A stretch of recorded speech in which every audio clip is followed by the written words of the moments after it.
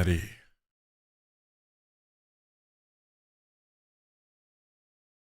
And make sure this is just...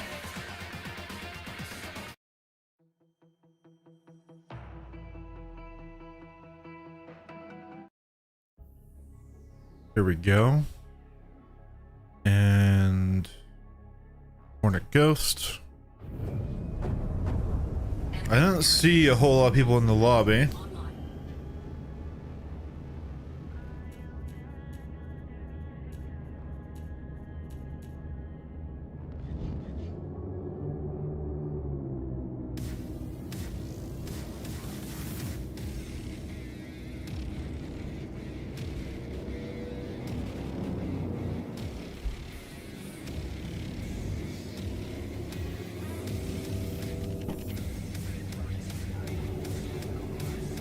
Okay, no one in this lobby. Let's just open up the free flight in general.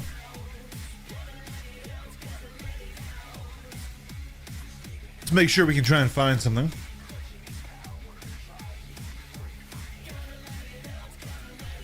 Saturday should have some. Let me really quick run over here.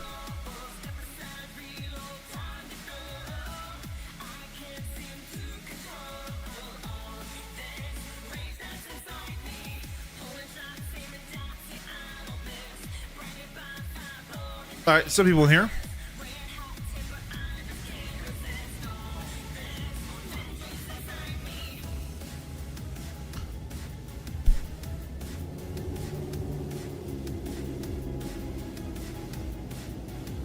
I'm gonna try this Hornet build for a bit. Is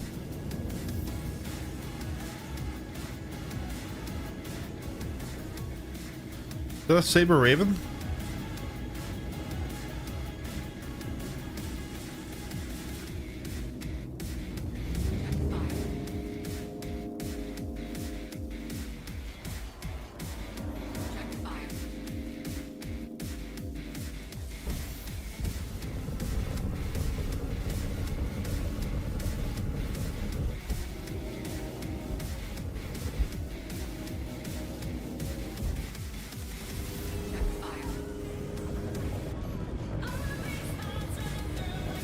There's one.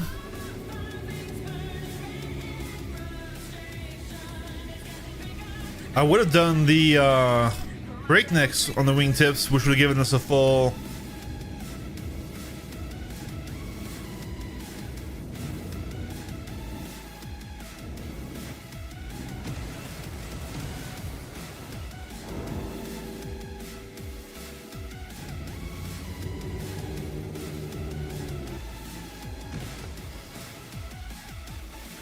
There's a Perseus over there. That's interesting.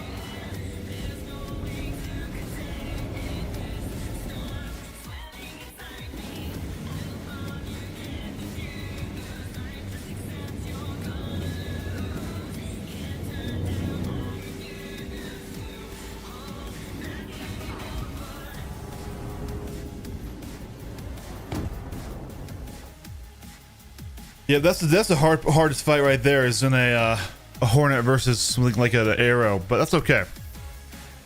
You can do it. It's not a skill I've really developed, is keeping that extensions.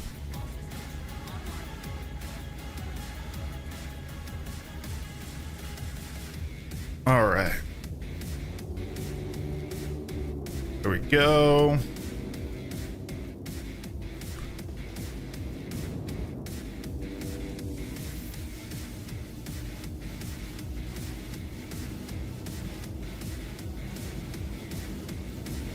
You awake?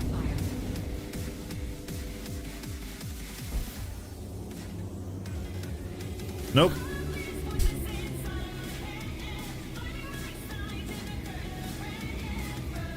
Rafiki is also in a Hornet now.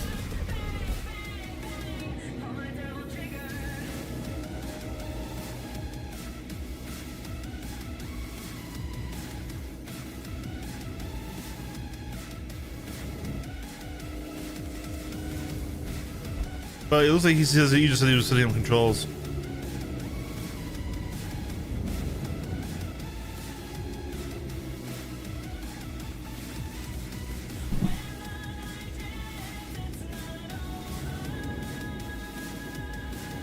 There was a Perseus on the field earlier. Where is it?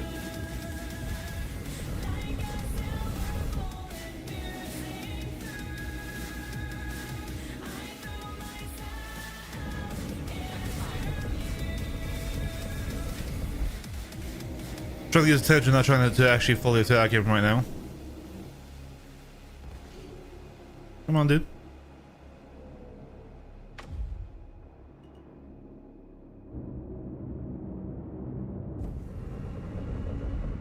Don't think he is interested. I'm trying not to just gank, though. I want to test his build.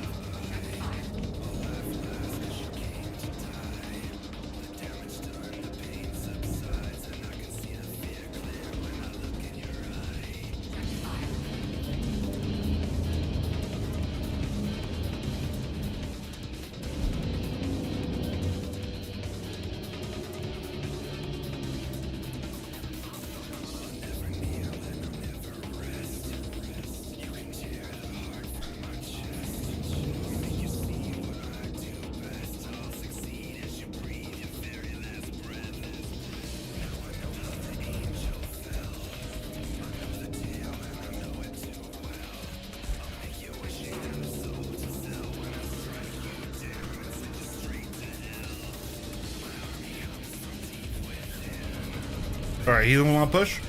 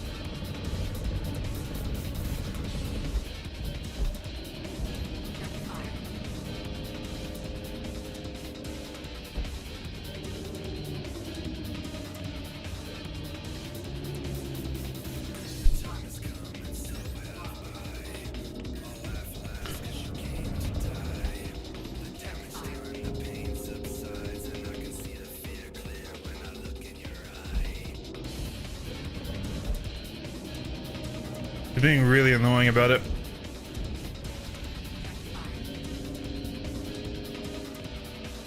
It's a little harder to cash in the Hornet because you don't have the same... Oh wait, I'll just return him here and see if I can cash this. Nope. All he's doing is jousting me. Kind of really annoying. Wait for him to start.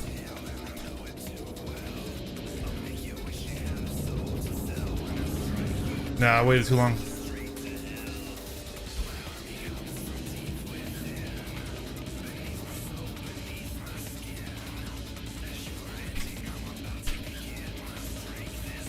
Oh, I wasn't in the right chat. Oh well. I'm bored of this guy.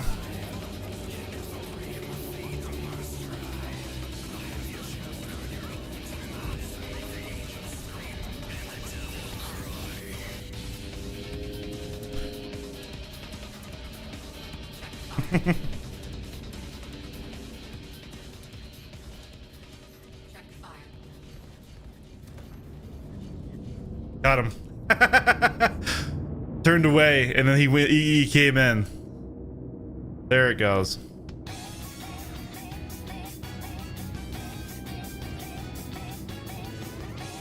All right. And back away we go. Yeah, running the Hornet in free flight is a little annoying at times. It's really fun in the PU, but in AC, you really do feel all its weaknesses.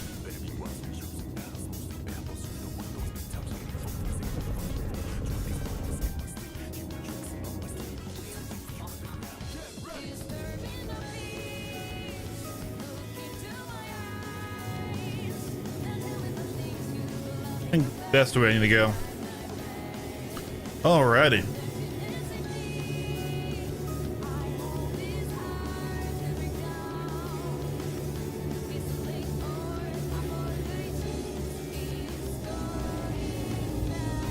Maybe not.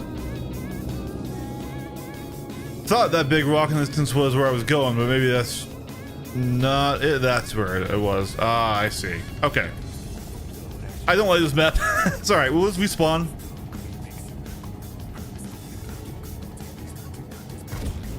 There we go.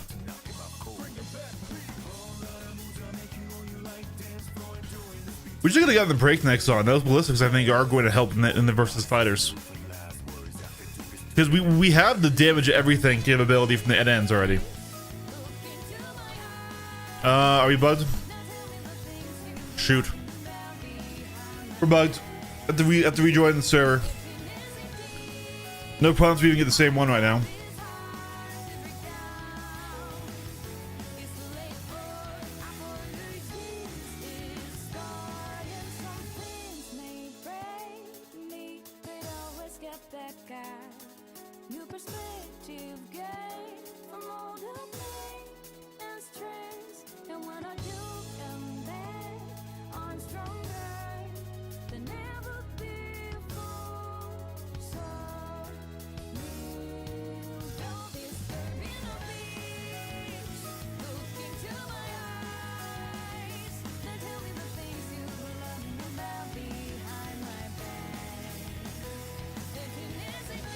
Yeah, it's not the same.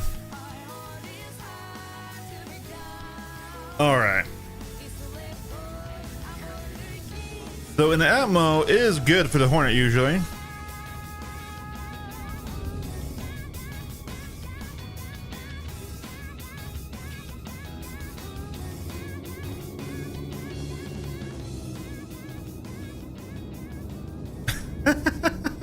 That was the guy we were just fighting in the other server. That's kind of funny, actually. Oh man, I don't know. Maybe that server just ended and we rolled into this one.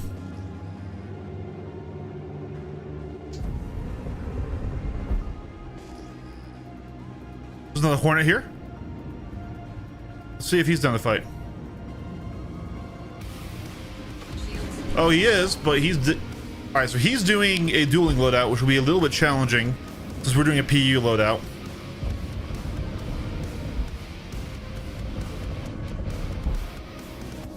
Alright. I mean, he fired missiles, but didn't have lock.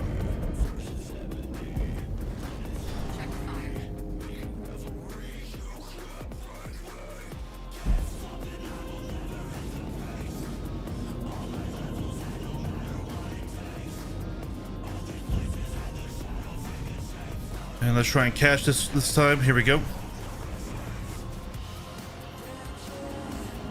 He's a super, so we have turn rate advantage on him.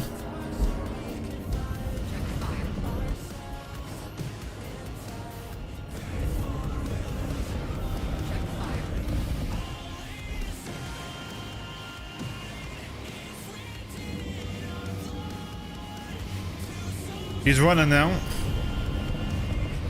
He naved.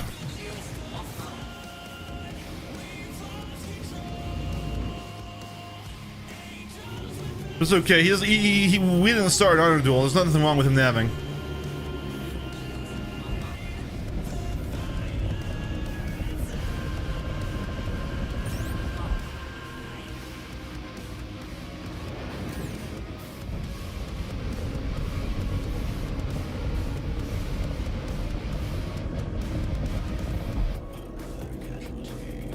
He's running again. Who was that from? That's from behind me. I'll take this fight, Goat Warrior.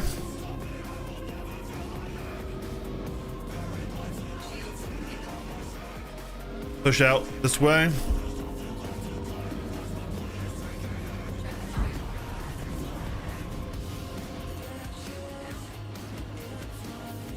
Push through this way.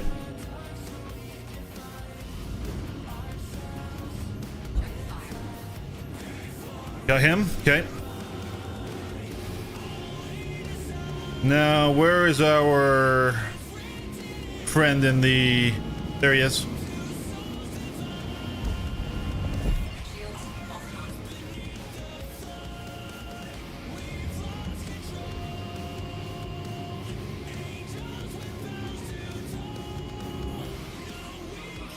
They can't force him out of nav here? Nope.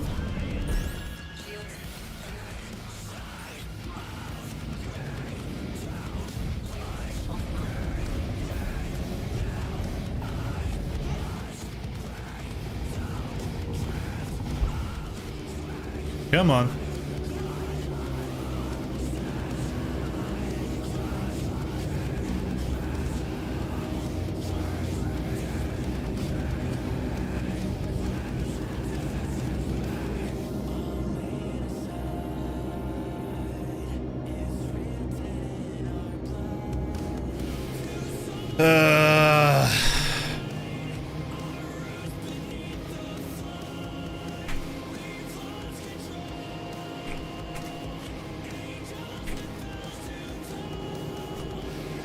So boring when they run.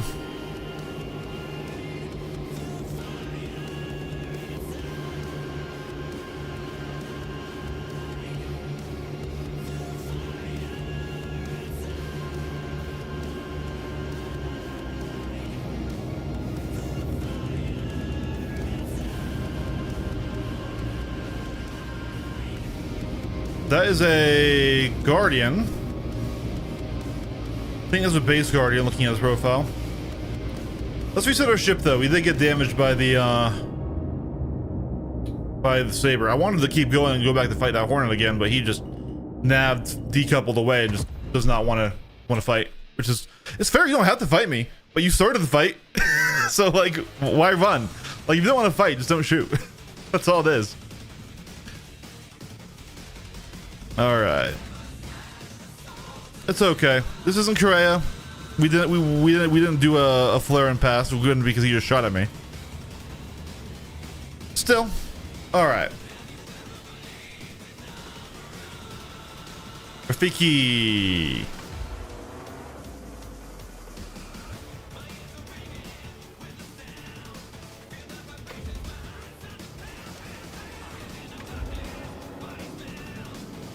Oh no, I think that's the guy who was setting up his controls, right?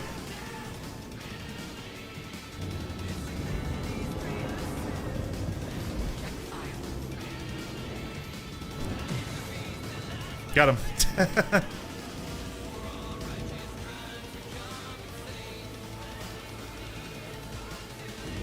I think Rafiki survived that. Yep. There we go. I think that guy thought Rafiki was me and came after us.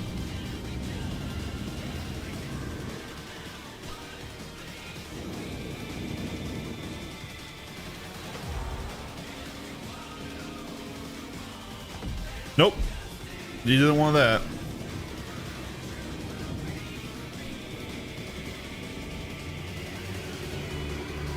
Goat Warrior we fought earlier. I actually would want to fight this Guardian in Yama.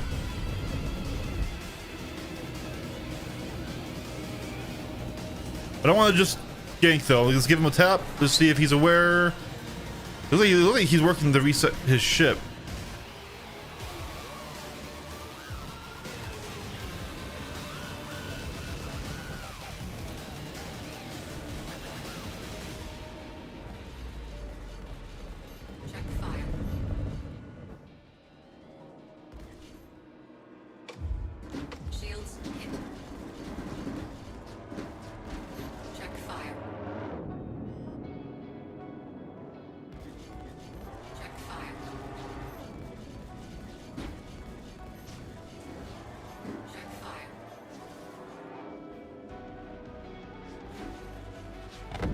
Got him. All right. Against equal ships, the PU build does actually pretty decent.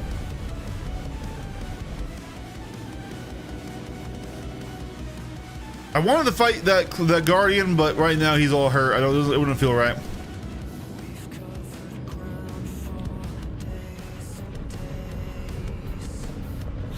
Fight this other Hornet here. He's got ballistic loadout, so that could be a little scary. Gives attention here. All right.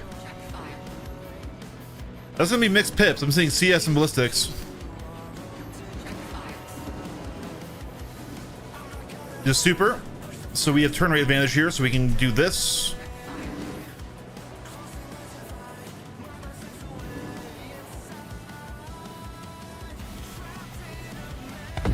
Got him. And that's why the super is not a solo ship.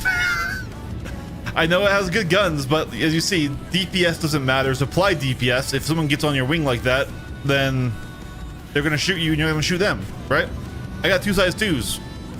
He's got I got 2 size 2s, 2 size 3s, 2 size 4s. He's got 4 size 3s, but it doesn't matter there because turn rate, right?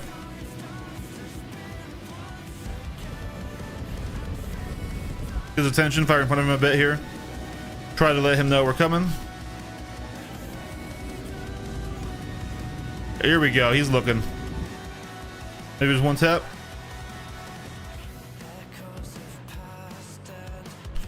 We'll get in front of him here.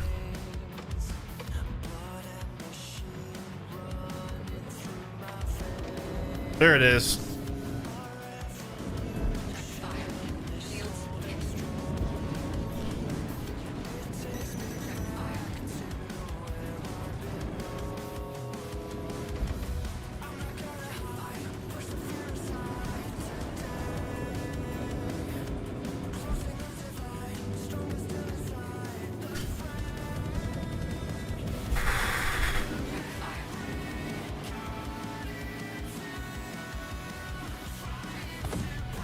Oh, you got me.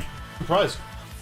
I thought we were still good, but I guess we might have still separate nose and hull health bars on the Hornet. Because we had him full red and he only had his nose red, so I thought we were kind of safe to just trade. Hey, you know what? I'll take it. I'll take it. Good fight.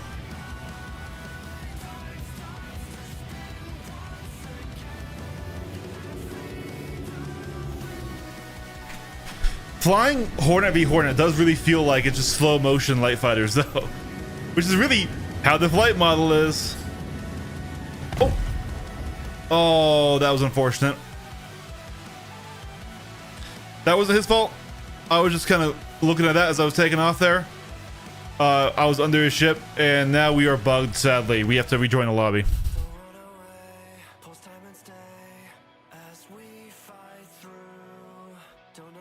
All right.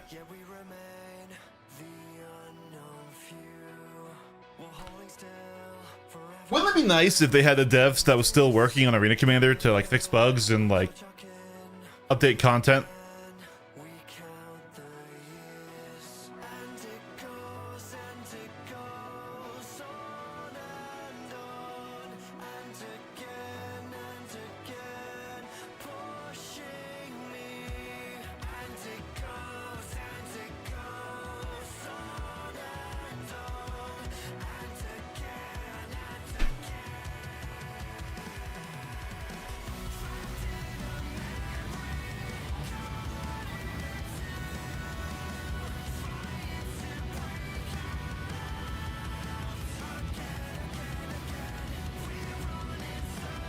I should check out the competition radars too.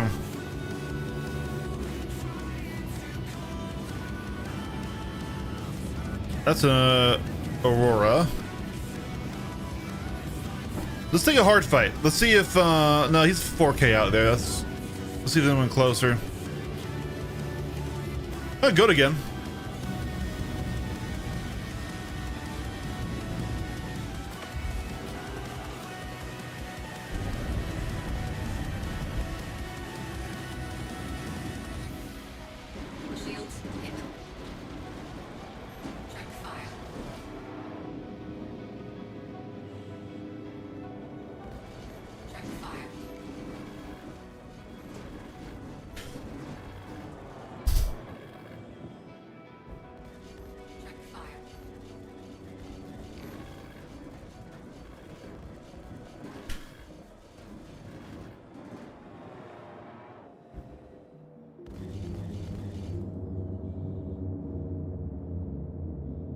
little bit of a shield reset, I guess.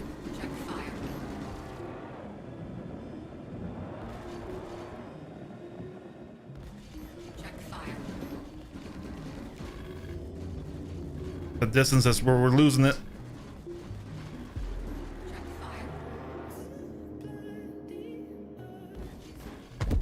Got him.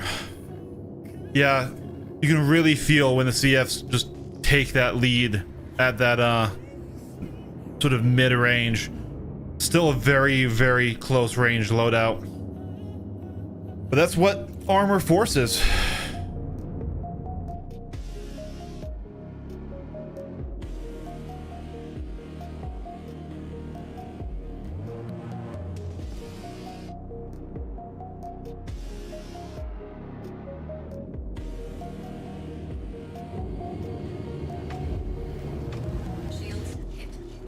Alright, Aurora, let's dance. I don't think you're gonna like how this goes. We're damaged, but you're an Aurora.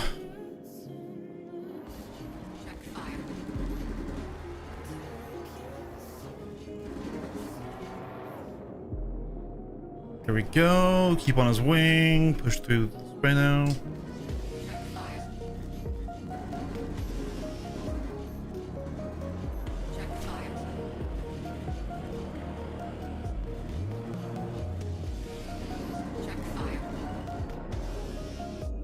Kitty, not right now. My kitty's in front of my screen.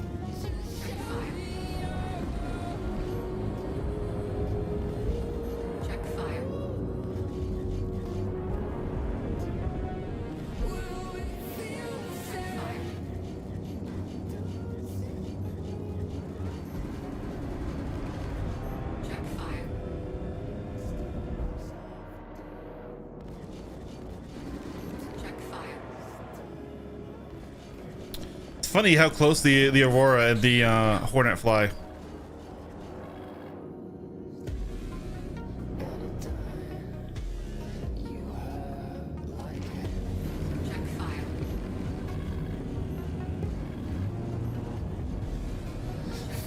There it is.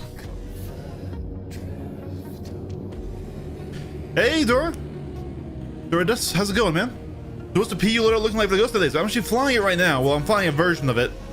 It is going to be NDBs on the top and then 14s on the snows. Right now I'm doing Omnis on the wingtip. Now this isn't fully ideal. This is more for a like a capture attacker build, but you don't need the Omnis because the NN14s on your size 2s get you that same damage everything, right? So in PU I'm actually running breaknecks. So that gives me a little bit more anti-fighter capability, right? We're also doing full stealth, except for one FR66 shield. So that way, because right now you can't run maxed out stuff and have stealth anyways. You have to go down to a single pip. So you actually really don't lose anything by running a military shield in one of the slots. But for power reasons, I don't go up to 2 double mill shields. But this gives you basically a single pip with all these different velocities. You can damage every ship in the game.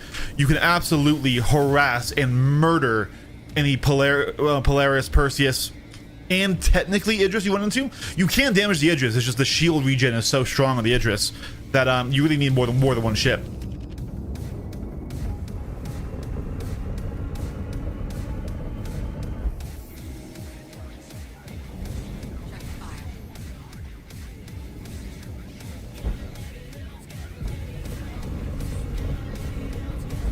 Come on. I'm just getting your attention. I'm just scratching your shields, trying to fight me. Yeah, here we go.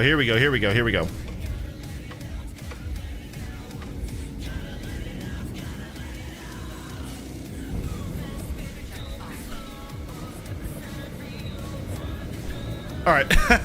I'll take the 1 pass. 3 a.m. stream for you. For you.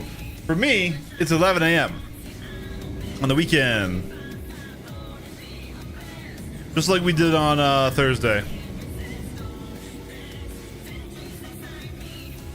Spiegel, I appreciate you, man. I love hanging out with you, but also if it is that late for you, do not feel like you absolutely have to stick around.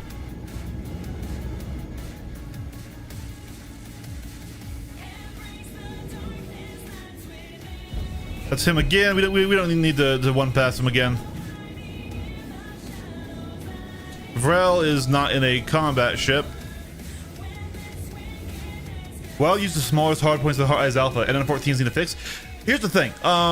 Unless their actual stats for damage and stuff is part of the bug, I think they're gonna be good enough to fix. Because what the fix is, right?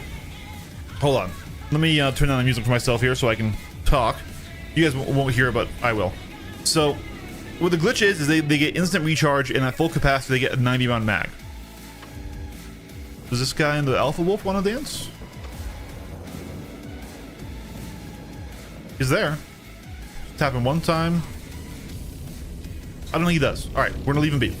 Anyways, so yeah, they get instant recharge and 90 round mag. But even without that, unless the stats themselves are bugged, right? Remember, they do as much damage as the Omnis at the same velocity as the Omnis, but they only use 1 pip of power. Unless that is also part of this bug, they will still be good even when they have a 25 round mag and a slow recharge like the Omnis. Because that 1 pip of power versus 1.5 for the Omnis means you can actually have much better capacitor economy on ships.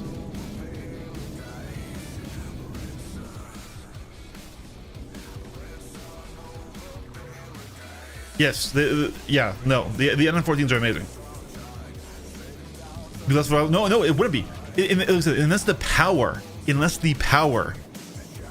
is part of the bug, because the biggest downside with the Omnis is your capacitor economy in a fighter. All right, why you can't do a mono cannon loadout with Omnis right now, right? And so, like, let's take for example, the Gladius, right? You have 3 hard points, 4 pips of power. If you did mono Omni, you would be using 4.5 pips, and you would not be able to have full recharge rate for anything in those guns. Okay, you can run mono NNs because they only take 1 power at the same damage. The only thing that they lose out on is penetration, which is kind of a dead stat for most fighters. The only stat where it really still comes into effect, in my opinion, is the Meteor right now, right? And so, especially because the Hornets that are not the A variant or the Super Hornet have fixed size 2 slots, these are just best in slot weapons. The NN14s are simply the best weapons in the game right now, right? Now, like I said, on my actual PU build, I don't have Omnis on tips because these Omnis are sucking at my capacitor. If you look at my gun charges, I only have 18 shots in them. I only have 63 shots in my NNs, and I only have 53 shots in my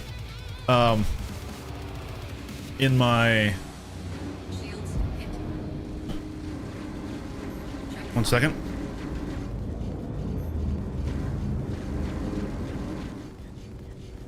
Check fire.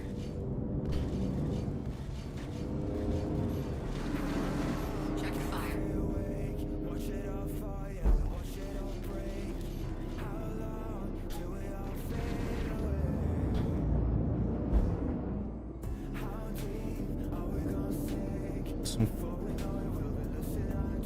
This guy loves to run.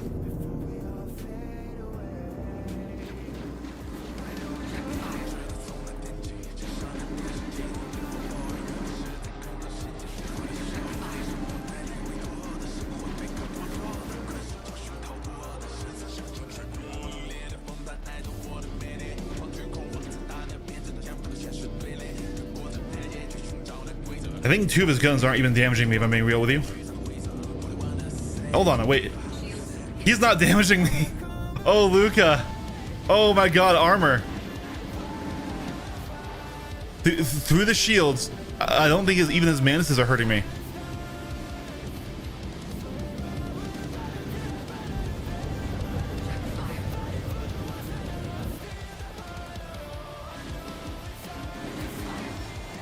Yeah, we're being capacitor fucked by the ends of my wingtips, but we can't get breaknecks, which are the same velocity. Yeah. But Luca does this, well, he will just immediately one the second he's out of shields. He doesn't stay in the turn fight. So yeah, he's screwed. But we don't really have our own ability in the Hornet to push him, so to stay in.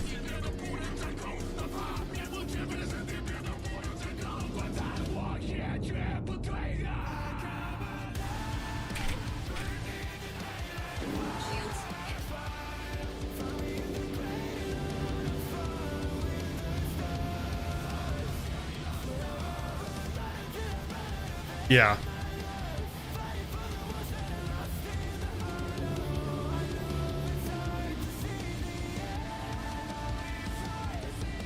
It's not. It's mainly just because they decided to completely butt fuck the ballistics.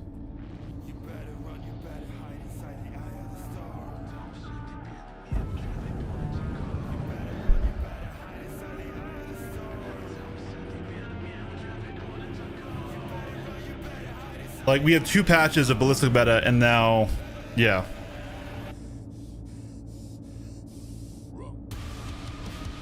Well, that was funny, but you can see we're being absolutely fucked by the omnis and the wingtips, but we have to win it in AC just for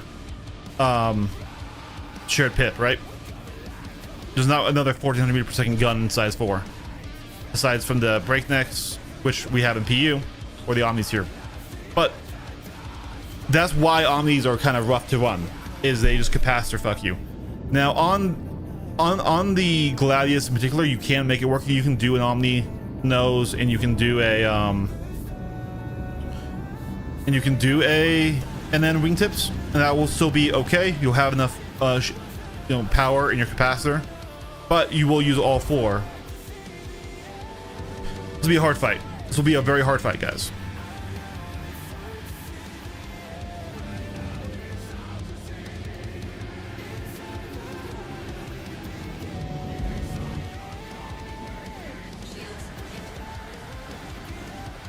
Need to get a little closer. So he has velocity advantage and ship advantage right now. We need to push out, extend. But yeah, this is not a good matchup for the Hornet. And I tried to swap it, but he's with me. Yeah. So this is where you can easily get stat diffed.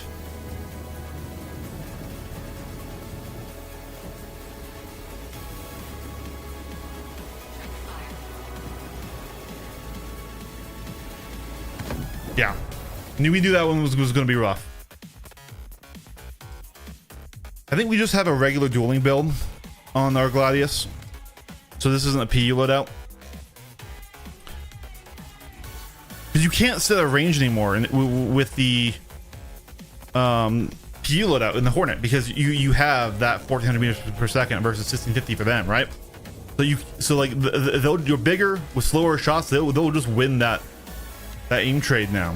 It's a whole different style.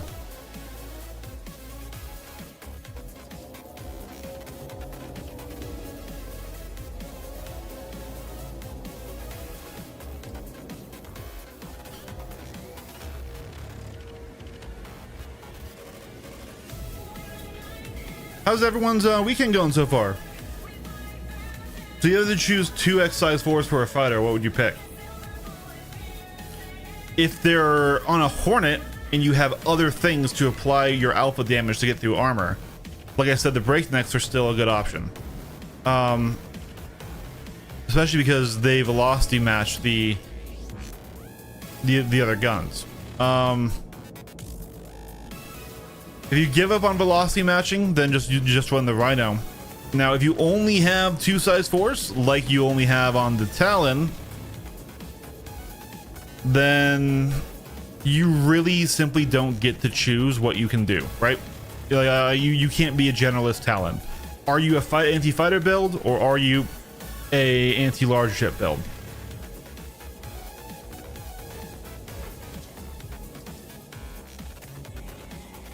I don't think this guy's actually here. sadly. I kind of wanted to fight a Hornet, but it's okay. I don't think he's actually... I think he's messing with his binds or something.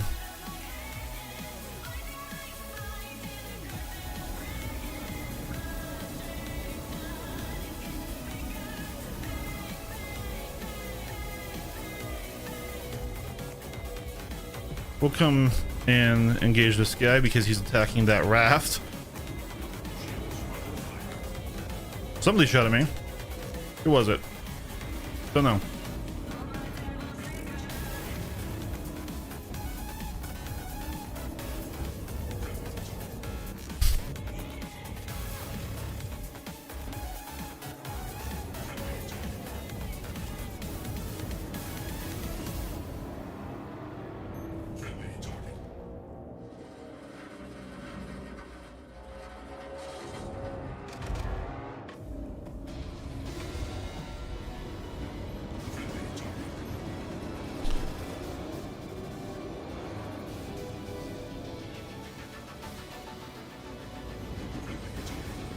My stats were, my capacitor was already low. Not capacitor, sorry, afterburner was already low.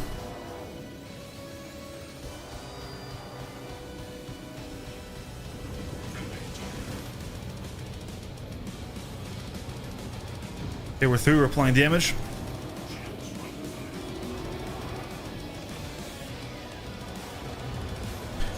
You're being missiled on.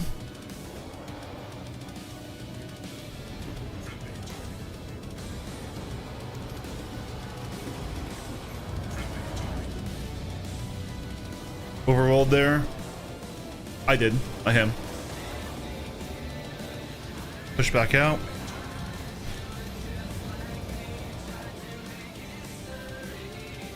We need to get some boost back.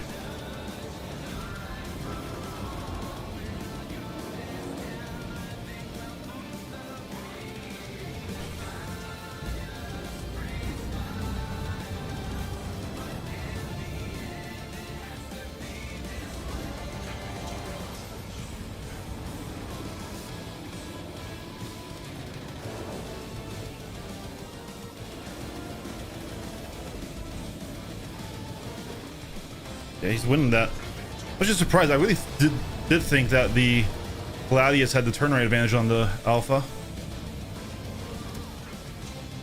Could also be this I suck at knife fighting. This was a fun duel, though. We had it until we got that really good mag on us right there. If I can play a bit of range, there's a chance. Nope. 325A still not good? It's not that it's not good, is that that pilot wasn't flying it right. You don't turn in a turn fight with a fighter in the 325A. Granted, I can't show you what flying it right really is because I'm not an interceptor pilot. You fly interceptors entirely different to how you fly fighters, and they're a very team-oriented ship. They're very good in squadron battle, they're very good in team fights and PU. But because I'm a dirty little solo player, I'm a dirty little solo player who almost never runs with a team. Me learning interceptor isn't super valuable. I mean, it is for survivability if I just don't want to die in PU. He's just flying away. Thought he was passing me to fight, but nope. That was a fun fight with Shadow Walker, though.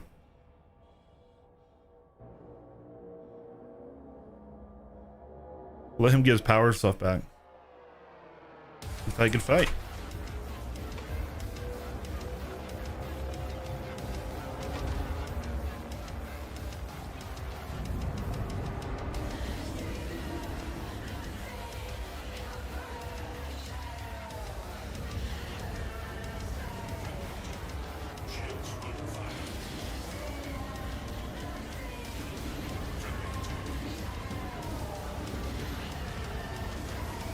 Oh. Yeah. No, the 325A can be very good. Same with the Avenger series, and of course the Buccaneer, and now the Meteor does join them. I know the Meteor's been a meme for literally its entire life, guys, but right now in this exact patch, it's very good.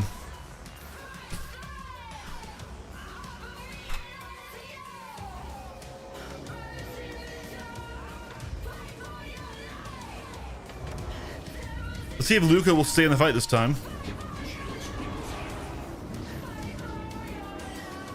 Hitting that right now, please.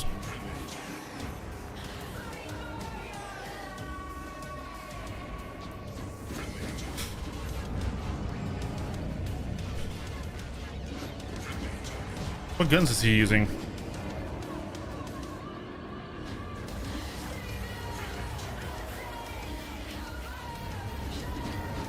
Ballistics, it looks like.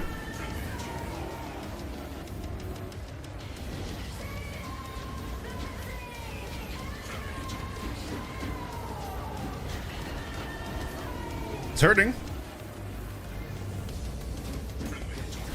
I have fucked up my controls. 1 second, let me fix that. Okay. What weapons are you using, dude? Tarantulas. Okay. Let me fix this thing. That wasn't why I lost, by the way. Just I did. So I don't have hard mounts for my sticks. I just have them magnetized down, and then when I lift them up, they can get stuck on top of the magnet. Where I'm kind of like, instead of it flat, is now up, raised on the magnet now. And it's like, oh shoot. It's not why we lost. Tarantulas. Okay, interesting.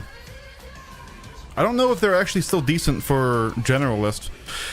It's kind of why like fighting in PU can be annoying versus fighting in AC, because you get entirely different behaviors. Okay, that's not, you didn't do a pass, but okay, it's fine.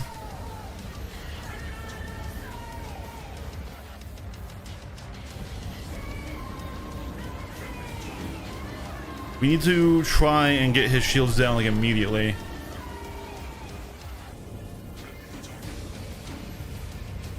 Here we go. Because you kind of still get old ballistic meta in AC because you're fighting people who want to stick in the fight with you. Why am I struggling so much against this guy?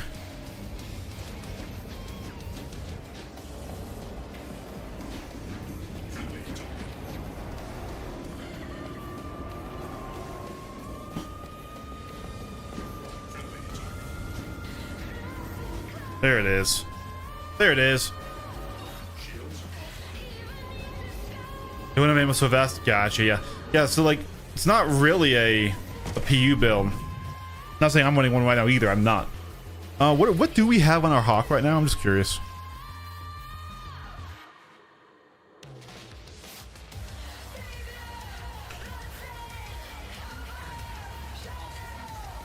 Is this default?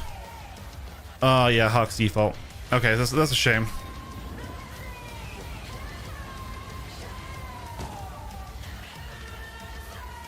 Let's go back to our ghost for a bit. See, how long have we been doing this? About 50 minutes. So we're about done with our PU training. Oh, sorry, PU. Goddamn. AC training, and then we're gonna hop in PU.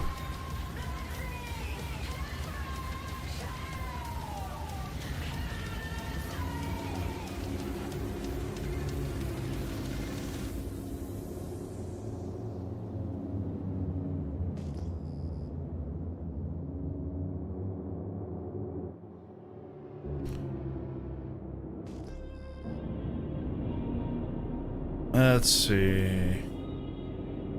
Anyone new to fight? Strange, those might suck. Twilight falls on empty streets. I've seen it all, the days repeat. Be a hard fight.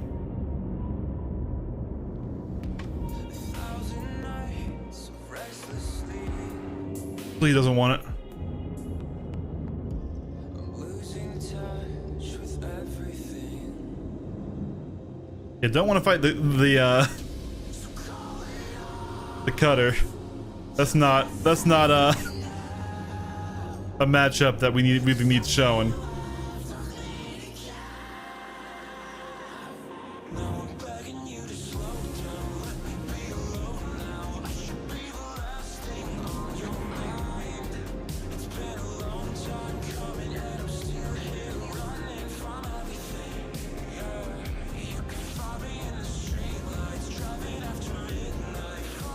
Somebody tapped me. I'm really annoyed that my attacker keybind does not work here.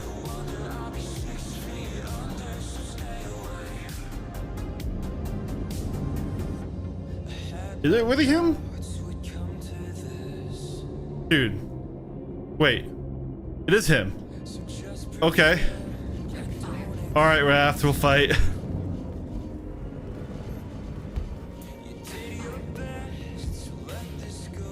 Oh, man. Like, who's tapping me? It's the freaking Raft. You know?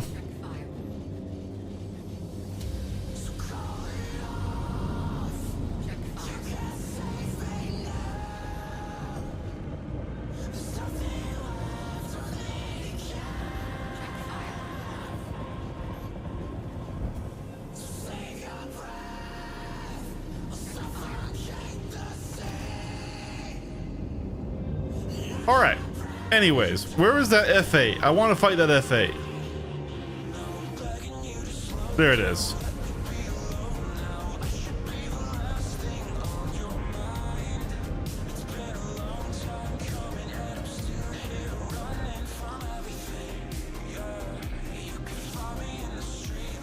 He's coming after me again in the raft.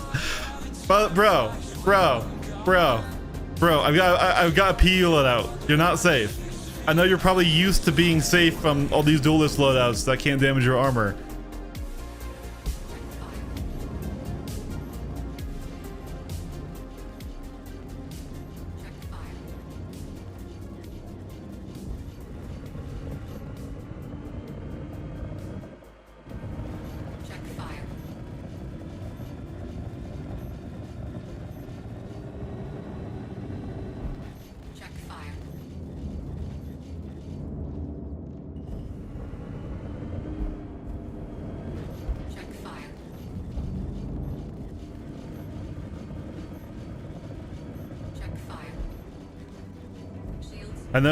I know you have the reinforced armor freight transport, man.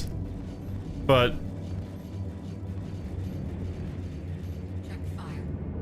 God, dude, we are so capacitor fucked without those breaknecks.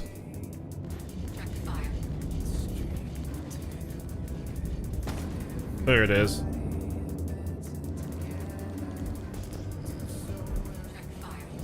Cutter. Why? Why, Cutter? Why do this to yourself? There's more honorable ways of committing seppuku, man.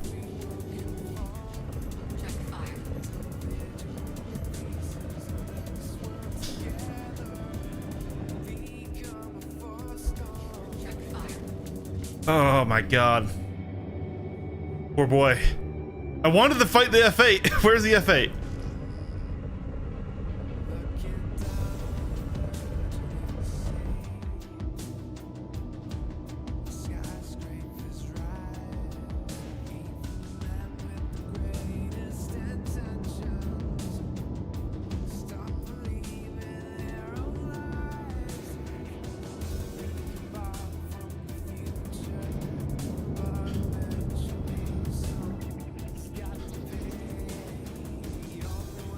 All right, the kamikaze pilots in training, right? I wanted to fight that F8. Oh, it's right here, but I think he got out of it. Oh, damn it. An F8 would be a fun fight in this build.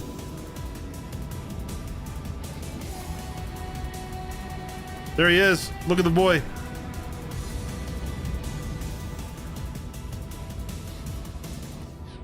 Oh, he's fallen. He thought there wasn't gravity. Oh boy. Hold on.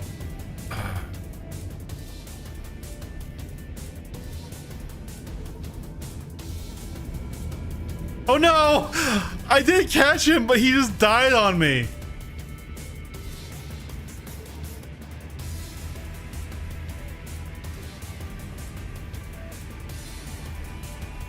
Wait, it's not Iris, it's like Icarus, right? Ear Iris.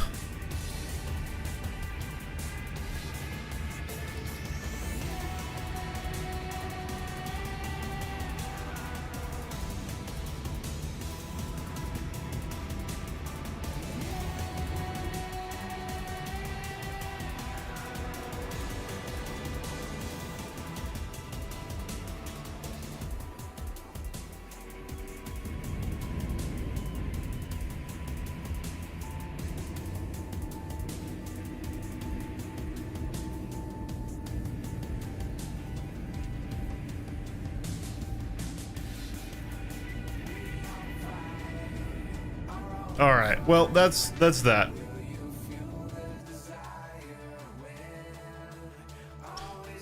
We were just trying to catch him. And he called me toxic for it. It's all right. All right. Let's get into the PU now. Now, we were trying to load it a little earlier off stream.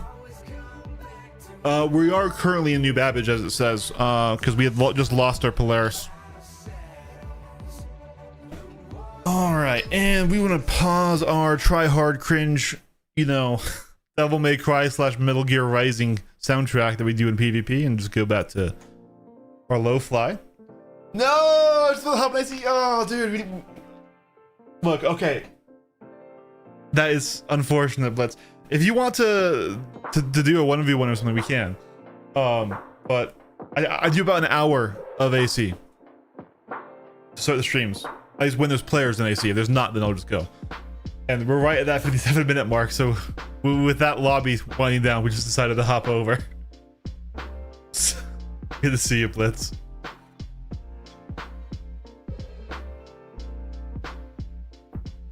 How's your weekend treating you so far? Just looking for some training? Yeah, dude. Ooh, my breakfast got here. So really quick, I'm going to turn off my camera and go grab it.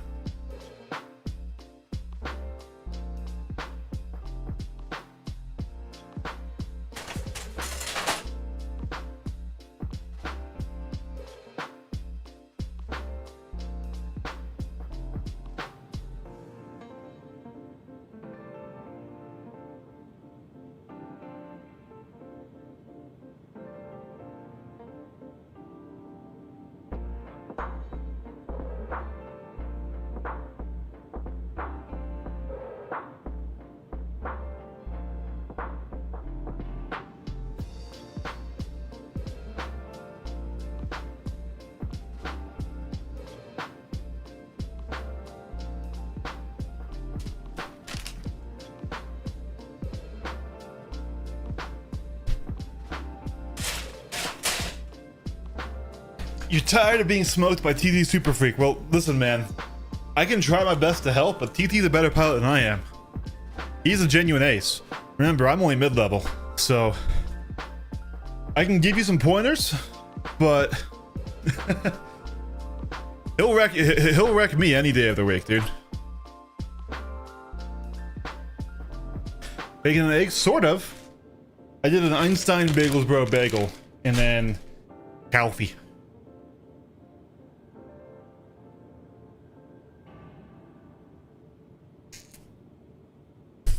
All right.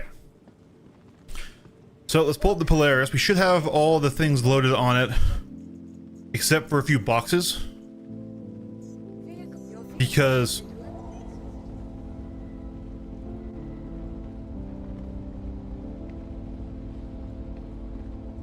not bad, not bad. Some of the guys want to do some dual Perseus missions. We did them last night, but it was just AI and fighters. Gotcha.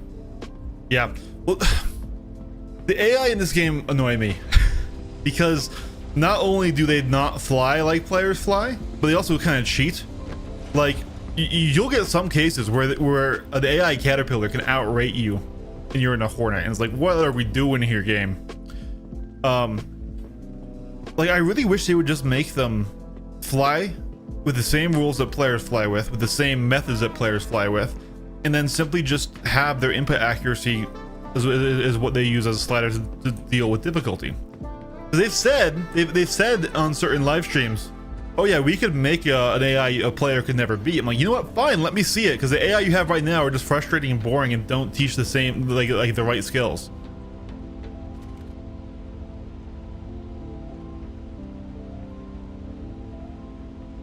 It's Carbon Cow. Carbon Cow. Carbuncle. Let's send this one down. I think we still need to pull out a few boxes.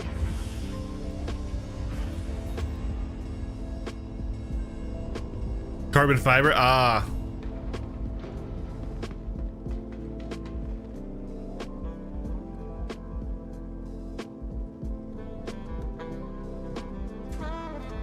This is one of my racing rims. And I've got carbon fiber on the front and also on the shifter paddles. Very pretty. I like it a lot. But no, we don't have that skin on right now, sadly. See, that's my problem with those missions in the upcoming PSG. I genuinely don't think it will ever be as hard as fighting. Oh, no, okay. Yeah, it won't be, but also, it's not just that it's not as hard, is that it teaches you the wrong skills.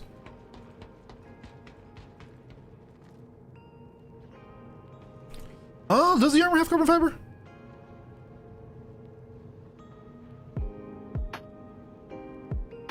A little, maybe. That could just be texturing. No, I do have a carbon fiber armor set. And wow, my guy looks sweaty as fuck right here. Bro, take a shower. I do have the skin. So I have the carbon fiber rifle, which we could get. This is not that. This is the same one we've been running in Pyro, right? We did get a new skin for the golem. Maybe, you know, the red and white was a little bit bad luck, or sorry, red and green. So we just did a silver skin. It's hard to tell in this lighting, but technically it's silver. See, boom, silver. And then right now, we did bother to go around and fully kit out Sweats Me and Twin Bagels. Wow, call me out. Call me out. This guy. This is our Hornet Ghost. Once again, this is why we were kind of training it a bit. And also, I do need to get footage in the ship. But we have the NNs on the nose and the Bs up there and breaknecks instead of the Omnis. So now we will not be capacitor fucked and it will be a little bit better against fighters. Okay. Now, we probably will want to weapon group it. So that way we only fire these on our second pull. Because otherwise when we're wasting ammo, these do have great ammo efficiency. And this skin doesn't look the best in this lighting condition, but it is a metallic camo, a metallic digi camo. It's not just a gray. And I actually think it looks really, really, really good. It's actually kind of one of my favorite Hornet skins now. Like, just the way light plays off of it. Right now, listen, the lighting isn't the best in here. But if we go out and take out on a zone, I can give it some glamour shots. I think it looks very nice right now. Now we could also grab our wolf if we want, but I figured we'll run this until we lose it, and then we'll grab the wolf out there. We do have the wolf with its new skin.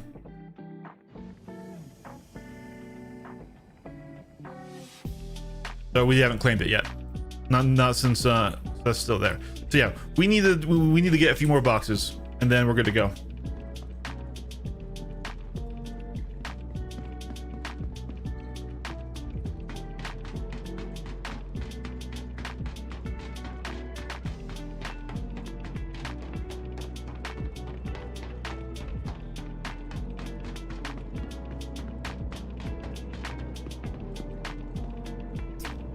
My helmet light was on.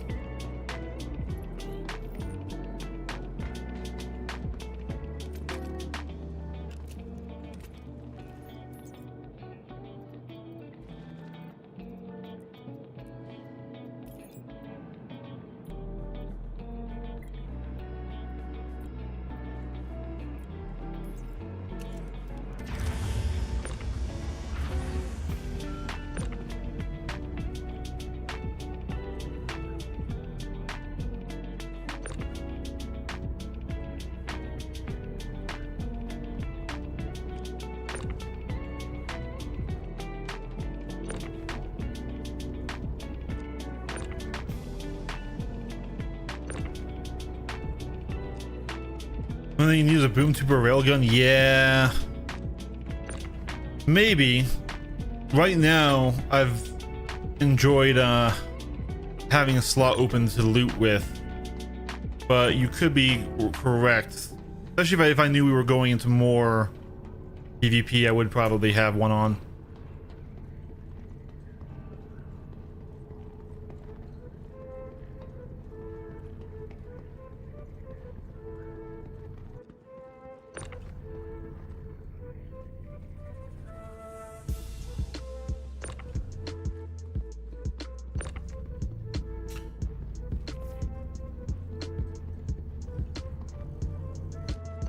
Right?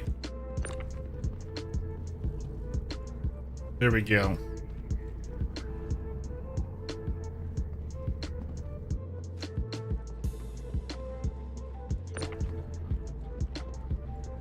Do you know anything about the Ironclad or the new flight model? I have heard some stuff about the new flight model, but it's nothing I can speak of, sadly. I was asked to secrecy.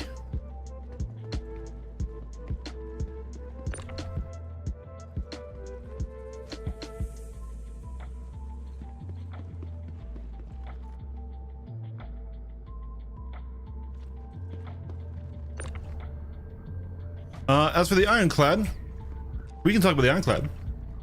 That's totally fine. I'm not super big in following it. I don't have one owned currently, but a lot of people are super hyped for it.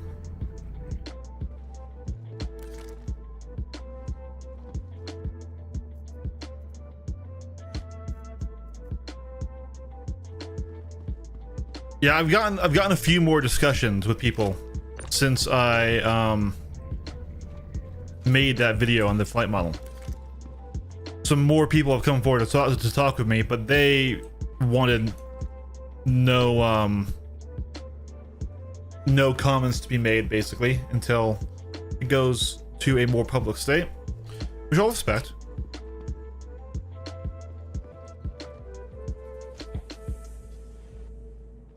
Okay. Yeah, the Ironclad's cool. I haven't given it too much of a look because, like I said, I kind of don't need one.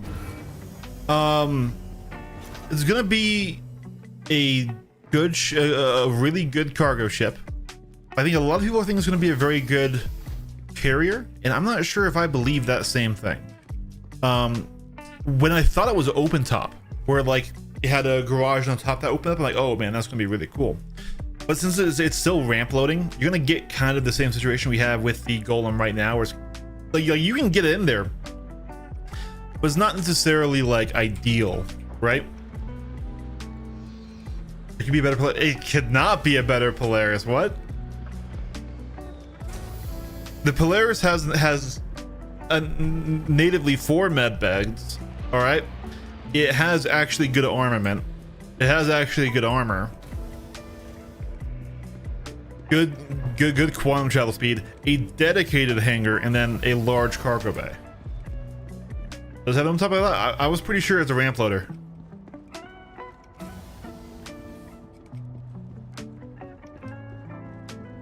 Let's pull it up. Let's pull it up. Because like I said, I haven't given it too much thought.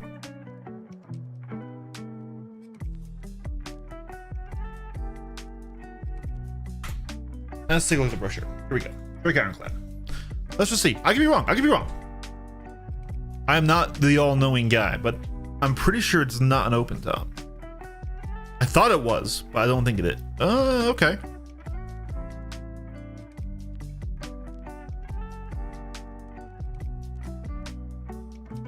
That looks open top, but also are they just showing it for the view?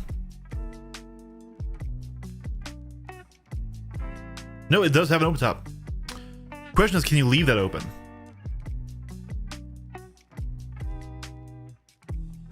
Okay.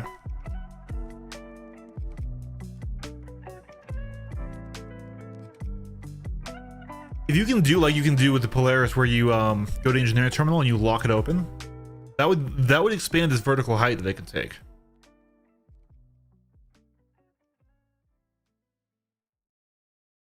Let me get a better look at that. Looks like the Ironclad Assault doesn't open on the top.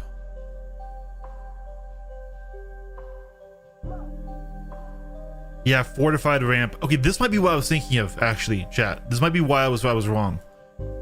The Assault, the Ironclad Assault doesn't open on the top. All right. 1 size 5 quad manned, 2 size 3 quad remote, and 1x size 3 manned. So is the 1x size 3 the pilot gun? No, 1x size 2 remote turret. Yeah, that's why I was confused. So I apologize for being wrong, but also I had a reason to be confused. So yeah, it's the assault variant that has the guns on the front here and on the bottoms here. Okay, so I see how this works.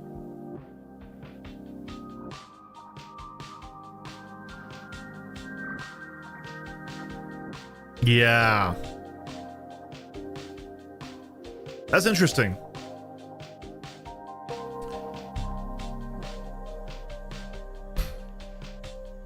Can I just say that, like, I kind of don't get the hype behind the detachable module. It seems like it was one of those ideas that seems kind of cool in concept, but practically, when would you want to leave your entire cargo bay behind? Would you have multiple cargo bays floating out there with different stuff that you would detach and attach to? Like, I don't see that being a practical reality. Unless, okay, hold on, no, hold on. No, but then we can still just do two different ships. Okay, let's say you have a mining operation, right? You have a mining operation, you fly there with an ironclad full of prospectors, okay? You stop, the prospectors go start mining, you detach, you fly the module back, pick up a new module that's full of fresh bags, fly that back, and then they come and trade out your bags. But you can still do that without leaving the core thing behind. I don't know. Did I heal coffee? Yeah, coffee. I have coffee. Because we're finally not playing at night for me, so I can enjoy coffee.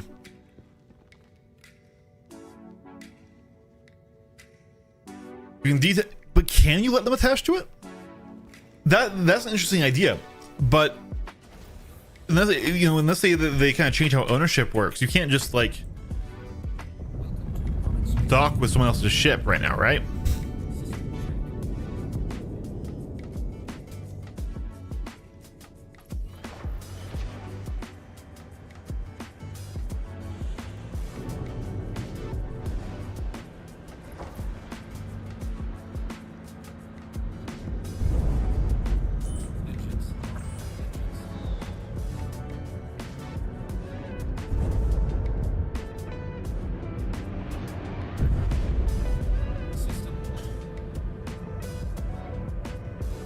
There we go. Did not want to let us go.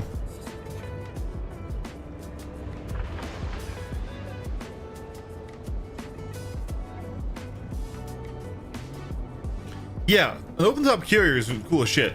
And I agree with you. I think why I then got cold on it is I was looking at the Ironclad Assault where it was an open top, and I thought that also applied to the other one. The heart-pounding thrills of your favorite sim. Microtech is working hard to push innovation further.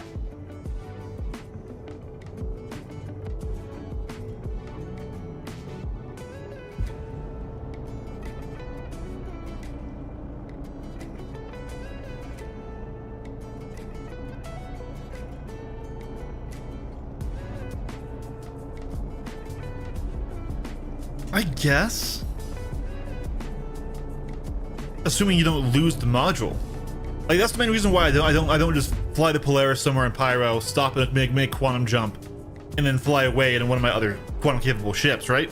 Because I don't trust that I'd be able to come back to it. But we are talking about concepts, so I shouldn't take like current game bugs or weirdness into account. But we're just talking about an idea for it.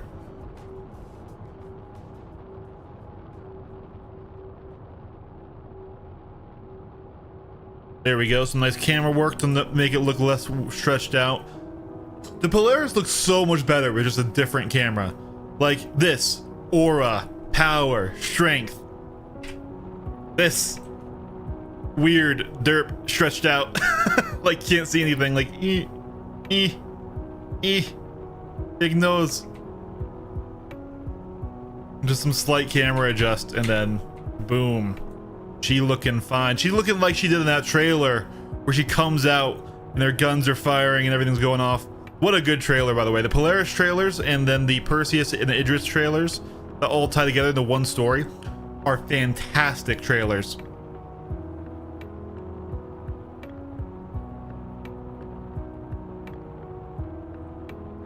Escape pod makes sense.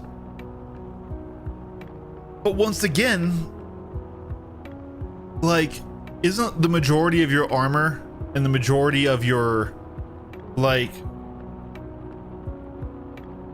things you care about gonna be in the ironclad body? So wouldn't you want to just jump with all of that? And if you can't jump, if you're interdicted, will the detached module be fast enough to break interdiction? With how CIG has been balancing things and how speeds work in the game, if the frickin', why can't I roll? Oh, engines turned off. Why did the engines turn off? Why did the engines turn off when I turn on quantum? CIG. CIG. Darling. Holy crap.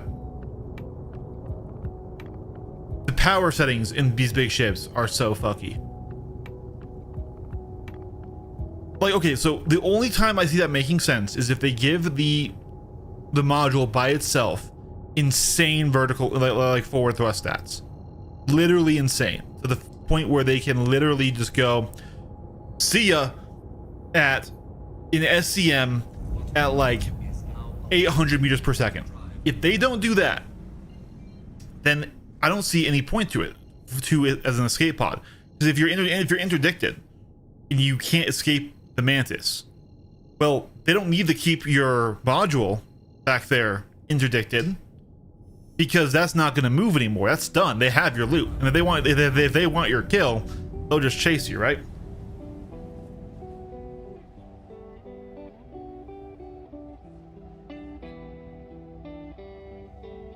Is it hair on steroids? Does that mean we have to do light fighter? Guys, Meteor 2, Electric Boogaloo. Let's go. Alright, I'm gonna break into my bagel here. While we're jumping, I'm gonna turn off the camera just because I don't want people to watch me eat, because I'm weird like that. I'm going to eat some of my bagel here, so I'm gonna still be here. Just boom. You guys don't get to watch me munch.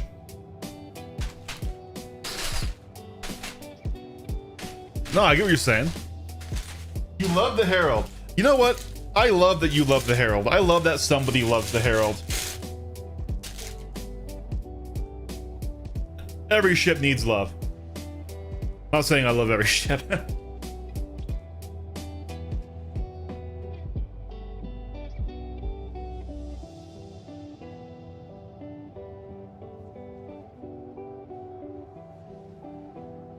Like the Reliant.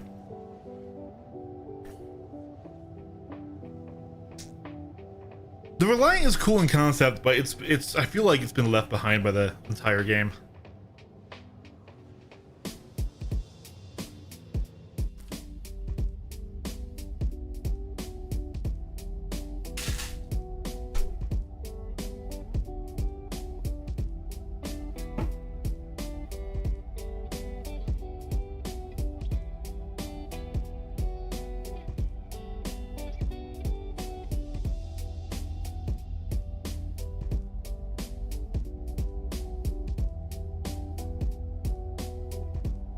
You guys lucky you live in the USA.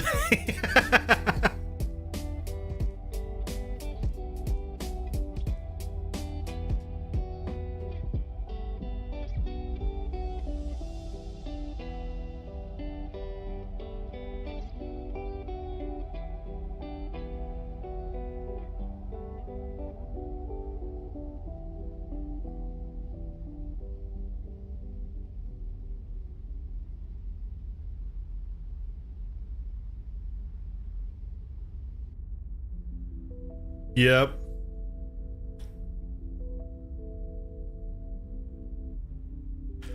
I mean, I think even calling the Tana a paper tiger is like offensive to paper tigers, dude.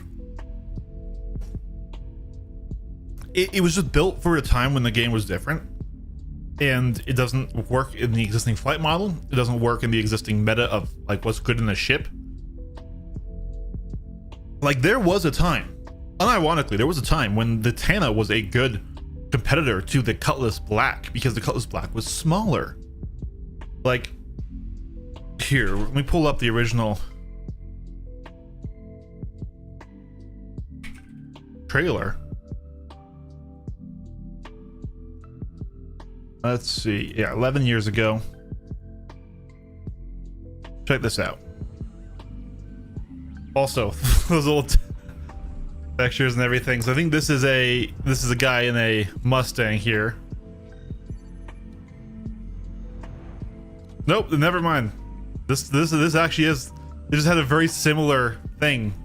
This used to have a very similar thing to a Mustang. Yeah, look, this is what the Cutlass Black used to look like.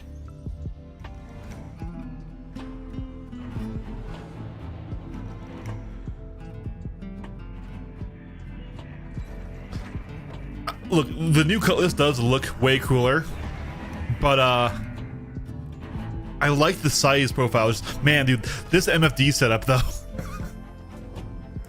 I wish they were still giving us tons of MFDs.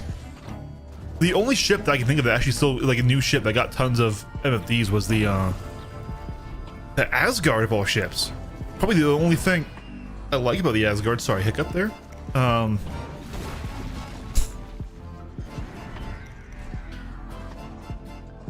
The old Vandal, how they used to look. Come on, CIG. You're getting rid of backstrafe and then you're giving us that? Come on. Yeah, the Shiv is pretty close, but even the Shiv and how it flies just outclasses the Tana. Look at that. Look at that. Like individual thruster control would have been so sick. I don't know. Like I know this is a trailer and stuff. But like the old Star Citizen devs did really care about like highly advanced flight, because like I said, they were doing like a DCS, a full fidelity flight sim. That is gone. That's dead, and I accept that that's dead. Like look at how much smaller that ramp is and the cargo area is, right? So like yeah, the Shiv is kind of the spiritual successor to the OG Cutlass.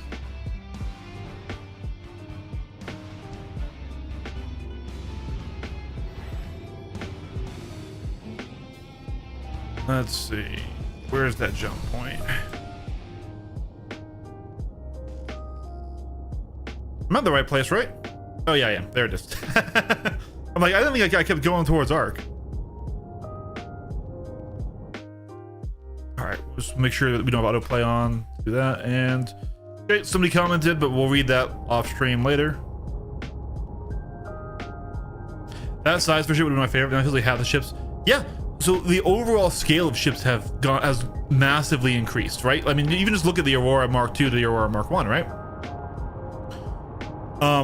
But once again, it's why I love the Shiv so much, is the Shiv really is the spiritual successor to the OG Cutlass, but also it flies well. It flies like a Super Hornet, and I know I shit on the Super Hornet, but that's because the Shiv exists.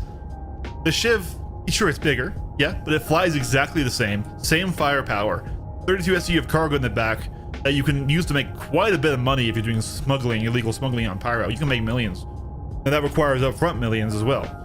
But like the Super Hornet as a fighter is bad. The Shiv as a multi-role ship that can also fight when it needs to is good, and like that's the distinction. Does that make sense, guys?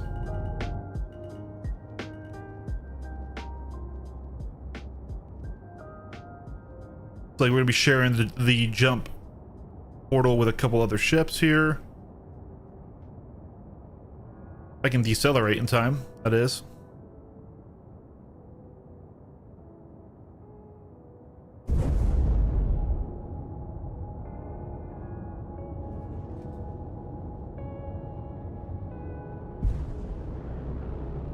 Oh, we should look that up. Obstructed?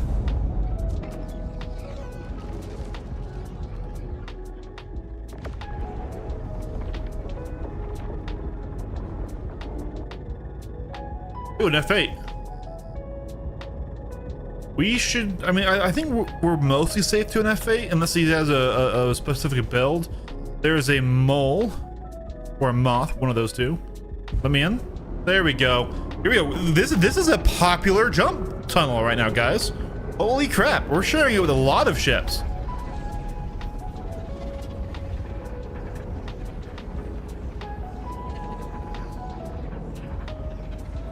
There's the constellation.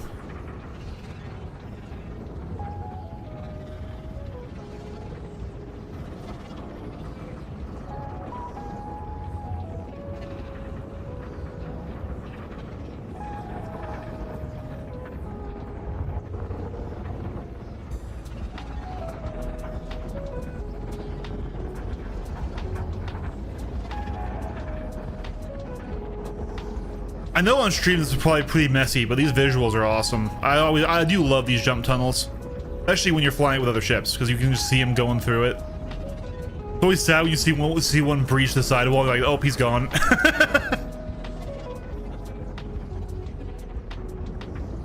I just also hope that they also have a lot of like for travel time when they extend the amount of quantum time. Like, there needs to be a good mix between active stuff like this, chill stuff like regular quantum jumping, and a different type of skill of flight, like when you're coming to land or whatever, right? Like Atmo. We will get there. And let's not crash into any ships as we come on out. And boom. Looks like maybe the F8 didn't make it through.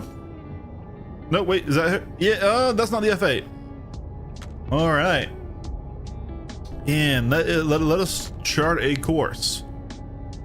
Pyro 4.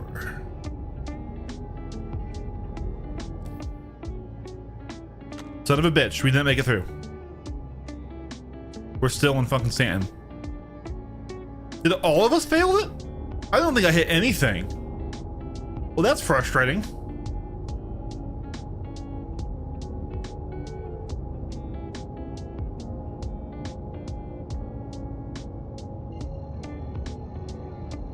PvP in the wormhole. Dude, okay. It would be so BM, but imagine if different ships did at different speeds so you could just collide, right? Station is like Ohio. So Stanton, like Ohio, you can never leave. That's why they say Ohio, it's Ohio, not Obio. I'm sorry, that joke is freaking awful. I will. I'm sorry. Current bug jumping when people keep you out. Oh, really? That's lame.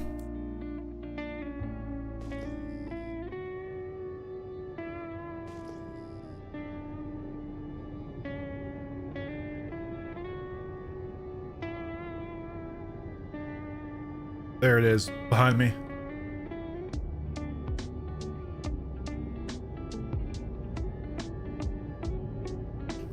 So I guess then the F8 probably did make it through and then the rest of us didn't.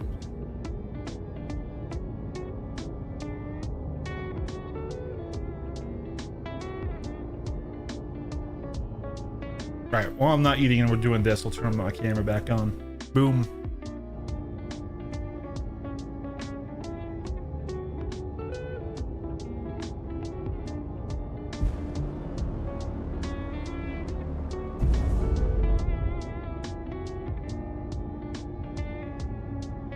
Not collide with any of these buoys here. It would be a shame to have our fully loaded Polaris die to a collision.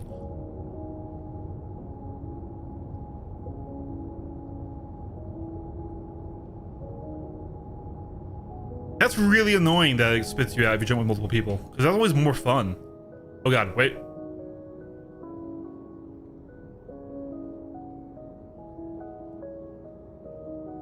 It says not collide with the buoys. There we go. We saved it. We almost hit the left side wall because I was doing too much strafe.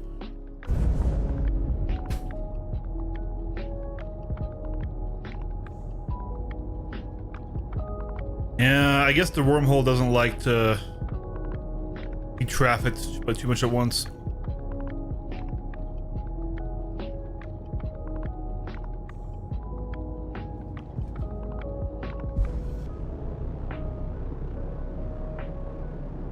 All right, and then we go again.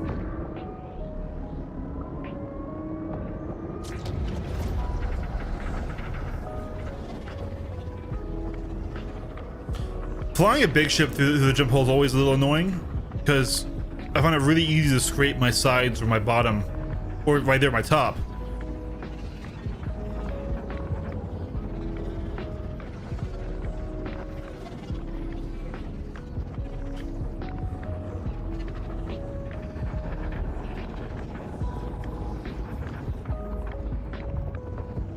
So here we're gonna scoot the top a bit.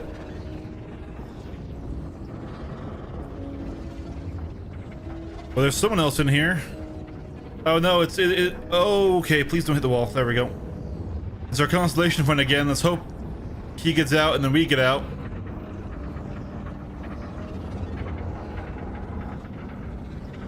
I just want to go be in Pyro.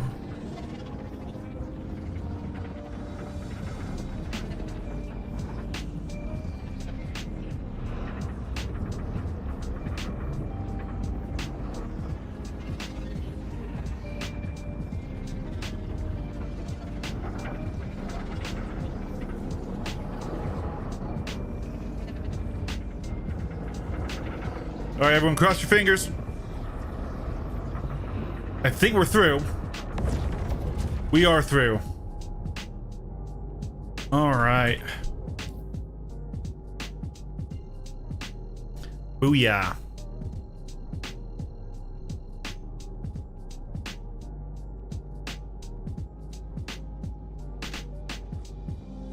We should go to Monarchs, because I think Monarchs actually has some missions for us.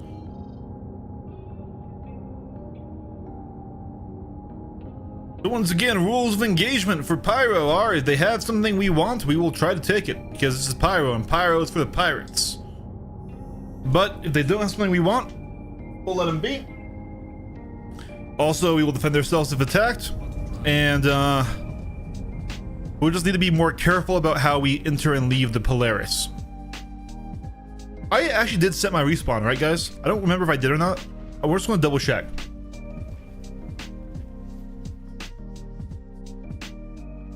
Watch us now fall out of the ship mid-jump as we're doing this, right? And then we didn't set our spawns. We just lost everything. That would be a certified Star Citizen moment. Rules for Pyro. What's yours is mine. What's mine is mine. Exactly.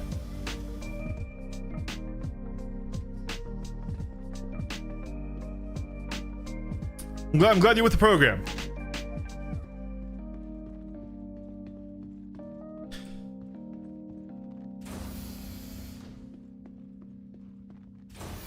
I feel like we set our spawn because I remember going over here, but I just need to make sure. Yes, we did. We're just gonna do it one more time here. Boom, right there. That used to be your program for life? What, were you like a real life gangster going around the land down under, roughing up kangaroos? I'm sorry, that might be insensitive.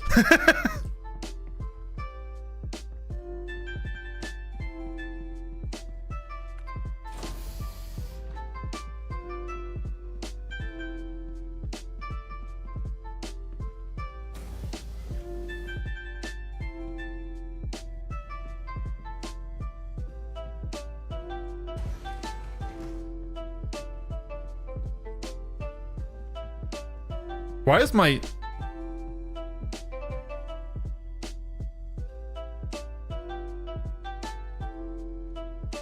The helmet was just floating out there.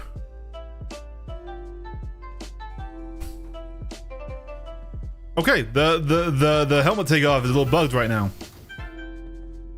I guess we'll leave it on.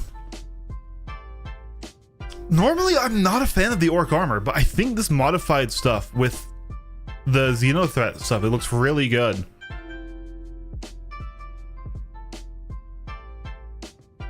Like, yeah, you're so insensitive, right? Well, I am a pirate.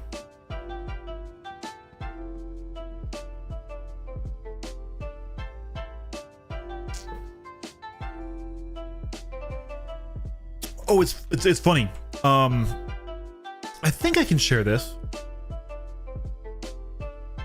I had somebody who's on my friends group literally send me a, hey man, like, is it like, do you stream? I came across this guy with the same name as you, and he had my stream up. I'm like, yeah, no, I'm not being impersonated. That's me.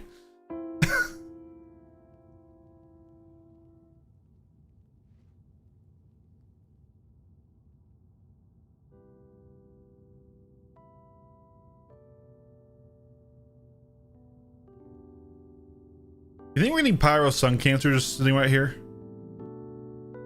I think we are.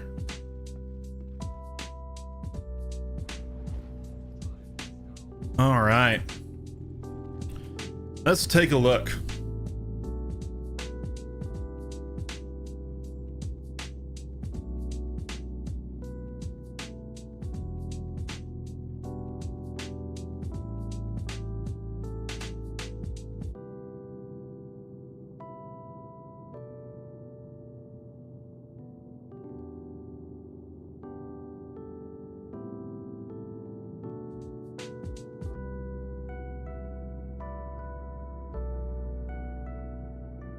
None of the main missions we're looking for, but that's on the planet, so we're gonna take that. What do you think of SC turning into Valheim 2.0? You mean Valheim, like with a V?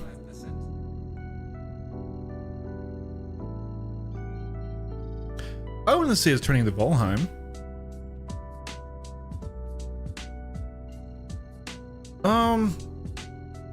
What I will say is that I do think it's very unfortunate how they've handled crafting. Just because, and I know we're in tier 0, and I know it will change, but right now crafting isn't a loop for the every player. It just simply isn't.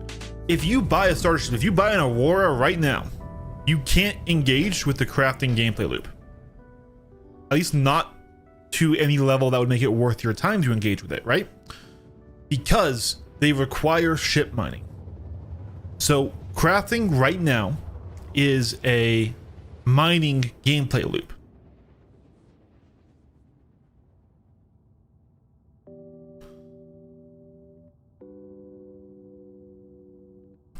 And unfortunately, the crafted gear is incredibly good. Now, I still don't think it's going to be to the level where if you don't have a crafted rifle, you can't do anything, which is why I'm worried it's going to be like for space combat, because space combat has already very long TTKs. Even 5% more DPS in the duel is huge when you have the same stats otherwise. So I'm really curious how they'll handle ship component crafting, like ship weapon crafting. I think having a crafted starship is going to become mandatory for meta PvP, which is why we're learning crafting now, because it's coming in the next patch. What I wish is that there would be vendors that would offer high-end materials to purchase, not as a guaranteed way, but sort of as a more dynamic thing, and then like maybe even have them be unprotected, right? So like here in Sunset Mesa, where there's no armistice zone, there'll be like a bulletin board. You can check and say, oh hey, we have a stock of 10,900 quality iron here, and so I could come here in my little starter Aurora, stealth it out, come down, land, buy that material, throw it in the back, and operate, and then use that to craft or something else like that, right? But now, because the only way to get the good material is to go and mine it yourself, or to know somebody who mines it, like, okay, you can say, oh yeah, just buy it from a miner, and yes, that exists, but since it's not an official trading or, you know, player commerce system, you have to go to UEX, or you have to go to global chat, or you have to know people. That's just less accessible in my mind, especially someone who's newer to the game, or to somebody who, like me, who just doesn't really like to be too social. Shocker, the Pyro is antisocial, guys. You know, so because it requires Stillaron.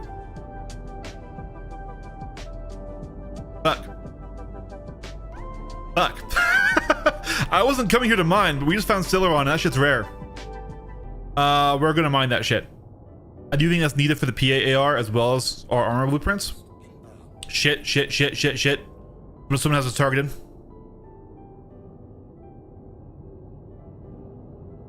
Somebody has us targeted. Of course, my radar's not working. Why would my radar work? I think it's just one of these guys behind us. Of course, we would find Stillaron, be on our mission site, and have somebody who has us targeted. Them cheeks.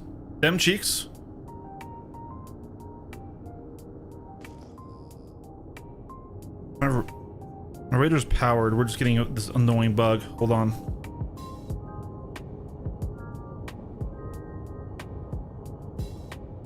He got out of his ship. He's this CO17TR that we can't get any information on or stealth status on. There's no reason to go loot when you can craft anything. Well, okay, so yes and no, right? Because you can't craft anything. You need to unlock the blueprint, right? That's kind of what we're doing right now. We're trying to get blueprints. Not saying the blueprint grind is fun, but yeah, like for example, like looting and selling armors definitely is taking a hit. Okay, he did land. Maybe he was just targeting us to check us out. It's pretty not safe to assume that he's going to be friendly, but for whatever purpose right now, we're going to leave him alone because I don't want to fly all the way over there. And then if he isn't, then basically have to deal with it like that.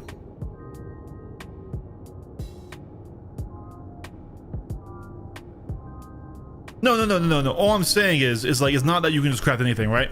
So I can't log in with my day one ship being a, let's say a golem, right? And then craft the ASD armor. So, but you are right that it devalues looting, and I want it to not do that. Like we agree, it's just, it's, you know, there's some semantics and some nuance there that I'm just pulling back out into the conversation. I'm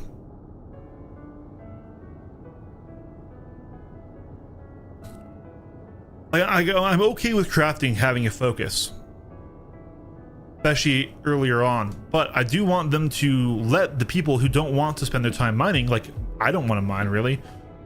We're going to, because I think we're going to need to, especially because I am a dirty PvPer, and that's what I spend most of my time doing when we're not trying to learn this loop. And if I need to have high-end crafted CFs, like imagine you could get CFs crafted to where they're as good as NDBs. Now we probably won't, but just imagine, right? Because like you can get guns that before couldn't one tap through headshots and now can, right? No, I'm not saying you can't craft anything. I'm saying the average person without playing and getting a lot of grinding is not going to be able to craft everything in the game, right?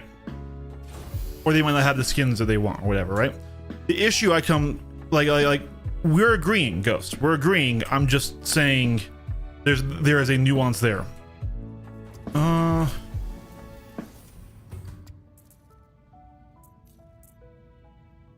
I had a scope. Must have put it. No, I did have a scope.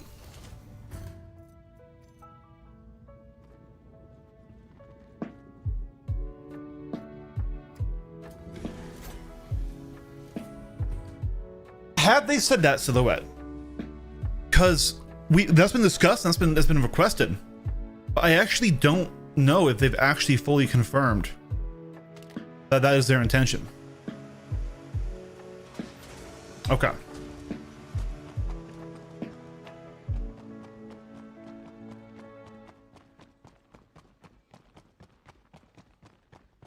Yeah. It definitely does encourage org play, which isn't necessarily a bad thing, but I don't like it when it comes at the expense of the average solo player, because that is the average player of Star Citizen, is a solo player.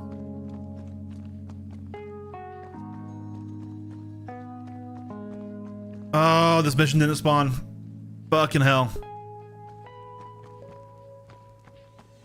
We should see a marker for a target.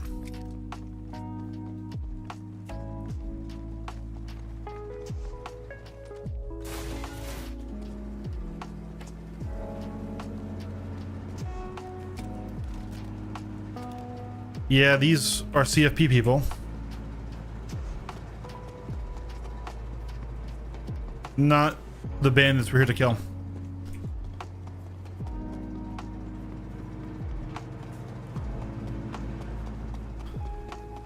No, exactly. Once again, I want to clarify, Ghost. You and me agree. I was just giving it the nuance of, well, yeah, you know, you still need to earn the blueprint and stuff.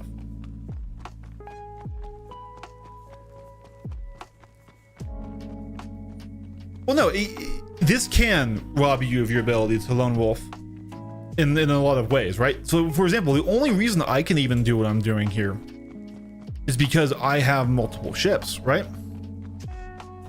But what we don't want to do is to make the barrier to entry to content, like crafting right now can only be entered if you have the prerequisite mining equipment, right? There's no way for somebody who isn't a miner to also, by themselves, without interacting with other players, obtain crafting gear. And there are going to be players who don't want to join an org, who don't want to play with people who aren't their friends, right? But they might want to engage in other loops, like PvP, right? So especially with ship crafting coming soon.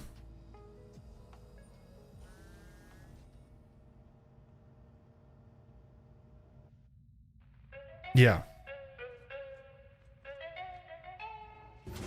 Like it could be quite bad. Let me clarify. The way it is right now is pretty rough. If somebody starts the game with an Aurora, they have no friends, no org, they're a more reserved person socially, they don't want to go out, they don't have a lot of money, and like, okay, all they want to do is learn how to PvP, right? So sort of like we had that new player come into our stream, like day 2 when we were trying to do this, guys, remember? I'm not sure if you were there, so I think you were. Where was that stiller on? It was right around here. There it is. We're gonna go grab that. And he's like, hey, what second ship should I buy? I have a Mustang. I want a PvP. I was like, oh yeah, buy a Gladius, right? That's what we recommended. Well, especially if it gets to the point where you need to have a fully crafted ship to stand any chance in PvP, which is what I fear right now. That's my biggest fear for 4.8, because then not only will that player not really have the skill level developed, but he also won't even really be able to. And what we don't want to do is make crafting the barrier to entry to any sort of advanced play, when crafting itself there's a barrier to entry that you have to engage in the mining loop. So if they added in a robust player trading system, which I know they've talked about, but I think that is kind of a requirement. This is not a good landing place for us. Oh man, this terrain is rough in the Polaris. But like, what we need is a robust player trading network, where me, as an little social boy who doesn't want to talk with somebody, or collaborate a time to get together with someone, can say, all right, I'm gonna go to this system, I'm gonna go to this station where there's a sell order for the ore that I need, and all I need to do is get money, go there, and I can buy and pick it up. And then when that player who sold that stuff logs in, they can pick up the money that I dropped off. That will help a lot.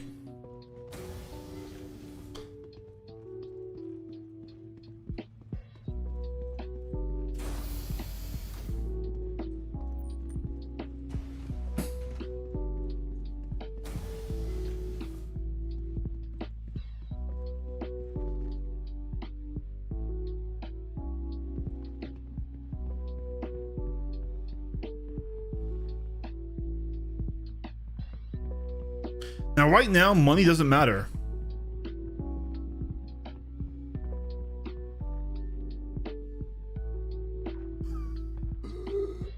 Why?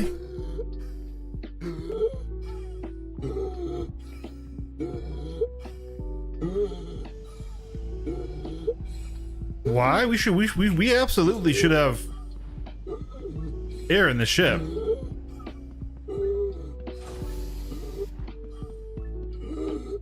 Why am I still dying?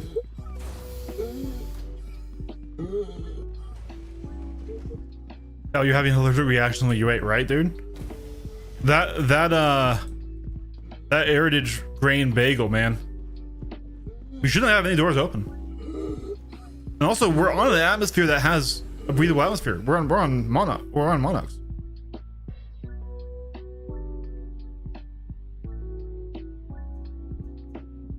I guess this game turned off so much of my power systems, dude. In nav mode. Holy fuck.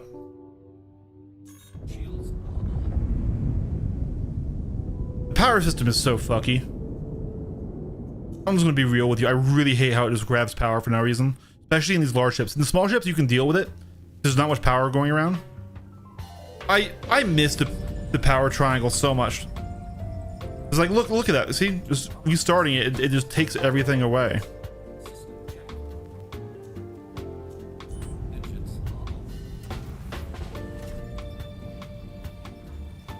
Okay, now we should be able to take off our helmet. Yeah, okay. I missed the power triangle. It was fun. It was active power we had to do mid-fight, where basically you would be full guns, so as you're shooting, then as you need to recover your boost, you switch to full engines. Then as you need to recover your shield, you switch to full shields, then back to full guns. And I had a full set of a full hat that was just the power management mid-fight back in the old flight model. God, I miss it.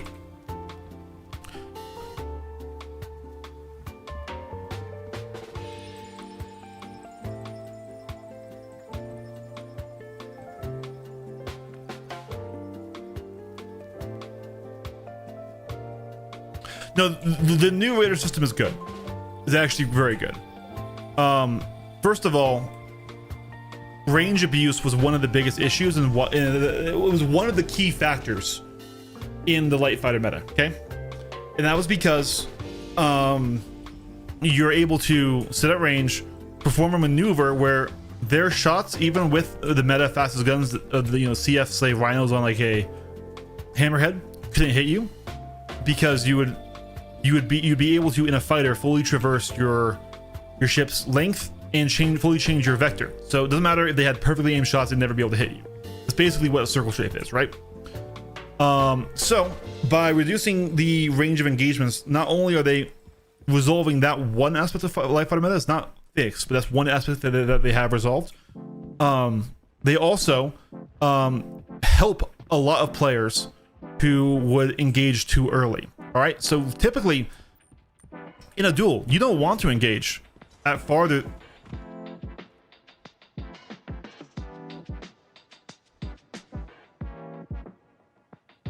Fucking hell, man. You don't want to engage in a duel at farther than 800 if you have CFs. And even then, that's kind of like your maximum range. That's when you start to be able to like hit them with one of your 3 shots from a Gladius, right? Really, your effective range is closer to 400 meters, if we're being totally honest. So a lot of players who are new see the pip, put their crosshair in the pip, they fire at maximum range, which I think was about 2.5 back then, right? And they miss all their shots, they entirely drain their capacitor, and then the guy who waited and got closer into actual range then engages them and can one pass them. Okay?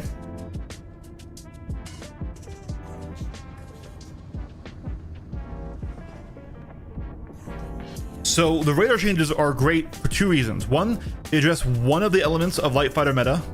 That was, once again, light fighter meta is not fixed, but that was one aspect of light fighter meta. And 2, they create a system to where you don't need an arbitrary knowledge check to use your weapons correctly. Okay? Because if you just simply don't know about the rule of halves and then your effective range of your guns, you simply will be wasting shots.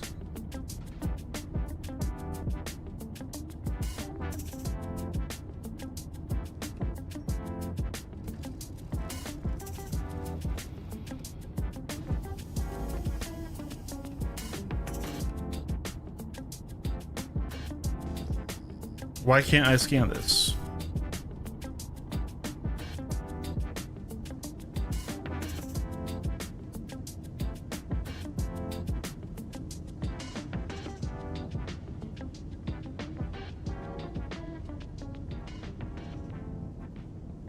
Weird. Okay. What about the other one? There should be another rock here.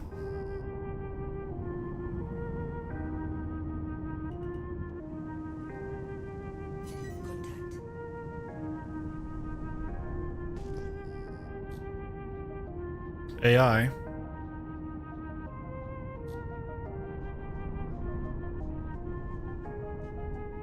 Yo, why can't I scan these rocks? Server meshing has been working flawlessly. Yeah, there's a streamer I really like, Active in the Verse. He's actually commented on a few of my videos. He's got that as a redeemable soundbite on the stream where you can just redeem that as just, yeah, server meshing is working flawlessly. Great.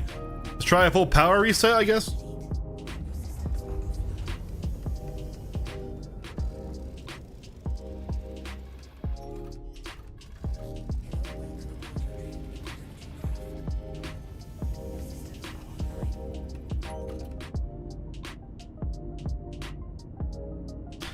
Maybe you're right, but all I have to go off of silhouette.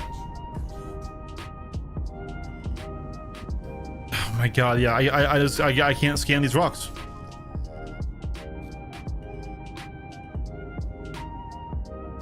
It might not exist. Move into it slightly. No, it doesn't exist. Stellaron is so rare, and we need it for like the P6 and for my armor set. God damn it. So this has been mined already, or this is fake. Thank you, CIG. You're really doing all the work, CIG.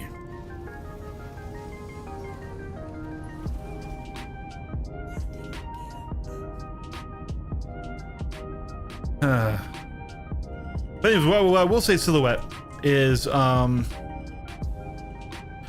I have to go off of is the information that I have in the game, right? And what that is that what we see is dramatic stat improvements in meaningful metrics with crafted weapons in the game right now, right? Come on, here we go, like this.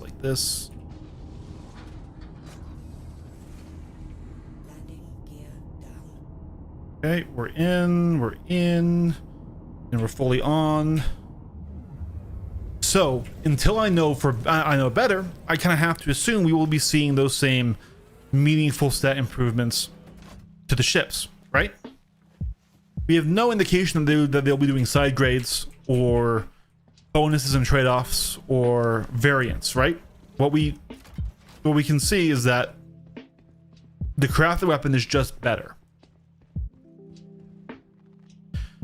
And what scares me about that is right now how Master Modes is and how it functions is a damage race. At the end of the day, every fight in Master Modes is a damage race, especially now with a longer TTK. And frankly, even pilots of close skill or a good pilot in a worse ship and a worse pilot in a better ship, even a difference as small as 5% more rate of fire, 5% faster recharge, 5% more DPS will make a dramatic difference on the fight. Now, am I saying a better pilot could never beat, like in a stock ship, could never beat a bad pilot in a crafted ship? No, but that climb is going to be even harder, right? Master Modes is incredibly stat dependent. It is sad, but it is true. Okay, it's one of the reasons why ganking is just so good.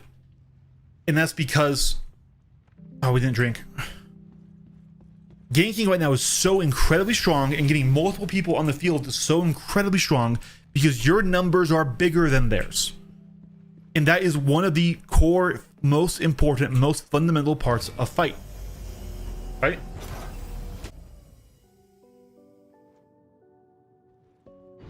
You think they're going to balance the crafting out? Like if you want faster engine is more susceptible damage. I would want that. I don't think that's what we're getting in tier 1. Now, I'm not trying to be a doomer either. I'm not saying that this is the end of the game. Everything's so bad. Like, I do use dramatic titles on YouTube and stuff because it gets clicks. I'm simply talking about, hey, I'm worried about this for the next patch because this probably won't be very fun. And obviously things will improve. Things will move forward. We'll get deeper systems. We'll get more going on. But right now, just by comparing it to what we can see in crafted FPS weapons and crafted armor, I have no reason to believe that they will do a trade-off system like Forever said until they say they are, right? Because that's just simply just not what we're seeing in the game right now. Once again, it won't be this way forever. It's not going to be the end of the game or anything like that. It's just, I really think it's going to be probably the simplest answer is the correct one, and it's going to be a crafted Panther will beat a non-crafted Panther. Does that make sense? Yes, I'm being a little bit doomer, but I have to go off the information that is given to me, and that is what crafting is right now.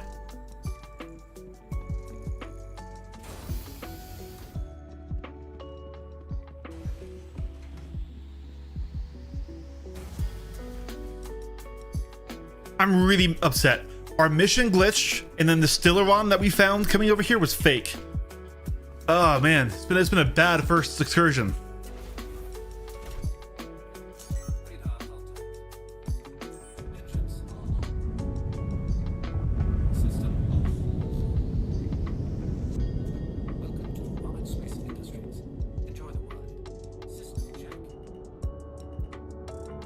Yeah, I hope there would be some negatives depending on what you want. Exactly, forever. I fully agree with you. I fully agree with you. Like, crafting should be a system of side grades where you have the... Hello, my helmet. It might be worth it for us to just get a new shard.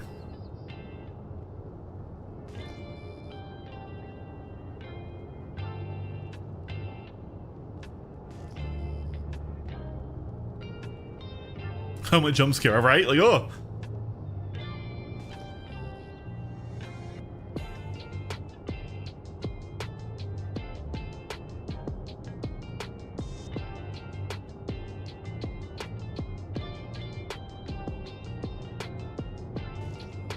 I love when my targeting system doesn't actually tell me what I'm looking at. Or my own stats. This is great.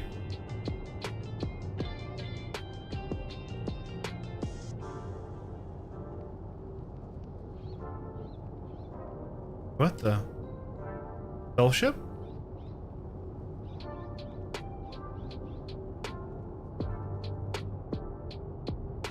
Easy hag, orders hag with no indication of what that ship is because these things are bugged.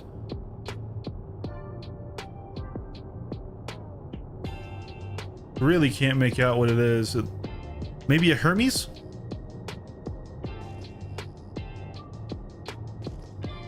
Doesn't look like a fighter. But then these guys were chucked out. Is sitting there engaging somebody. There's a fighter right there. Yeah. Well, unless we just wanted to go and fight him. We can't get any information because of our ships are bugged. And we probably will have the same bug in our Hornet.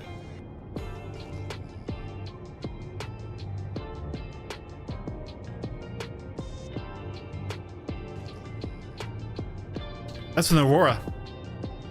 That is absolutely an Aurora. I can tell. I can see that profile. Yeah, we're not gonna attack an Aurora. Is there a possibility that he has something that we want in his cargo bay or in his little shelf? Maybe, but we're not gonna attack an Aurora. If he was in like some serious fighter ship or something, maybe it'd be fun to roll up on him.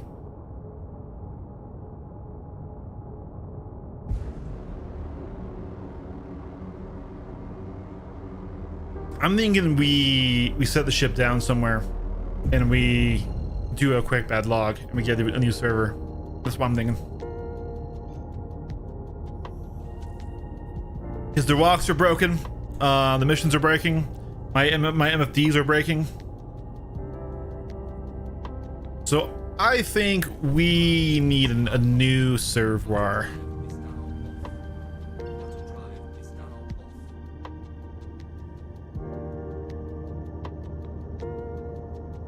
But yeah, Silhouette. I hope you can see that I'm not just trying to be negative for negative sake, but I also am concerned that like this first patch of ship crafting is probably going to be really rough.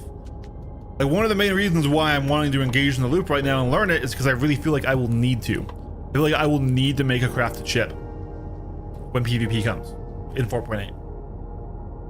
Either that or I get all my PvP footage on AC, which we know has its issues, right?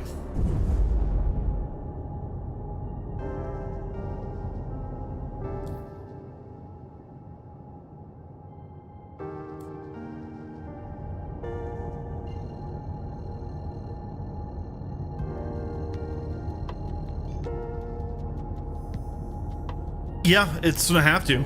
It's my only mining ship. Could I go and melt some ships and pull out a solo mole? I could.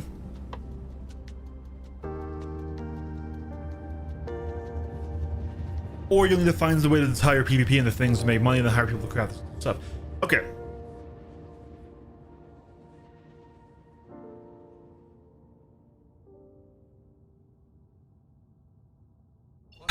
Yes. But this game does not have the systems to facilitate trading at that scale. Right? If I wanted to, I could join in the org and get a bunch of crafted stuff, or I could go to my Nexus Alliance thing that I'm a part of. There's a bunch of different orgs, and I could ask them to make me crafted equipment. Yes, I could do that. But that isn't a realistic answer for a large portion of the community. Right? So until they put those systems in the game in a way that engaging with them is not only easy, but is also seamless and does not require meeting up with a random player in their hangar, then that's not really at a level where I am comfortable saying that's the way to do it. Like, for example, I got criticized for making builds that didn't include the NDBs in the past, because NDBs are a rare gun that you need to farm in CZs or in executive hangars to get. And another YouTuber who I do strongly request said, bro, NDBs are free, just ask someone for NDBs. I'm like, that's not the point. That's not the point. Yes, me with my connections could go up to somebody and ask them, or you can just ask in global chat, someone will probably give them to you. But that's not a tenable long-term solution or even the answer to everyone. So I need to work at the ways where somebody who's playing on their own will be able to, on their own, obtain it all. That's what I've made in a lot of the builds that I recommend, is that, hey, you can just go and buy this here, buy that here, buy that there, and get that inverse without having to interact with other players. I can't control interactions with other players, right? UEX is not a viable long-term solution, right? There are always going to be people who don't really want to interact with other people in a social way. I know we're an MMO, but a lot of people play MMO solo, or only with friends that they know, right?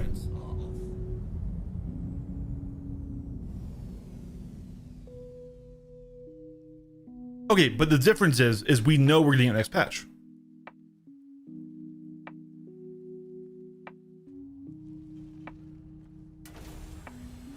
So I can say, hey, in this next patch, which we know we won't have social tools in, we know we're not going to have player trading in, but we do know we're going to have, there's other still on there. Should we check it before we go? Let's check it before we switch servers. But we do know that there is going to be ship crafting in 4.8. Okay. So I'm looking at right now, and the systems that are in the game right now, and going, man, that's going to suck for balance. And yes, I could reach out to tons of different people, and I could get that stuff. But not everyone is going to have those means. Not everyone's going to have that confidence. Not everyone's going to have that desire to interact in that way, in a game that previously you could enjoy without needing to do any of that, right?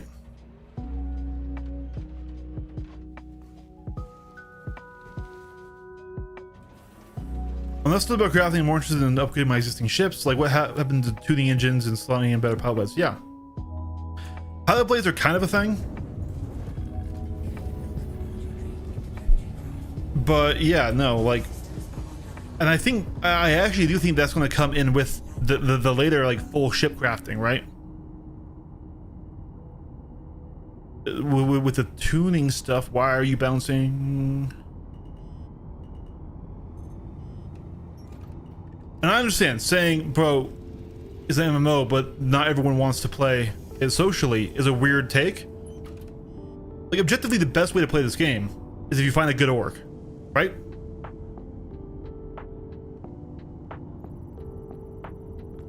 Hey, it's real. It's easy. It's 689. All right, let's get to optimal range here. My optimal window is really small.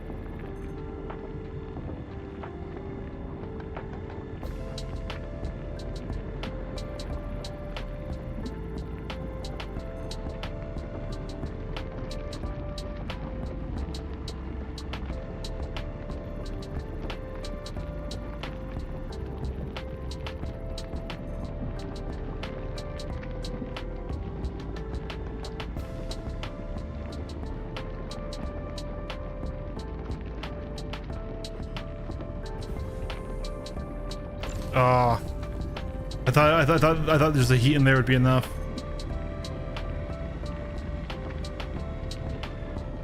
Oh no! I think we still got it though. Out, nope. It still blew up. That's really fucking annoying. I fucking hate mining. I know part of the problem is I don't have bind set up at all. But god, is it... Right now, I have to like switch between my sticks to fly and then my mouse and keyboard to do other stuff. We lost like half the rock because of that. That's so stupid. It's okay.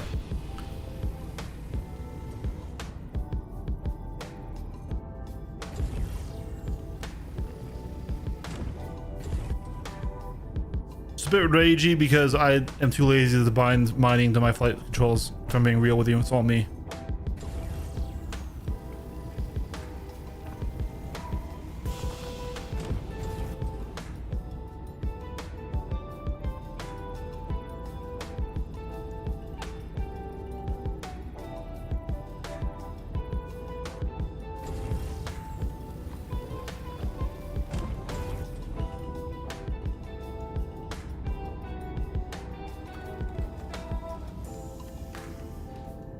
Yeah, that's what I'm trying to, but like I said, I'm moving between my mouse and keyboard has everything unbound for flight. Like, okay, I guess you still can sometimes, but usually it wants to only do this. And then yeah, so I just don't have my control set up to mine at all.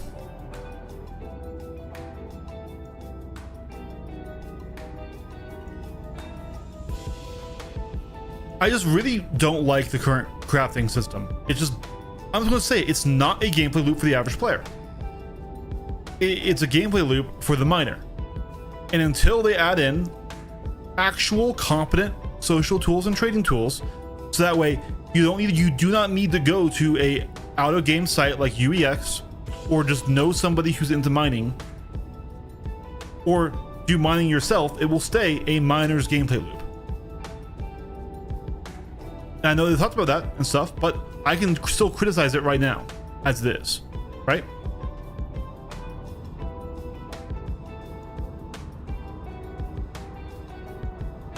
Come on, let me in, let me in, let me in, let me in, let me in. There we go. Come on. Be gentle here. What are we stuck on?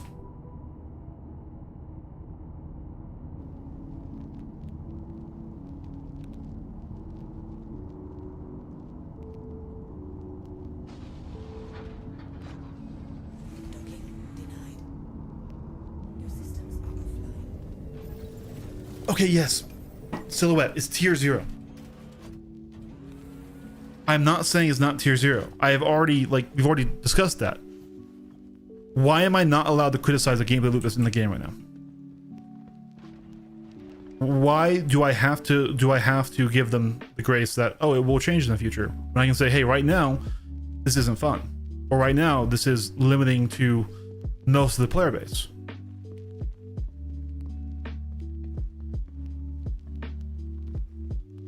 You're right. You're right. You're right. That's fair. You didn't say I wasn't. Is that in like it's an alpha or it's tier 1? I get that a lot when I talk about things. Like, guys, we're talking about the game that we have, right? And so that you're right. That's fair. I put words in your mouth. I'm sorry. I apologize for that. But I don't, what I am talking about and stuff isn't going to change coming to the next patch. Why is it broken? Why? Ah, that's why.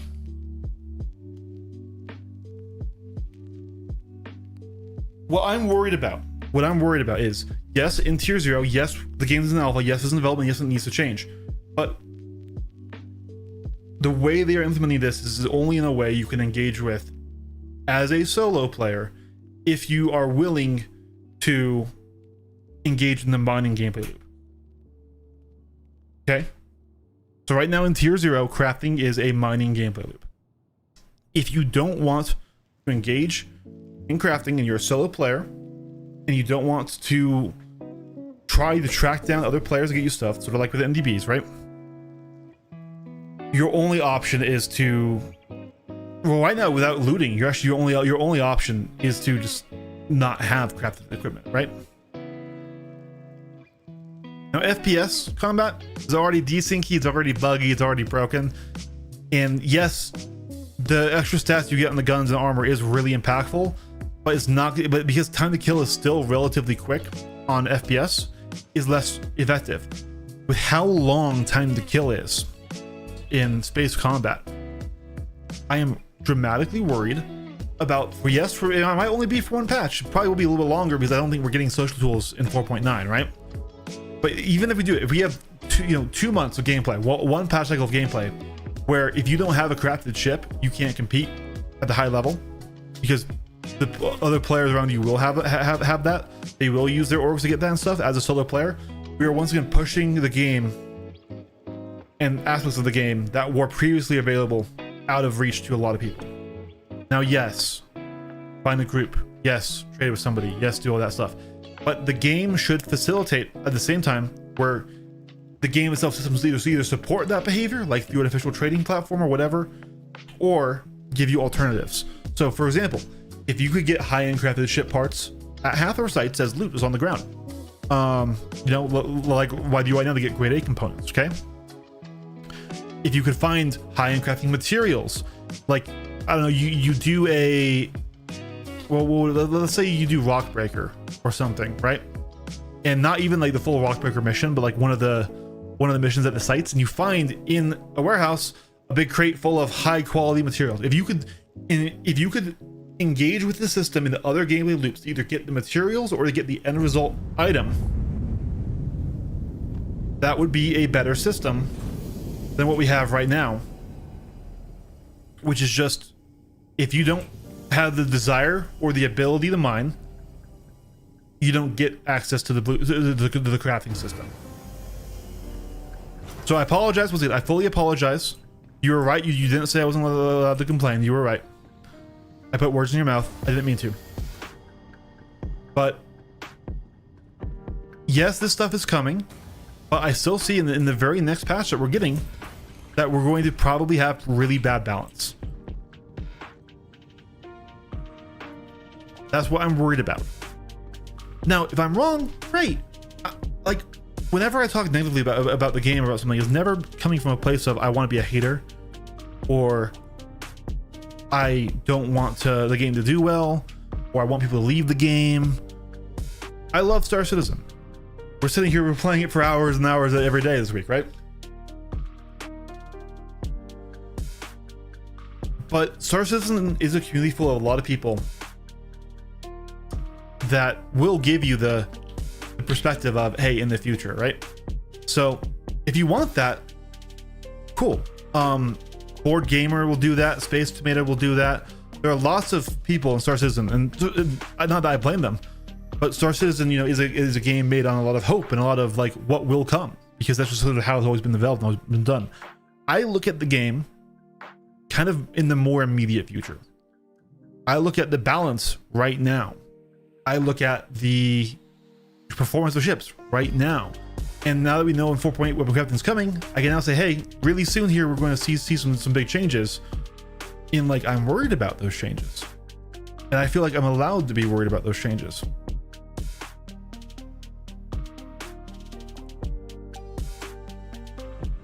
So once again, Silhouette, I do deeply apologize for putting words in your mouth.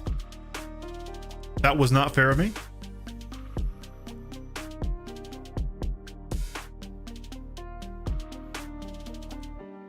But I really don't like I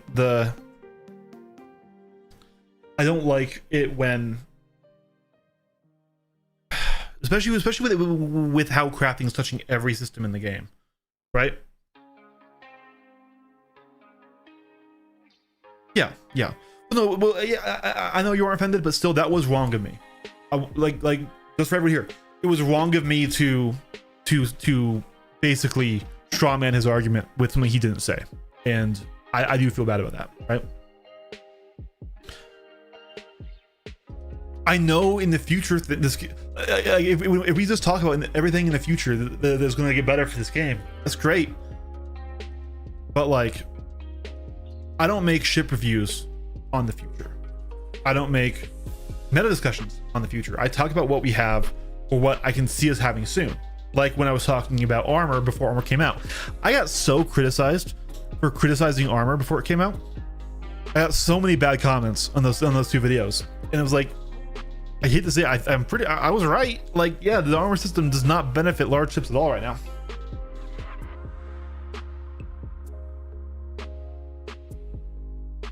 Exactly, TK. That is a fantastic way of saying my point. And I'm sure it's your point as well, but like, I agree with that, and that's what I was trying to say is, since crafting affects everything in the game balance wise, there should be multiple ways to engage with it, and right now it is just a mining loop, right?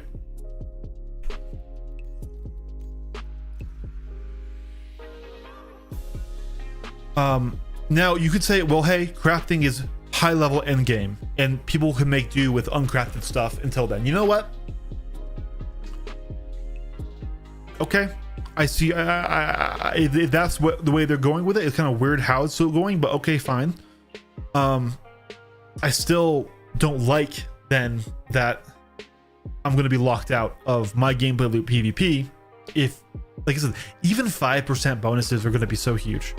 So huge. Man, are the servers just dead?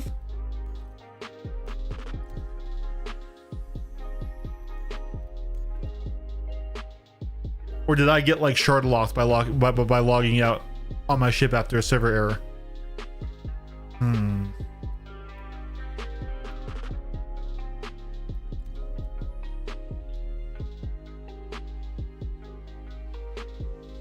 Maybe resource necessary? Yeah, maybe.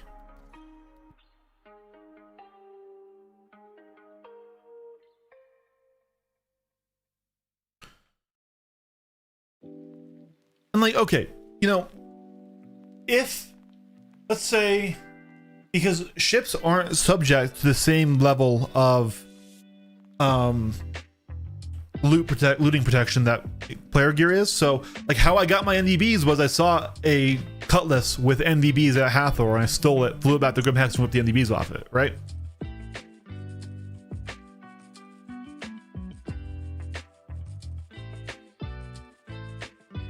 I think the problem is that there are other ways to engage with it, but it does just require you to reach out and do social stuff. I want to say that here that you don't want to do that. You don't want to do the hangar exchange things. Personally, I don't like using UAX. I'll operate in chat if I am, yeah. I think you're still talking, so I'm going to let you finish, and that is your whole point.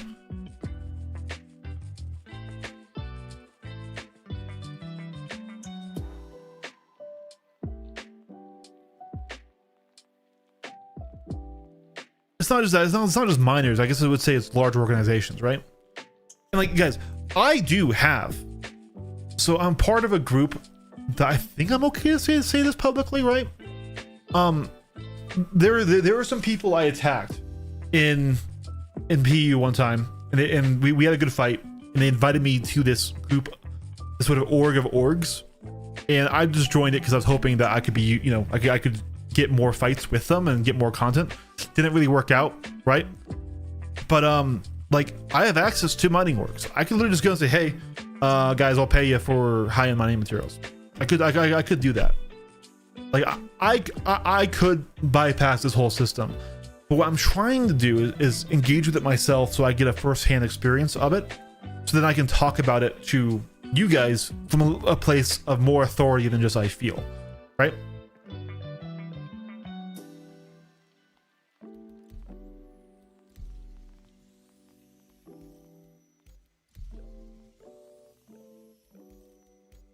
Weird.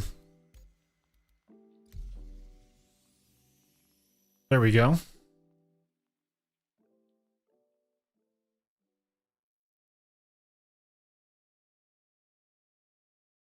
I do understand the want for gaining the system.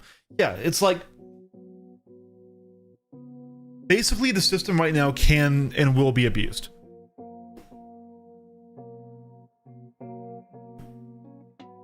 Right? Besides, you can just get crafting materials with PvP. I just find moles and pyro. I was able to get some 900 material with my friends that way. I I don't know. I think stuff needs to be lost behind industrial activities in order to drive industry, which in turn drives piracy, which in turn drives security. Okay, Jared, I see that point. That's a strong point. It's a well-made point. It's a point that we should address, and we should give it full. So we should give it some air here. All right. So there needs to be things that drive industry to drive all these other loops, right?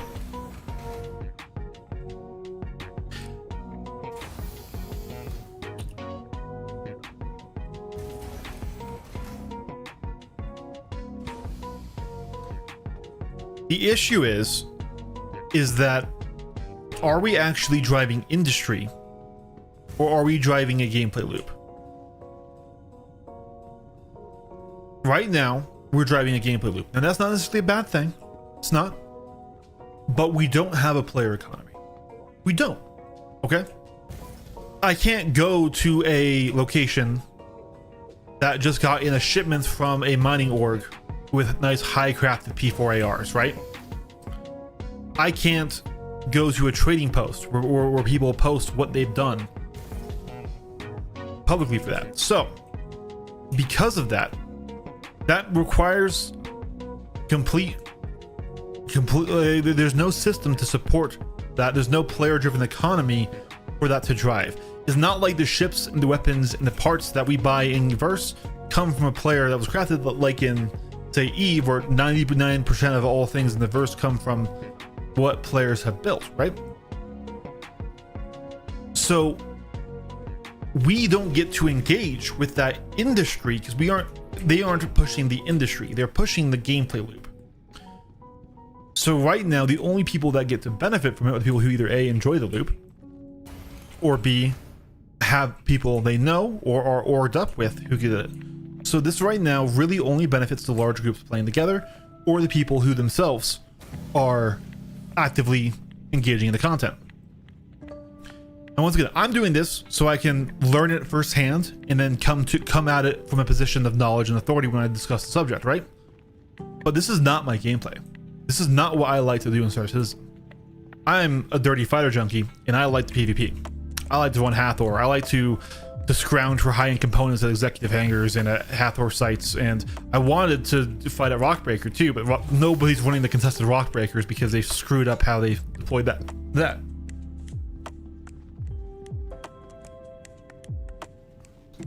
So, you're totally right. They need to develop the activities before there can be the player economy built in it. You're right, they do.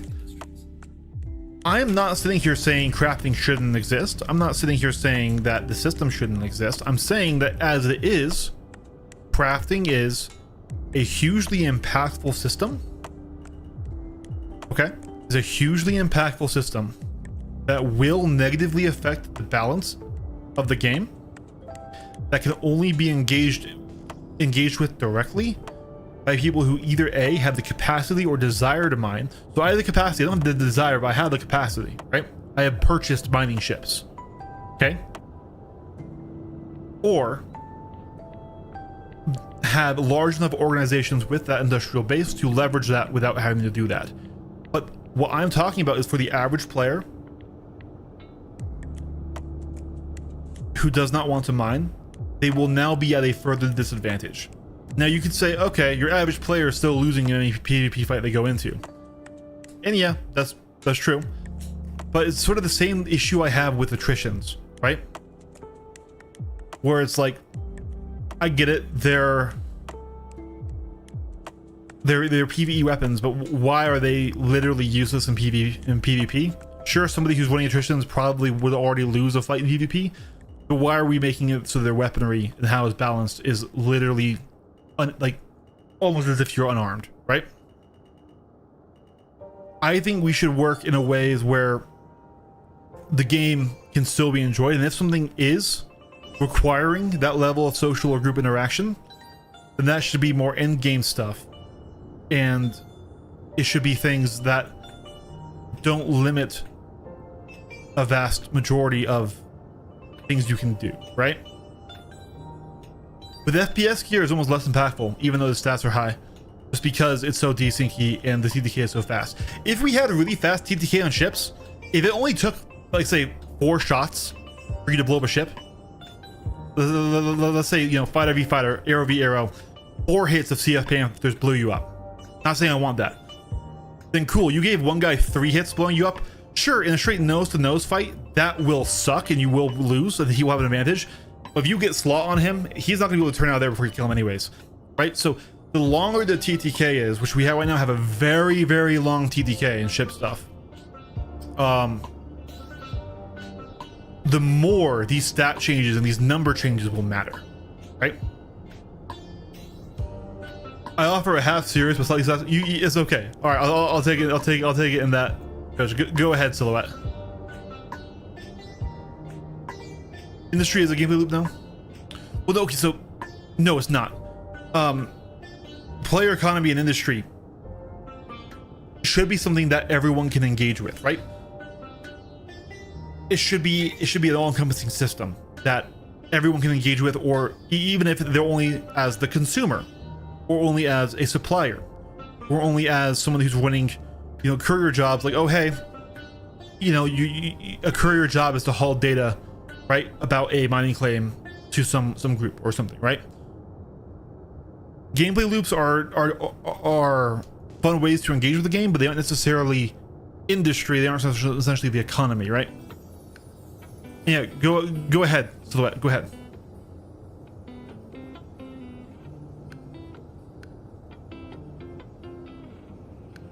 Welcome to the general feeling of how industrial players feel when put in a situation where they have to be forced to touch PvP players, or as well as part of the game. Welcome to our citizen.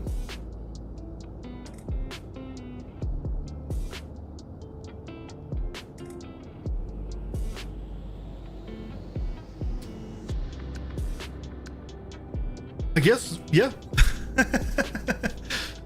You're right. That is a fun retort. What I will say to that is we are talking different things, and this is also where I kind of wiggle back the other way here, showing Cal the hypocrite here. I guess it's because we're showing that since this is still unfinished, and we don't know what other ways the game's gonna have us to engage with it, or trading and stuff, right? Right now we are criticizing an unfinished part of the game versus a core base interaction that is, hey, this is a PvE/VP game, and PvP will always be a part of the game, and you can't consensually choose. You won't always consensually choose when you get attacked, so you should develop PvP skill, right? Of course, that's now me wiggling back to your argument, like I said, being the hypocrite, but that's the only retort I can come up with. Gotten the blueprints yet? Not yet. We got some good ones though. We got like a Karna one and stuff. Right now we're having a discussion about crafting as a whole, because I am not enjoying it, and I don't think the next patch is going to be very good. Not saying I think it should go away. Not saying I think Jackson Swap is a dangerous spot to go to. Okay. Just, I think this patch and the next patch are going to be a little rough.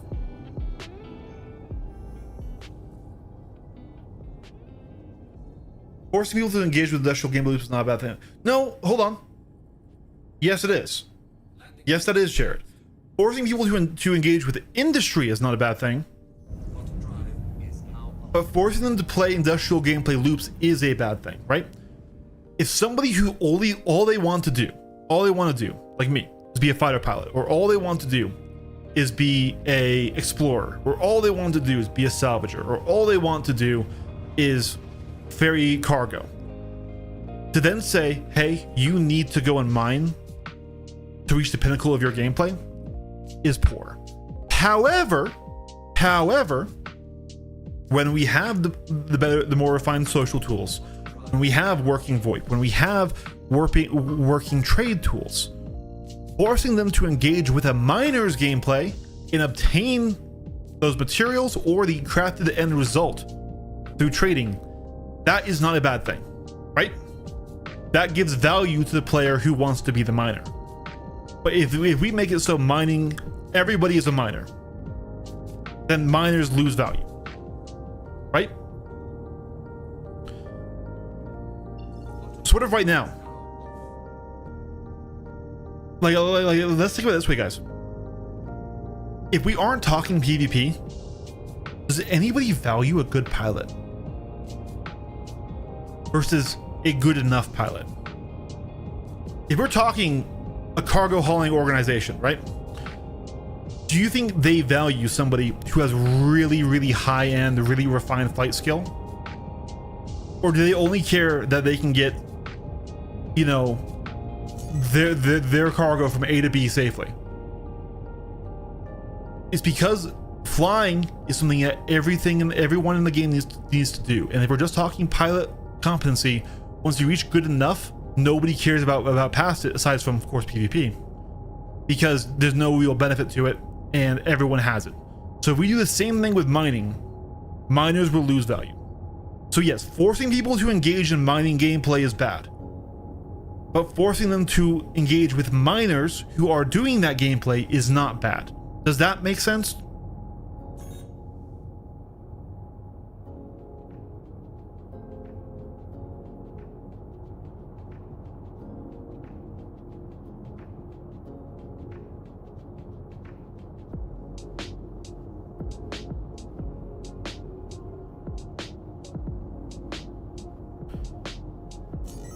Like, I actually really wish that like there was a lot of really high-end flight skill required for like landing these fully loaded cargo ships and stuff down. Like, I am a big flight nerd, so like if right now, sitting here in Atmo, if I had to really struggle with my Polaris to get it to do anything, right now it's just slow and kind of boring. But if it took like really, I had to work my thrusters, I had to manage the power to each individual ones just to keep it in the air, that would actually be really, really fun for me. And it would give the fact that the Polaris helmsman doesn't have a lot of guns some credence, because, oh well, you know what, he needs to focus on flying, dude.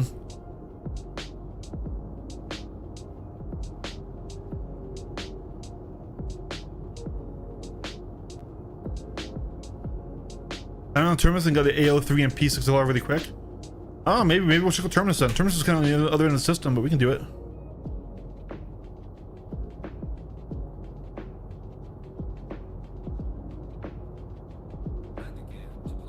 So once again, like, I am okay with giving miners value.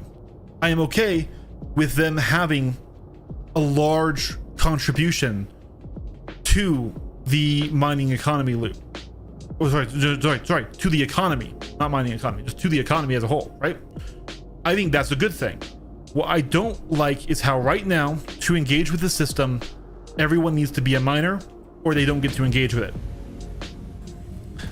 Or they need to be in an org with miners, or they need to go through and set up trades through public chat, which has its a whole bevy of issues, right?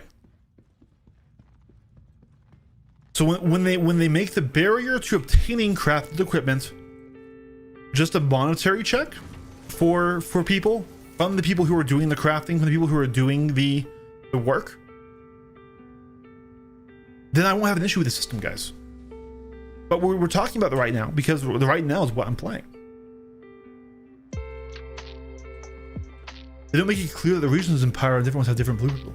Wait, so I just simply can't get the P6 here, even though I'm wanting CFP?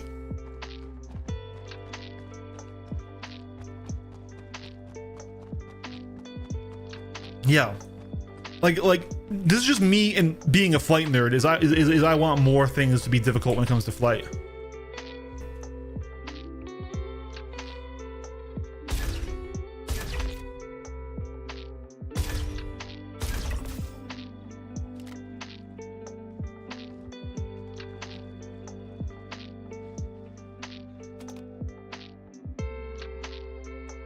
Wonder if they'll come out.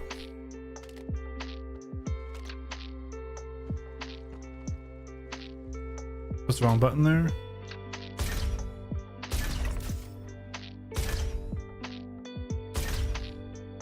Like kind of right by that pole.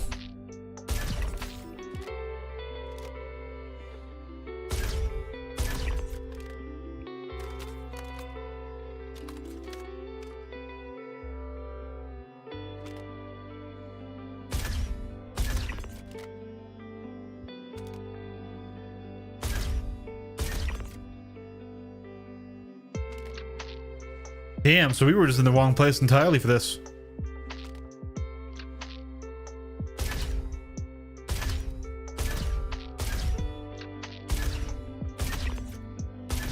Oh, I thought I was gonna keep running.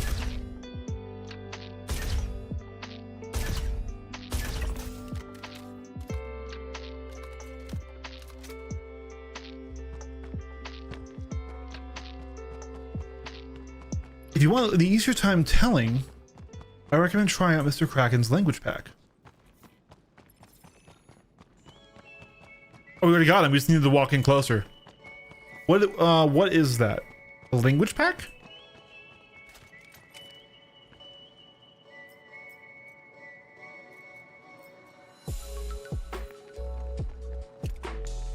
Oh yeah, they're friendly now. Okay.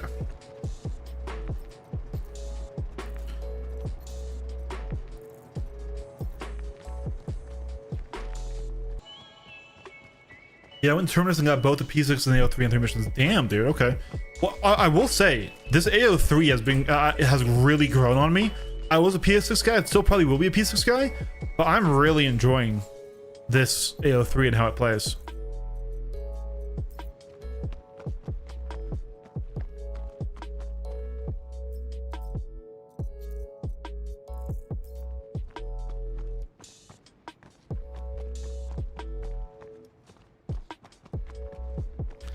So it updates the mission text in games. So there's extra text in the mission. It adds all the blueprint rewards to mission descriptions. It also shortens the FS name to Hef, which often causes some UI. I remember that.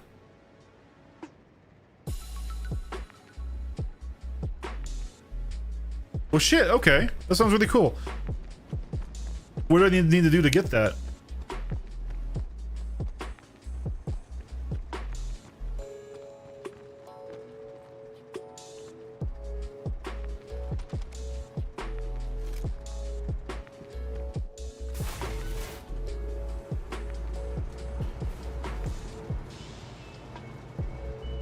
Is it GitHub?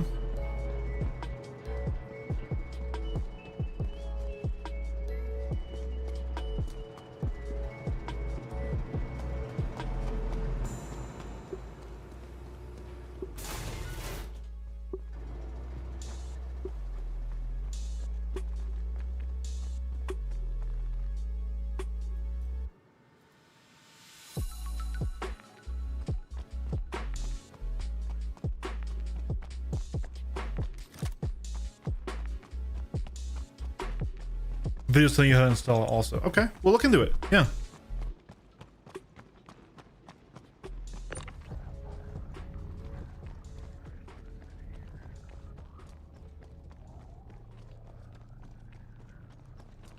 No, it sounds cool. Yeah, Silhouette. I know we just had sort of that little disagreement there, but I hope like all of my concerns around crafting just comes from because like I enjoy the game. I like the game a lot, and I really hope that they don't break the balance in the short term too bad, because that, you know, eventually things will work out. I'm really hoping that I'm wrong about how impactful this stuff will be in PvP, because I like to do PvP and I don't like to do mining and other things like that, right?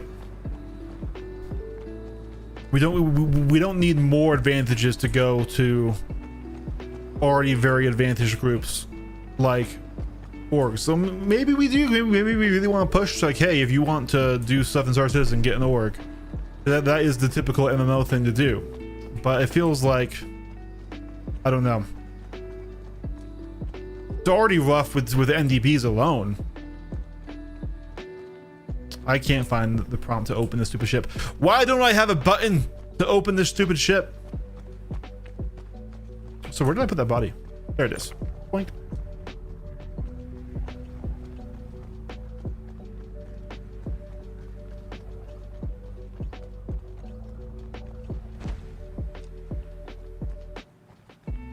I know the game's in development and things will always change and they'll improve and get worse and yada yada yada. But I just want to minimize that, right? Maybe this is unavoidable, but maybe they should have waited for ship crafting to come in until after we had social tools.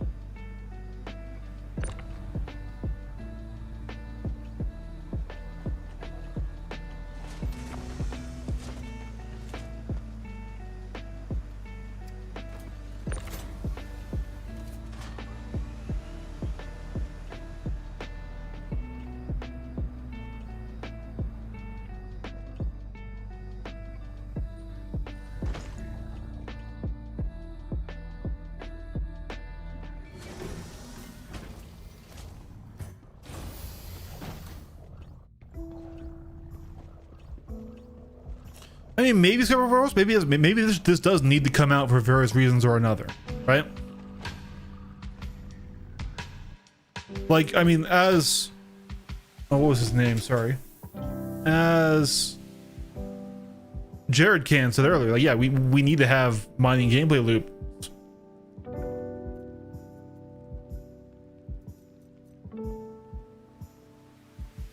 And when we need to have the gameplay loops to have the industry around it, which is totally fair. Booyah, there's all that loot obtained. So maybe it isn't carpet for the horse. I'm really worried about balance for the next couple of things, and I just hope that it's still a fun game to engage with from that side.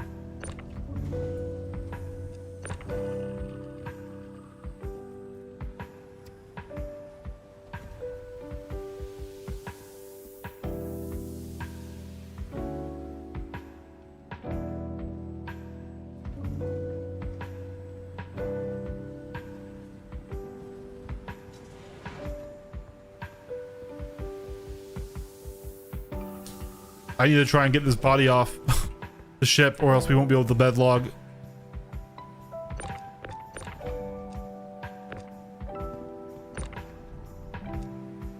There we go.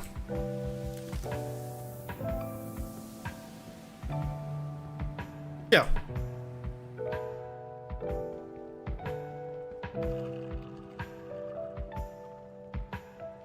This stuff should have made it all into that box.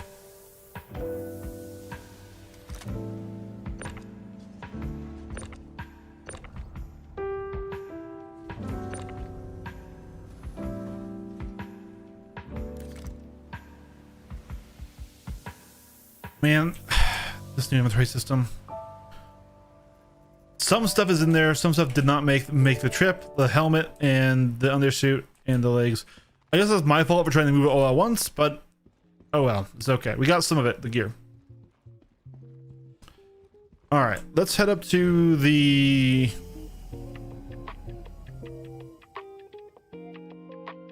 I don't want to see GB's development time is unbalanced during the testing phase. I care more about how 1.0 will look in this mess patch will look. If that means PvP balance is fucked, so be it, right? That's what we want to say. I understand you. I understand you, Jared, and that is a very fair take. That is a fair take. However,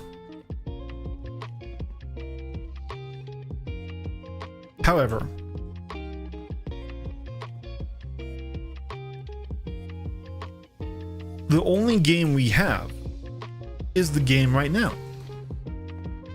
I personally don't want to have to be put in a situation where I go, all right, well, shit, game's not fun. See you in 2 months. Especially when we have various avenues that are alternatives. We can have a long-term tech preview. We can have a long-term PTU. We don't need, like, I know that PTUs never get the same player count as live gets. That's because people like progression. And they like playing the game right now and like getting stuff for their playtime, right? Especially in Star Citizen, which is already a long-term game. Like, it takes a long time to do anything in this game, right?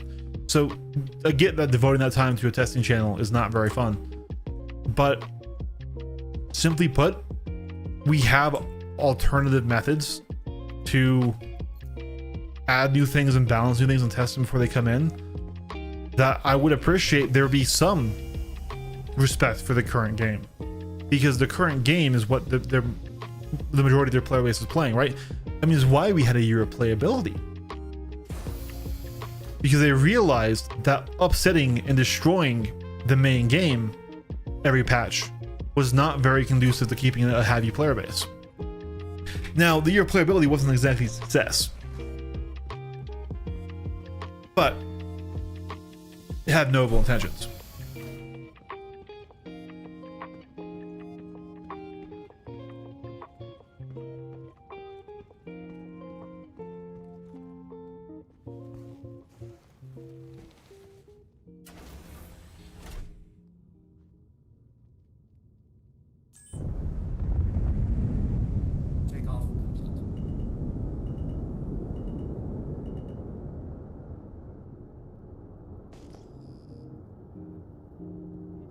All right, to terminus we shall go. Docking request initiated. Docking unavailable. And then we'll also check out this language pack, guys. Landing gear raised.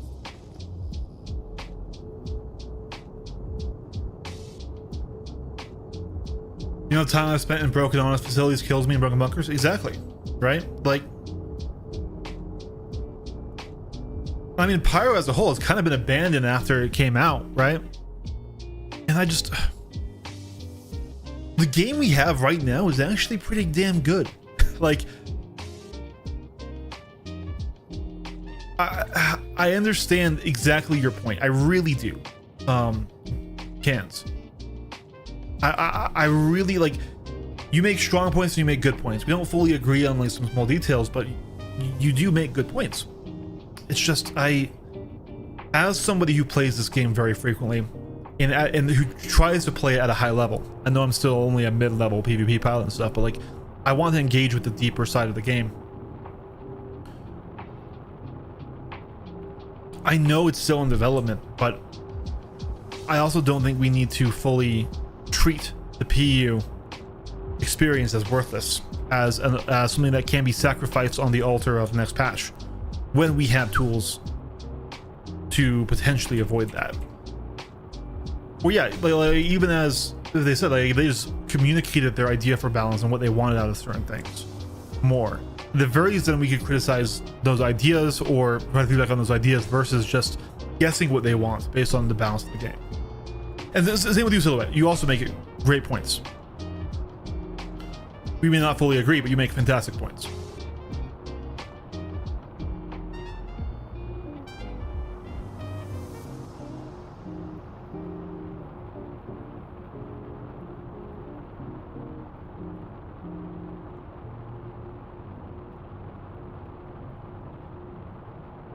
All the transparency they give, they don't answer some of the most important questions. It's true. And like, I think, but like, also I get it. They get so many questions, and sometimes they have answered them, and the things haven't changed. But like, not everyone has seen everything that they put out, right? Thought we did set a route, but maybe it didn't stay. I appreciate all you guys who have chatted, though. This has been a fun discussion, and I hope you guys can also see that I'm not just trying to poo-poo. Oh no, game feel bad now. Oh, game bad now. Like, I'm coming at it from a place of deep enjoyment of Star Citizen, deep love of Star Citizen, and I just want this game to continuously get better, right? Like, I feel like at the point of development we're at, with how actually good the PU is, because it is, like compare this to when I started. What we have in here, the amount of game that's here is quite good. And even though I'm not currently enjoying the crafting loop, it is giving me something new to do that I otherwise wouldn't be doing. Maybe by the end of this whole challenge, I'll have an appreciation for it that I don't have right now. There's another reason why we do this. But like, we have things like the PTU, like tech channels, tech previews, and we can use them more. I think CIG is kind of militantly wanting to progress the game very quickly right now on this 2 month or 1 month from last year, you know, patch cycle where they want these big features coming out. And you know what? More power to them. I understand that desire, especially after how slow development has been.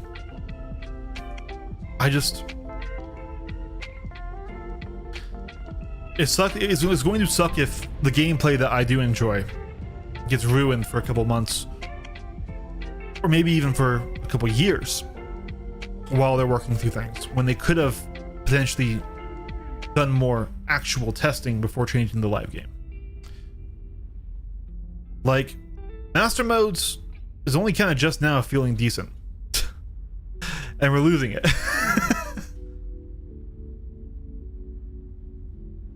Like, honestly, I had the most fun I've ever had in master modes during ballistic meta, because TTK was so fast. and that's a good thing for the fighter meta, right? Now, we did lose some things like shield meta, or sorry, not meta, shield gameplay, which was a loss. But like, man, being able to dive on somebody, get a quick power plant kill, turn, get their friend, like as somebody who likes to play solo and who often is punching up in the groups, God, dude, flying the ghost and ballistic meta was so fun.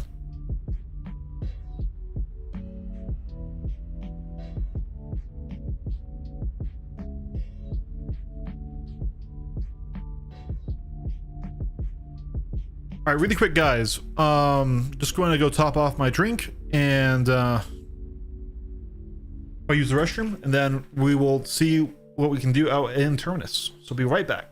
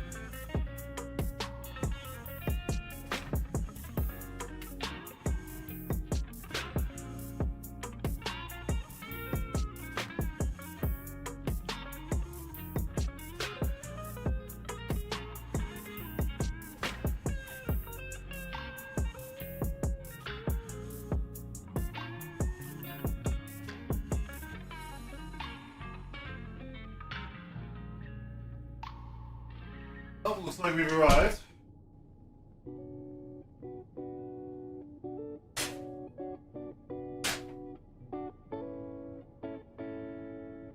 Bagel Rapper subscriber flare when? Excuse you? Excuse you?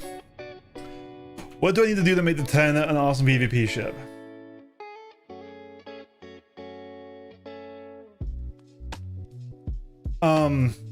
Okay, this is actually a surefire way. This is a pro strat to make sure that the Tana is the best PvP ship in the game, okay? You ready for this? Okay.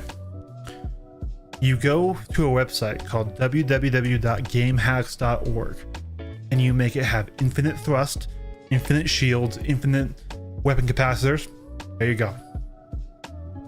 That's how you make, that's the real way you make the Tana good. Anything else is not enough.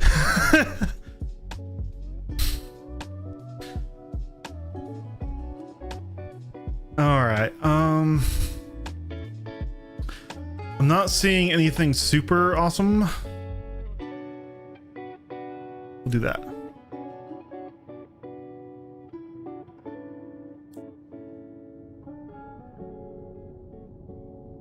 But the cool step.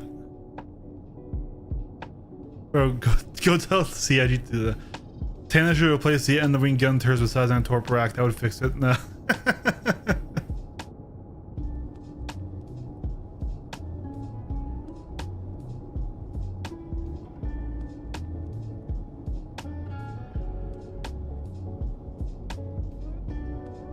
My chair is sinking.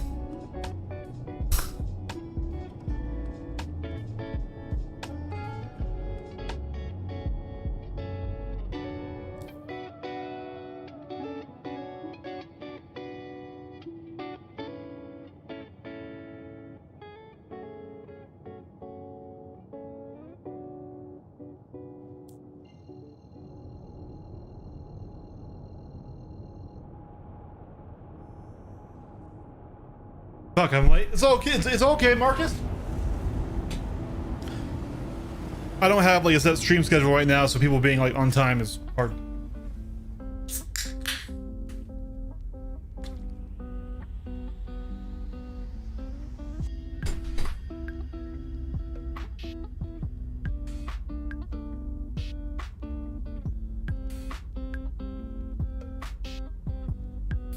But I've enjoyed the discussion with you all. Like, even though we disagree on some stuff and some priorities, right?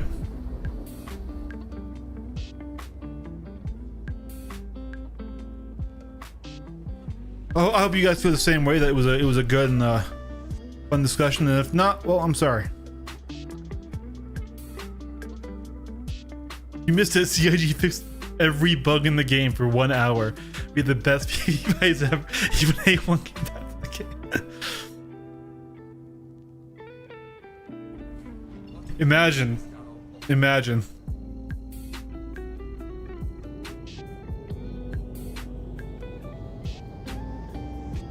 The hour of playability.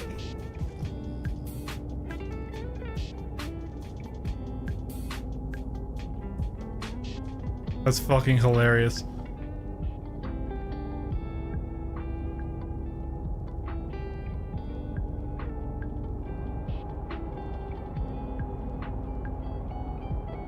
God, that one got me right.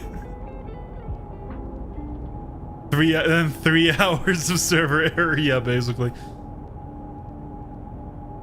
Just a heavenly restriction. You get Sarstazin as it can be, as is always was meant to be, for 1 hour.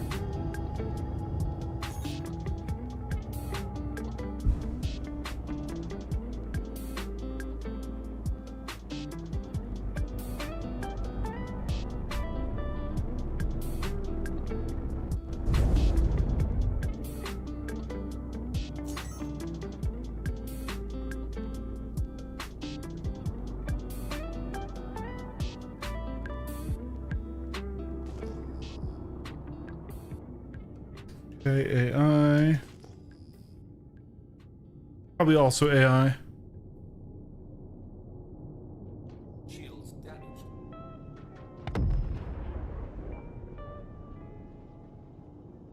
In theory, AI. The explosion was interesting.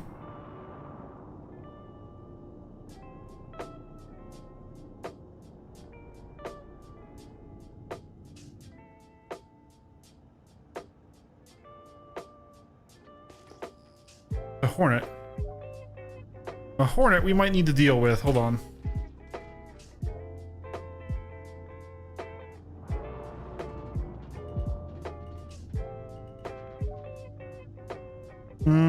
It is an AI Hornet though, not a player Hornet. And it looks like a Mark 1.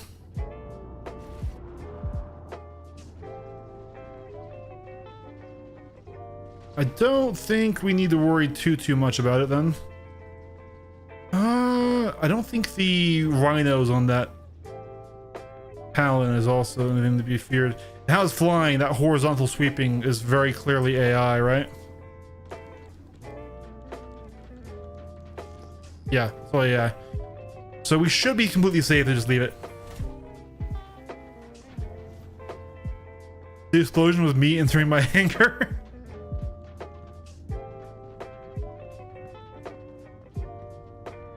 Oh no, so we had a really in-depth discussion about crafting and my current dissatisfaction with how it's been implemented, right? I currently am just not very happy with the fact that crafting is a mining gameplay loop and not really a loop you can engage with if you don't want to mine. Now we had the classics rebuttals of that is, hey, you can trade with other players, hey, you can do all that stuff, and those are all fair, and then we've discussed it to death basically at this point. And how I say, listen, that's great. My stance on that is I don't really like player trading until we have a more robust social network and trading tools. Yes, right now you can do UEX or you could do just global chat stuff. That's really open to abuse. And I'm not saying miners would do that or traders would do that. It just simply is, right? There's just a lot of, it's an unbaked system that I don't like putting such a huge gameplay affecting element behind, right?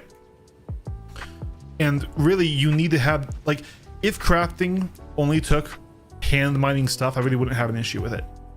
It's the ship mining, which requires either real money investment or a lot of AUE and C investment to obtain these ships and to obtain the stuff to do it, and then learning the whole gameplay loop just to craft stuff for a loop you might actually want to go play.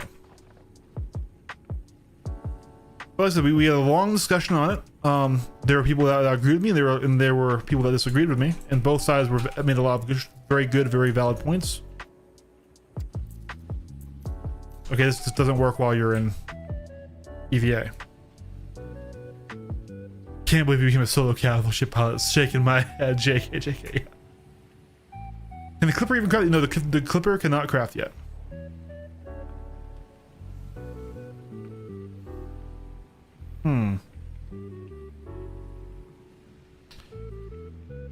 Attrition MX. Oh my god. Wait.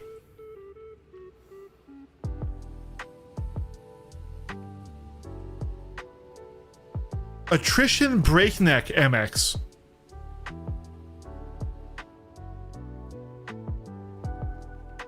What are you smoking, my guy? What? And a CF Attrition Hornet. Super Hornet.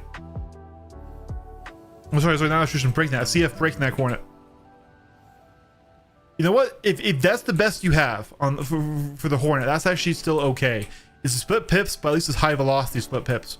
What the fuck is Mr. Attrition Breakneck doing here?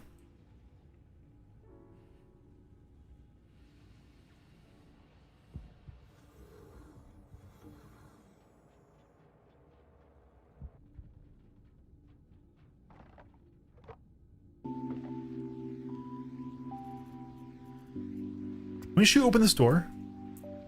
I mean, that's probably not worth it, huh? With the door health changes and how limited our ammo is. I would kind of want to seal those breaknecks off of it.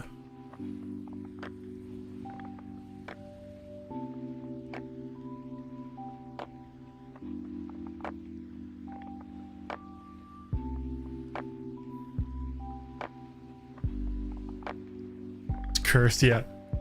You can repair the lift to go up. Shoot the elevator, then repair the lift to go up. Well, I think I can get in there. I don't know if I can break open that door with the limited ammo I have and how they change door health. You kind of need to have like a boom tube to get into a lot of these things nowadays. And it would really just be for those breaknecks.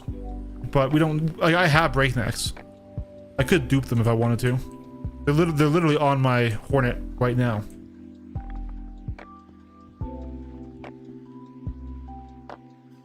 Guardian is so awesome. I'm glad you like it.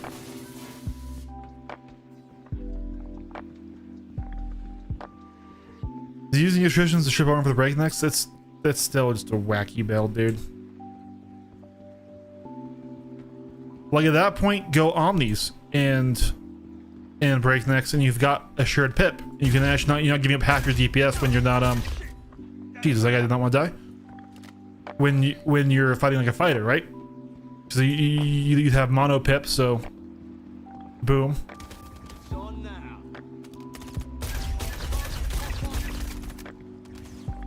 Whoa.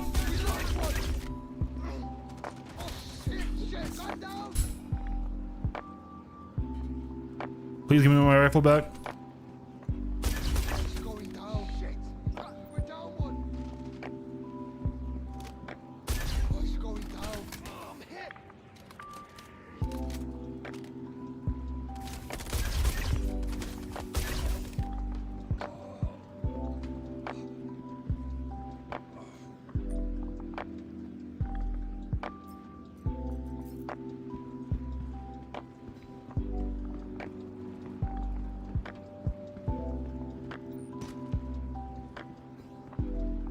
Oh, let me zoom up and read those messages a bit. Yeah, even if miners won't abuse it, there's nothing stopping someone who isn't a miner from pretending they are to take advantage of people. Exactly, right? Bro, EVE Industry is the scummiest cutthroat people in the game. Does someone know what you're hauling or building at Citadel is rare? Doesn't squad to wipe it out, blow up your freighter? Yeah. CG doesn't think energy players go down. I see I hit break them. Yeah, exactly. I love how the AI get to decide on a coin toss at the wall you're behind his cover or just concealment. I know, right? I think it's because technically they shoot you before you're in cover, right?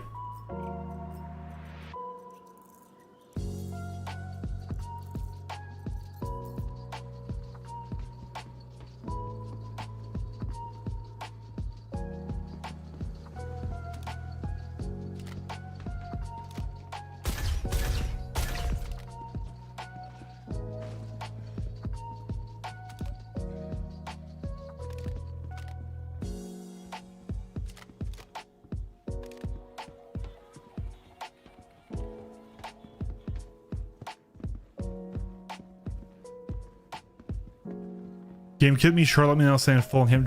Yeah, that happened to me earlier. I just did a restart and then I just kept trying to join in until it let me in.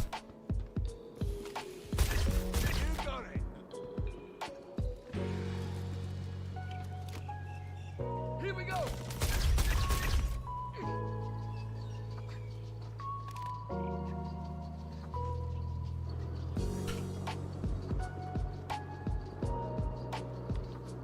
Hearing another ship flying out of there.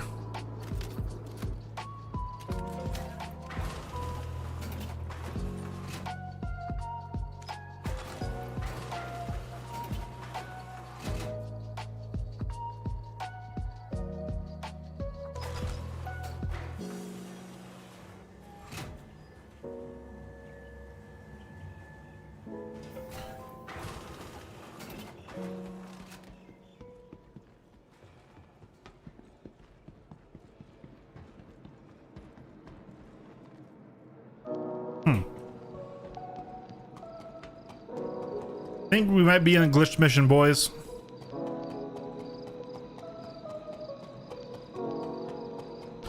Yay, Star Citizen. And this is why I don't usually run mission content, and this is why I will do sandbox stuff like scavenging for high-end components or PvPing at Hathor. Because it's very rarely that just the flight itself and stuff bugs out. But missions waste your time.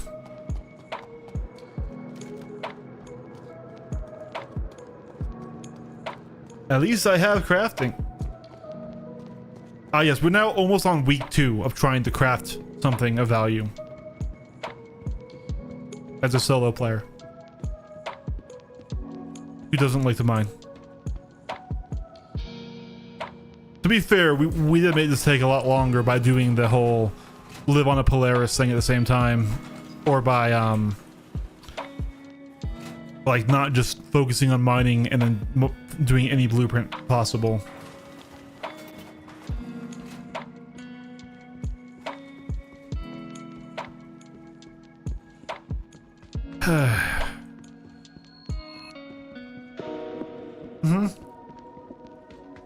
Like, I understand that in terms of the game development, you don't want to like focus too much energy on that, because you do need to add new things, and new things will break old things, and yada yada yada.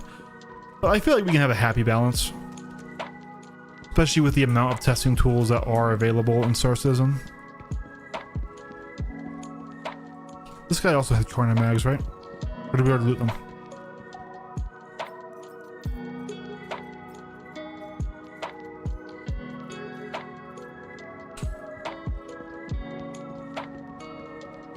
You don't like going on a 1 month journey for 7% more damage?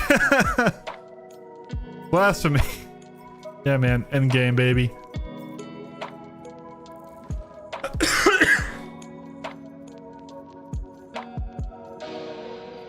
I don't know why those don't stack.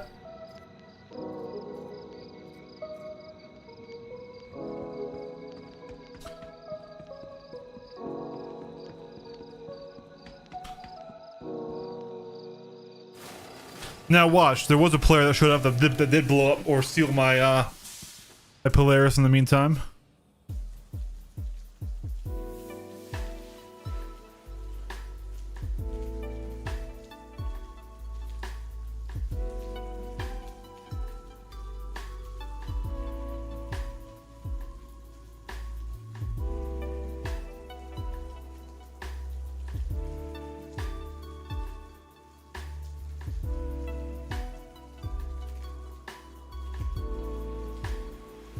Nope, we're still good.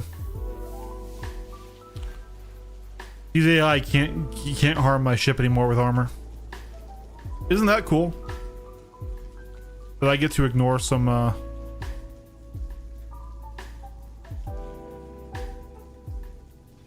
if you really want to get a feel for their size, Spiegel, the most impressive thing you can do in Star Citizen, and I stand by this, is play the game in VR.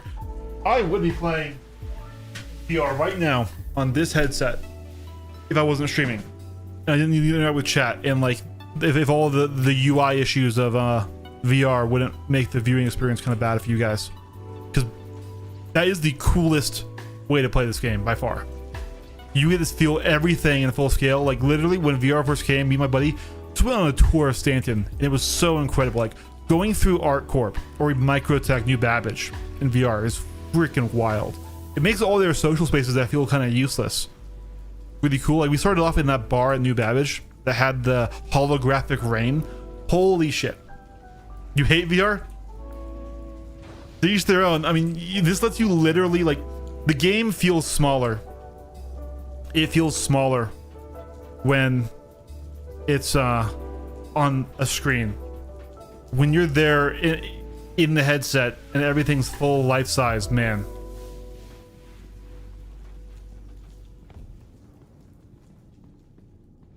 I was debating going out to blow up the spiders. Here makes me sick of time. Oh, that just takes getting used to it. Or making sure you can actually win the game at 90 hertz.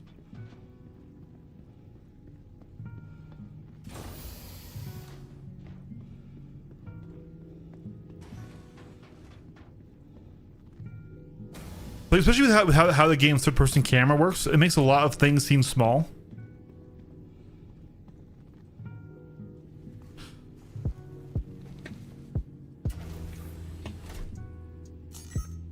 I can't do VR. I'm too old and don't care about these fantastical gadgets. Man. Before my father passed, he was suffering from Parkinson's disease. And he was 55. And he used to be a soldier. He started his own business. Very successful guy, right?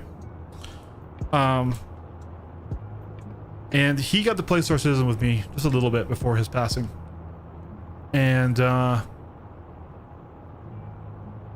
really wish he could experience it in VR, because he really liked doing VR for the escape stuff, where you could just go and visit different places and like view 360 video and things. That's what he would do, because he couldn't really travel on his own anymore. But he had the Quest 2 and he loved that thing. Even though his hands were shaky, even though he couldn't do a lot, right?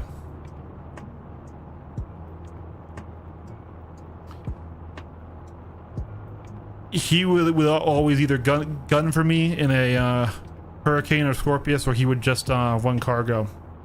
Even with shaky hands, he could do that. I think he would have really enjoyed this game in VR.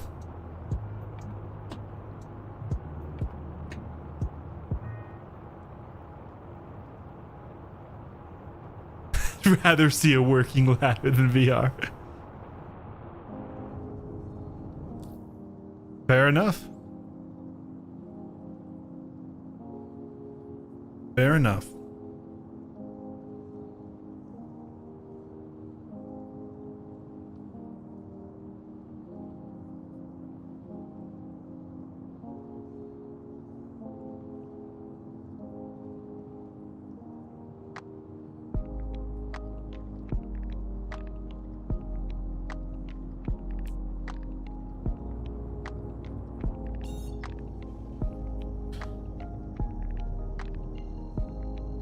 I'm only in my 30s. I just have an 80-year-old's personality. I feel you, man. See, I'm the opposite. I am 30 years old and I feel like a freaking 14-year-old.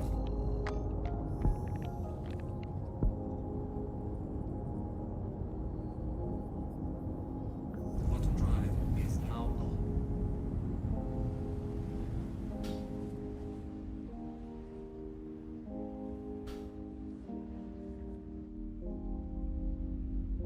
All right, once again, we're gonna do the mama bear method, and hope the ship doesn't immediately blow up because there's a cutlass or something. Been playing since Bong. Hell yeah, pals.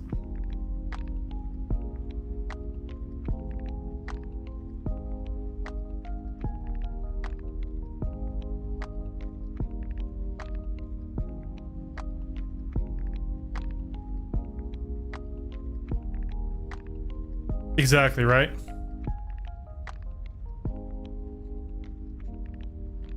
Like here, like for example, once again, let's just go back to the default camera view. Like, the ship don't look very big, right? It's very hard to view scale. So now we you know, especially like this is like, oh, okay, well, you know, it's something, right? But then we change up the camera view a bit. We zoom it out, we lower our FOV, we punch it in, just like a camera. Now suddenly we can show kind of just exactly how bulky this ship is and really a better view of it. And then VR just literally puts you in accurate FOV, accurate sizing. You're in the full world. Like, being in an extra large hangar in VR in and of itself is simply just breathtaking. It's such a huge space that you really don't get to ever appreciate on the flat screen. And like a lot of people, like I said, when I was telling people like, hey, yo, the Guardian's huge. It's literally 3 stories tall. Like, it doesn't really look that big on a flat screen or on a phone that when you're watching a stream or something. But it is massive. All right.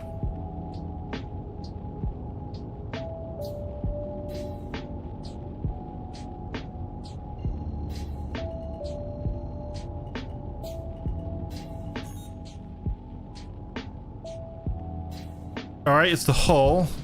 Shields are getting low.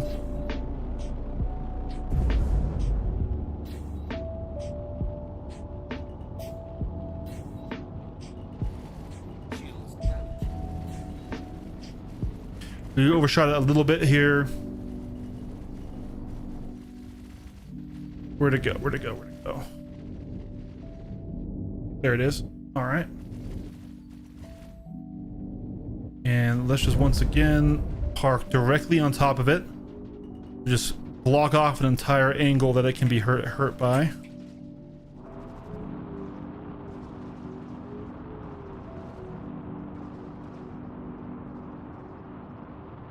Like that. All right. Get out of our seat. No, the PDCs don't do anything anymore because of armor changes. Like, they might scratch the shielding. What we're doing is literally physically blocking off an entire angle of attack because we need to buy time to get out of our ship.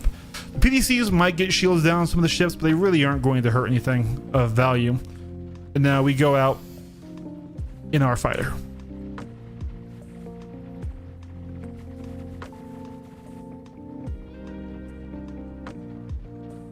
Because otherwise, if we just stopped and got out in our fighter and flew down, you know, right now we're buying ourselves time by giving those fighters something else to worry about and by limiting the damage coming to that ship from an entire angle.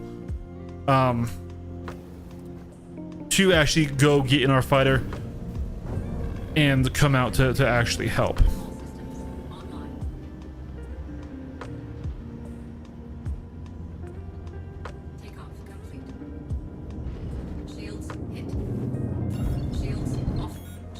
Wrong button there. Bogey. Check the fire. Landing gear. Raised.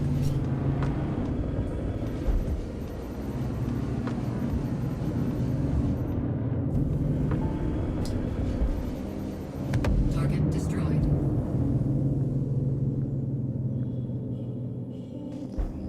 Actually, your PCs took care of quite a few of those ships. I'm only seeing 4 on the field left.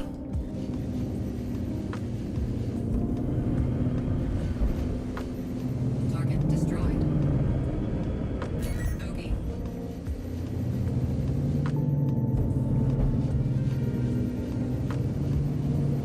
Target destroyed.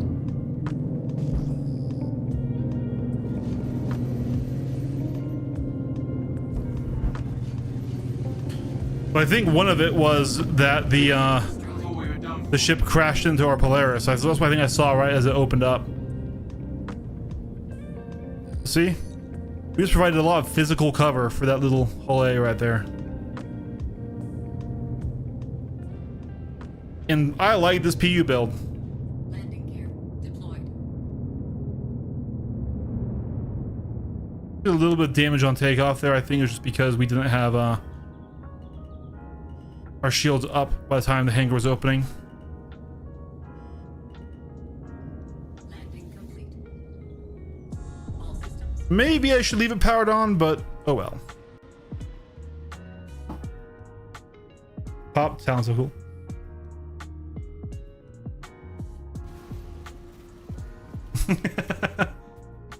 Right? So yeah, this build is very good for the Hornet right now for a more anti-fighter loadout. It is breaknecks on the wingtips. I know they kind of suck right now, but they velocity match our NDBs and our NN14s. These NN14s allow us to damage any ship in the game. These are a good anti-fighter, anti-sort of mid-sized ship weapon, and these are great anti-fighter. Once we strip the armor with these will still also apply damage. We get a good amount of shots in them, and like I said, if we're fighting fighters, getting some ballistics is a huge advantage because you get to hurt them through the now 30% stronger shields. So ballistics are still good, just you need to use them in a different way than before. You need to use it to supplement, not to replace laser weapons.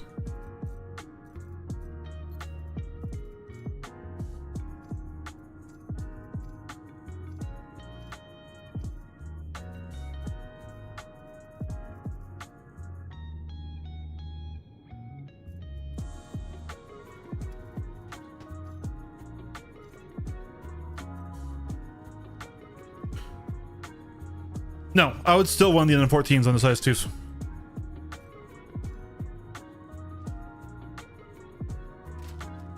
Because what's bugged about them isn't what makes them good.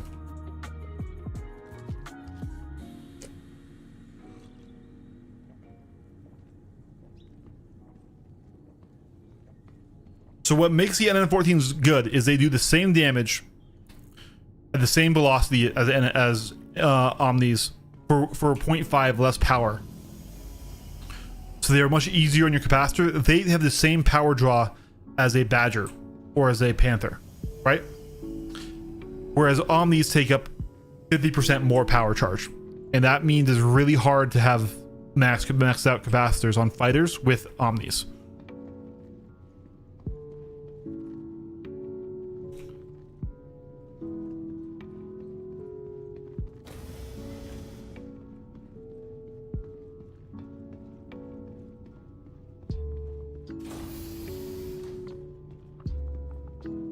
Exactly. Yep. Sky has it right.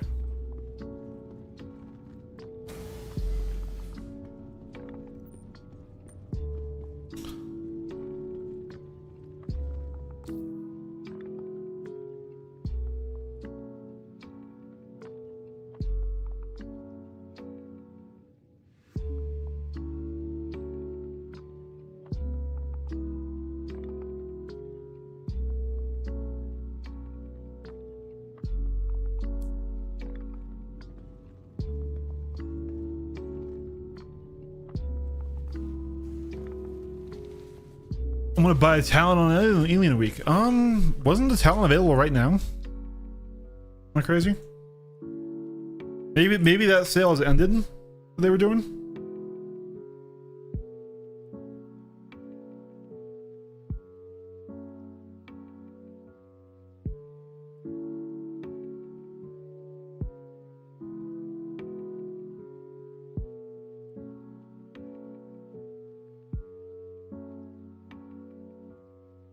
Yeah, you can buy the Talon right now.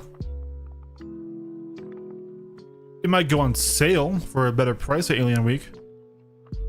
I was debating buying one because I need to do a review on it. This is a super unpopular opinion, guys. Super unpopular opinion. I would like the Talon way more if these weird little feathers and these weird little trailing edges weren't on the ship. I know that's a hugely unpopular opinion, but like, I'm a human ship enjoyer. I don't like the alien or the biological side of things on my ships. I like them to look like, you know, machines and fighters that they are. Well, I think Mariah looks cool for having an alien inspired design, but it still is very human. These little spiky bits, I think the ship would have way better flowing lines without them. But that's just an unpopular opinion by me. Anyways, I love the cockpit. Cockpit's great. Has issues with some stuff right now.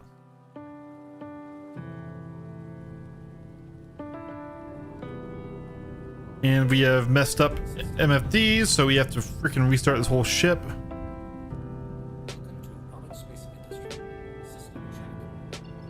The Prowler, I don't get it, guys. I'm not trying to be mean. I'm not. Oh, that's all the way back at Monarchs. But like the Prowler looks like a mix between a fucking seal and a shrimp. It doesn't look like a spaceship at all. I really don't like how it looks.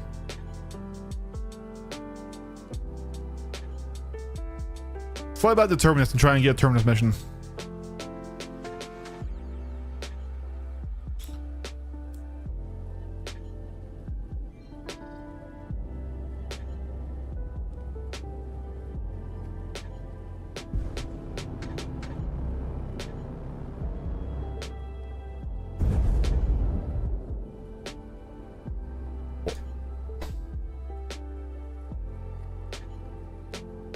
Oh, dang it. My freaking taskbar is showing. That's annoying.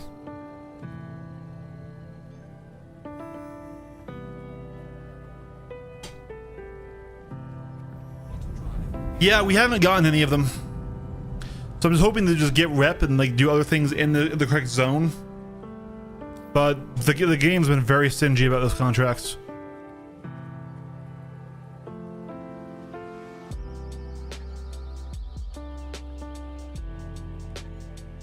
What guns would I put on a Cal on the Talon? Probably rhinos, and just use it in a similar vein to the Wolf as a dedicated sort of stealth anti-fighter ship, but not worry about big ships. It's funny, what used to be an advantage of the Talon is now kind of a hindrance because it can't really do a mixed loadout well.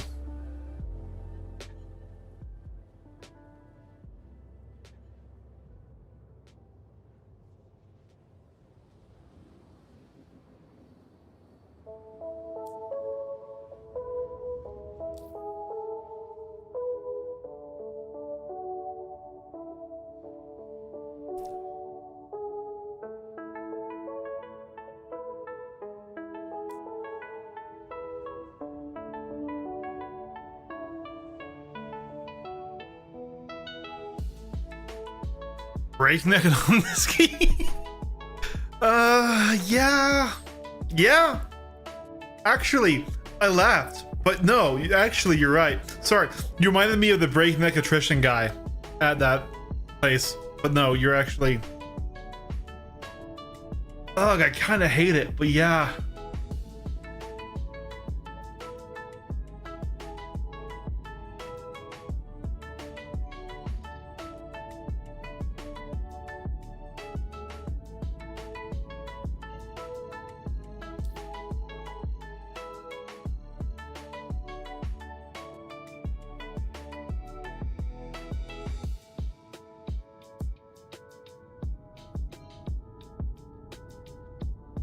kind of hate it, but I think that might be the only way you get a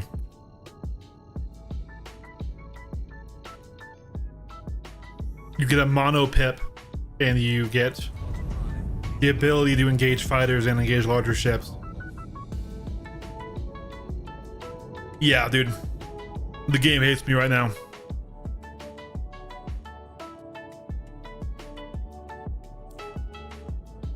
Let's stop off for fuel down here at Ruin Station.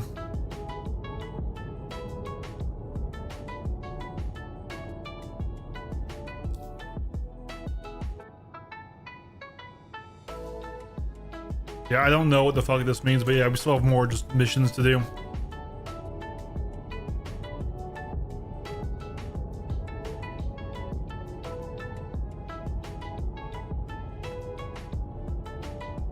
Cool, we don't have power to our radar right now. I'm sure that's not a feature we would want on our ship in Pyro as we near a large station game.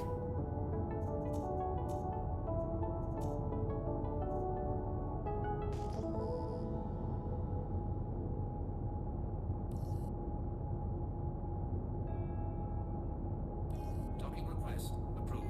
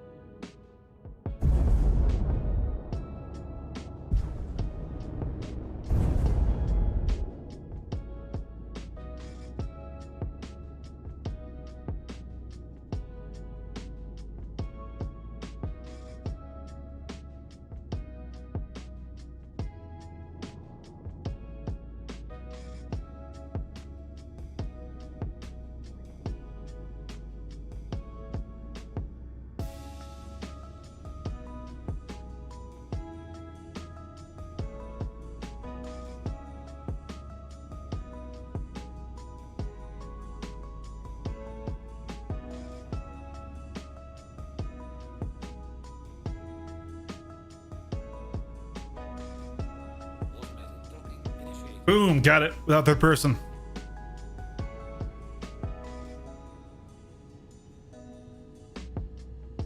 I'm at Ruin, I could hop on and shoot a mission if you want. Yeah, fuck it. If you want to do that, we can do that.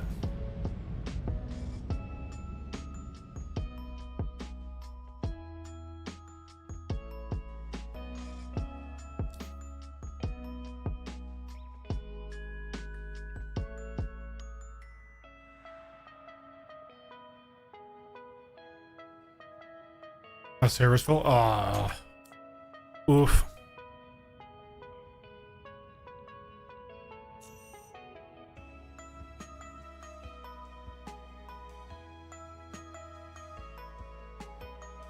Hell's gonna get we tried. It really is bugging me that this freaking taskbar is showing up. There we go. Hey, we fixed it. We fixed it. Okay, once again, derp. Zoom out. Punch in our FOV. Powerful. Like really, this ship genuinely benefits from some camera work.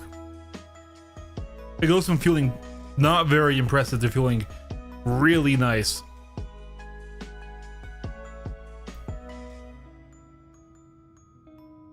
Takeoff initiated. Oh, you did get a slot? We'll see if they let me out.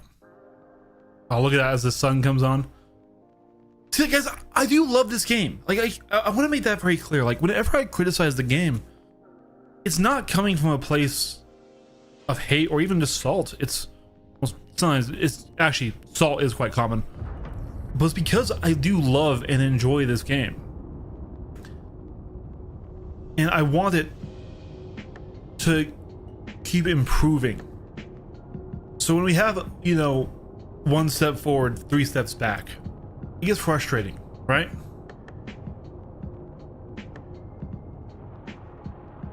But all my criticism comes from a place of love for the game. Be better if you had guns as well to be able to pilot. Yeah. Sort of. I mean, all right. Let's say if they slave those top 2 turrets to the pilot, that could be okay. Yeah. Go ahead and send me the party invite. I'll wait for it.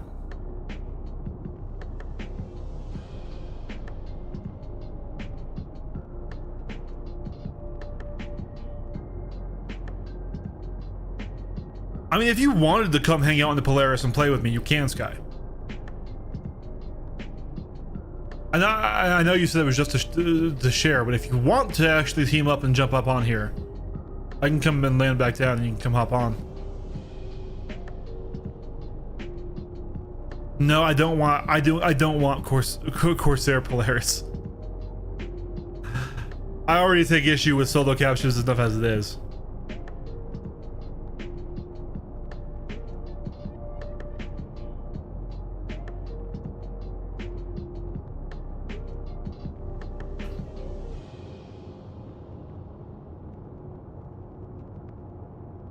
Got you. Okay, no worries, man.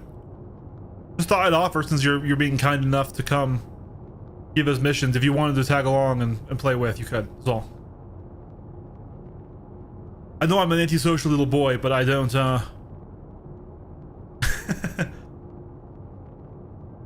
can group up every now and then. Are there any other missions for us to... Ooh. Oh, this debris kind of disappears. Interesting. Yes, more missions. Thank you.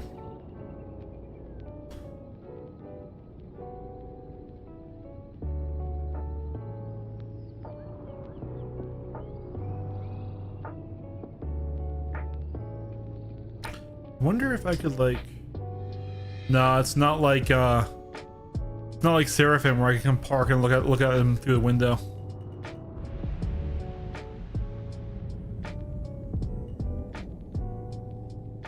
Are those all the missions, Kai?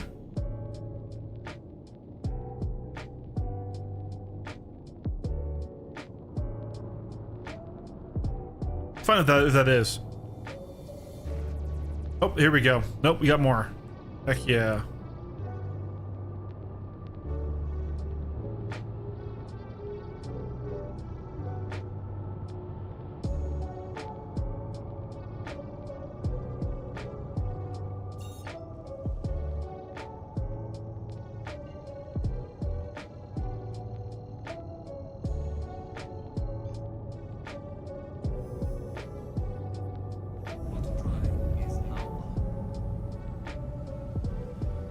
Last one is Headhunter's data, but it doesn't show it for me.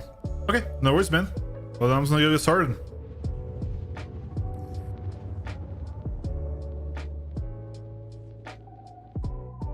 Appreciate you doing this, guy. Maybe we'll get the blueprint, guys, and then maybe we'll spend the rest of our stream being miners.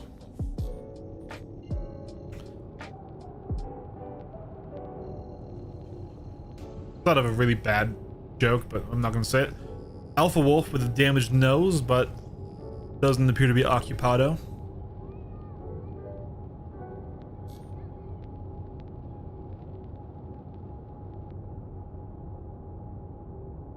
Only ship on scanners. Couple of things popping up in unknowns that could be ships with low SIGs or powered down. I don't think that blueprints actually exist. Right? Alright. Destroy power generators, but I'm not seeing them pop up.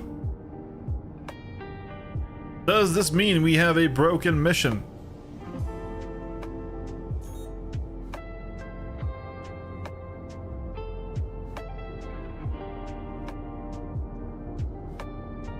I believe it does. At least that's how it was last time we did this exact same mission run.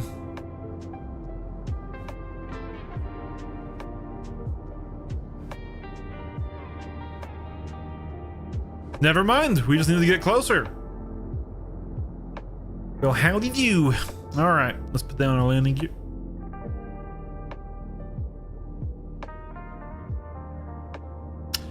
That's always a funny bug.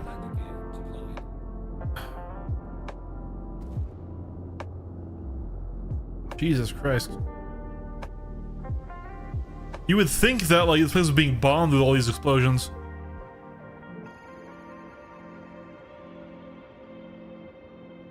That's a lot of power generators, by the way.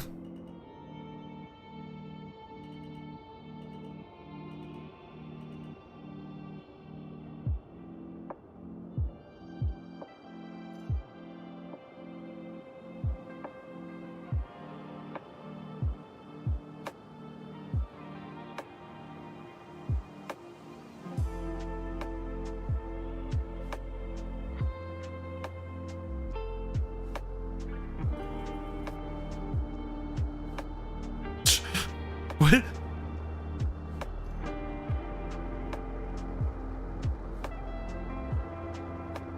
What was that little loader vehicle doing? What the dog doing? All right.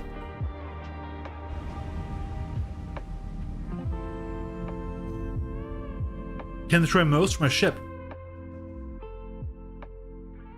Really?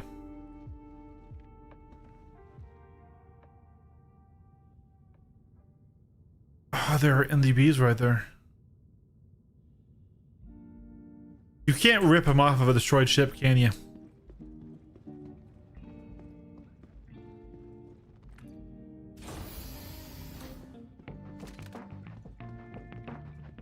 I think I might need to trade out this gun for right now.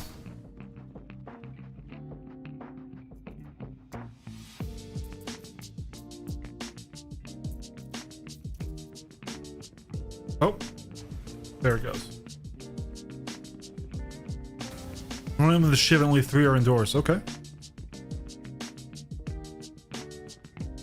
Well, we've got something very similar to a Shiv in our Hornet right here. We can go do.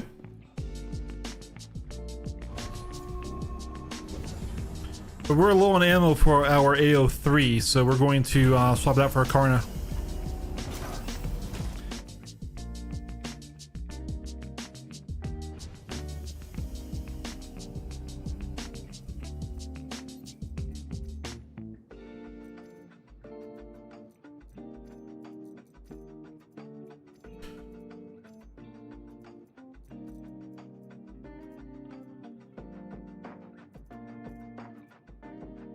And yeah, here we go.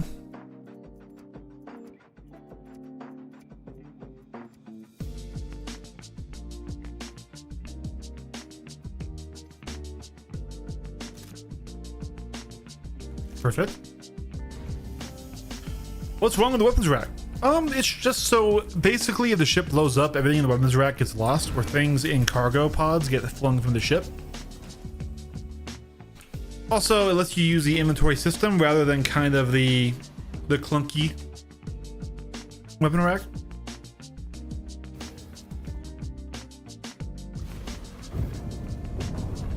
So it ends up just being a little bit quicker to use it like that.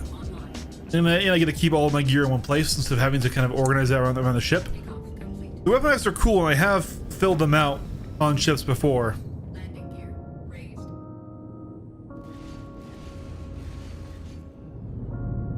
Let me see, hold on here.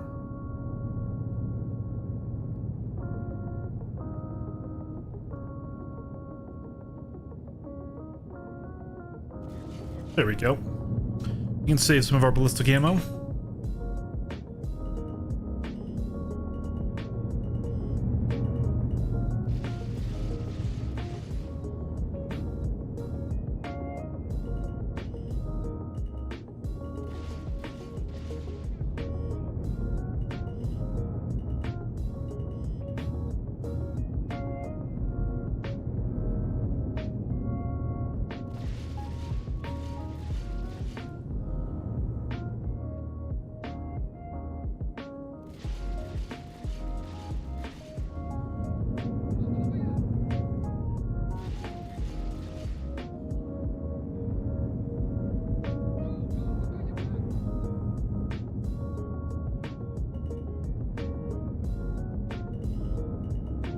Okay, that one's inside. And those two might be inside as well.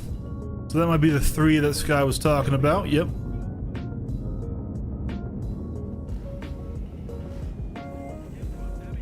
Landing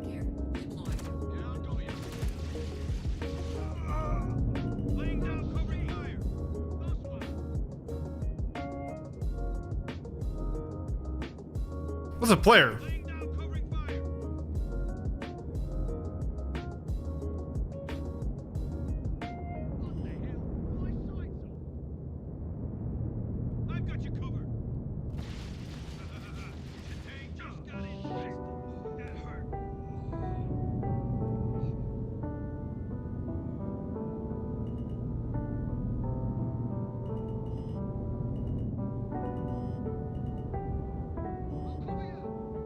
Landing complete.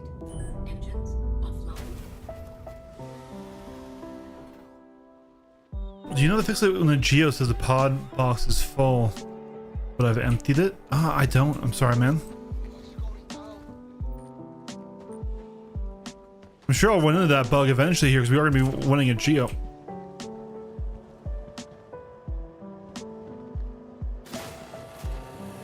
This is a tight airlock. Jesus Christ.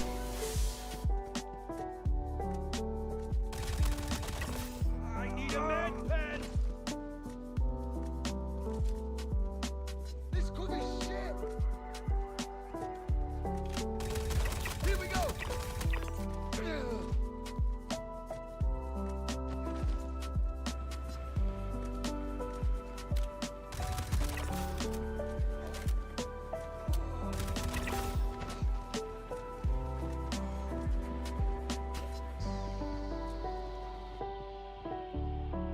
Another dead player right here.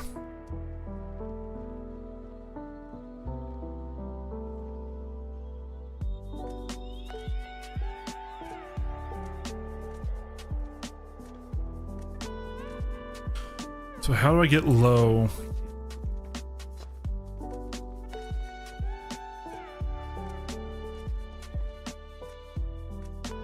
Yeah, I'm trying to figure out how to go under.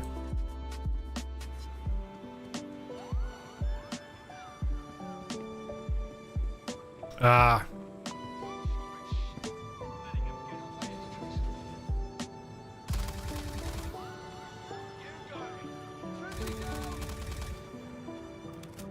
All right, is there a way out from over here? Doesn't look like it.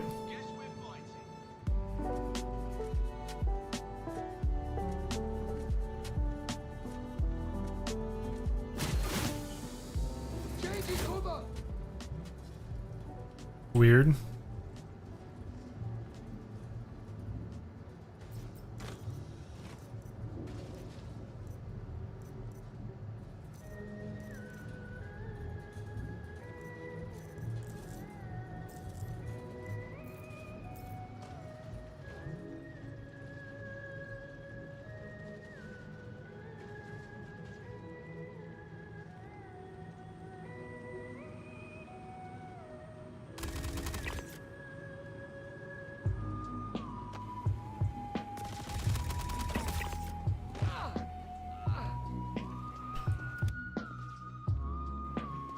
All right, and let's get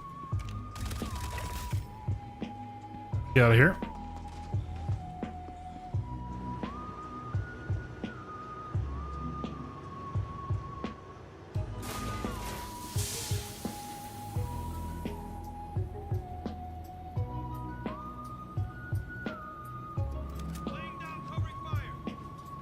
Lost eyes on it.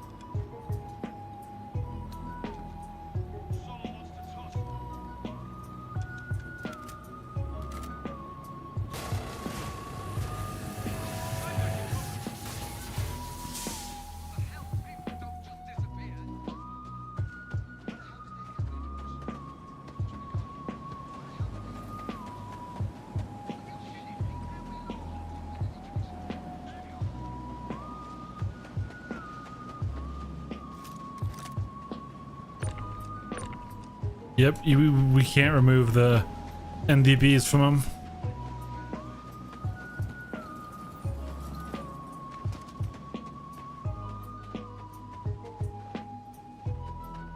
There's a way in right there.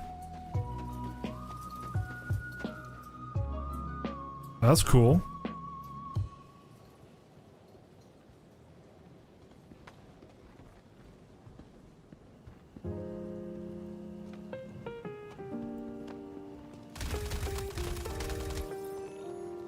There we go.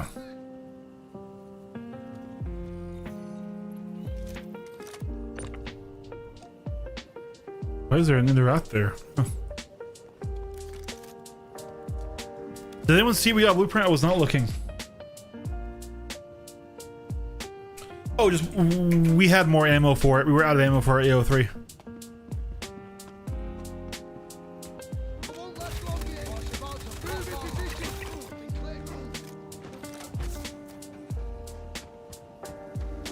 Some helmet.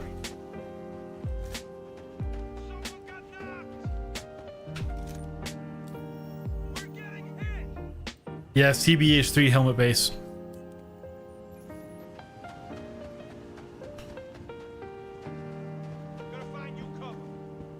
Here we go.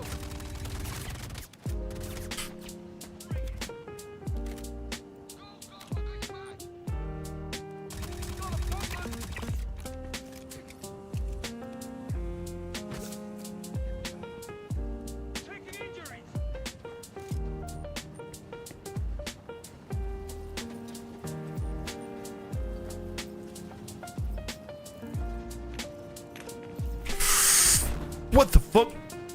I'll cover you.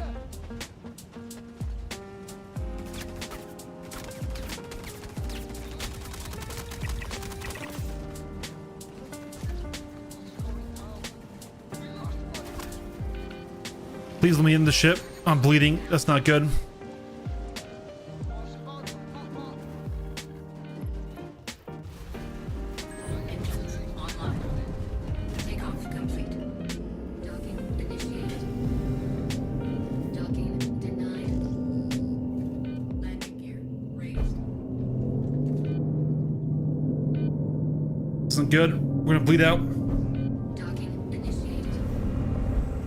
Docking denied. Landing gear deployed.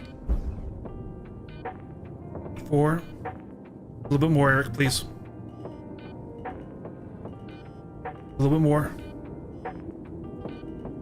Landing complete. All systems offline.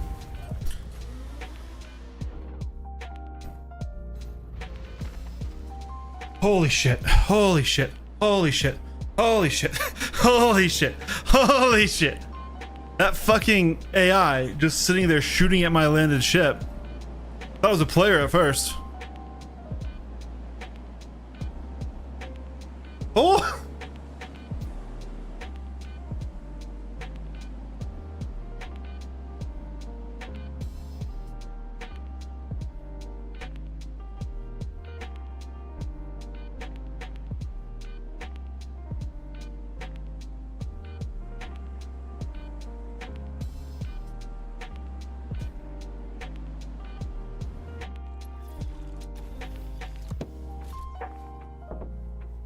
I really thought that was a player griefing me.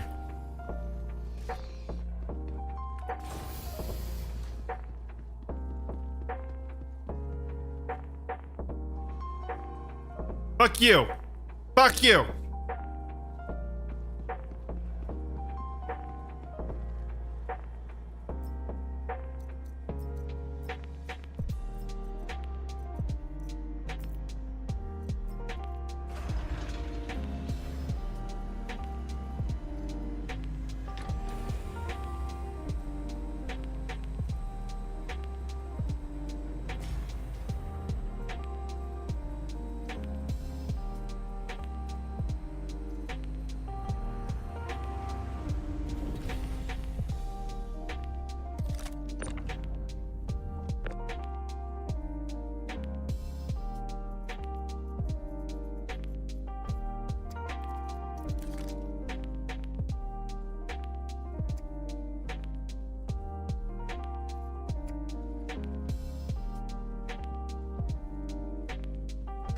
This does mean that we will not be able to bet. Oh, here we go. Fuck yeah.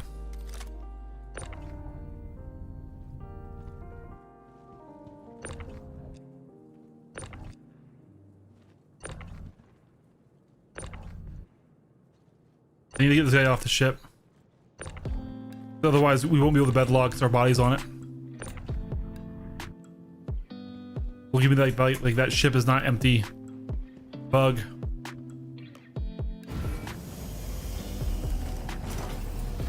not lag. It's just the fucking body. When you die like that in your ship, it gets very broken.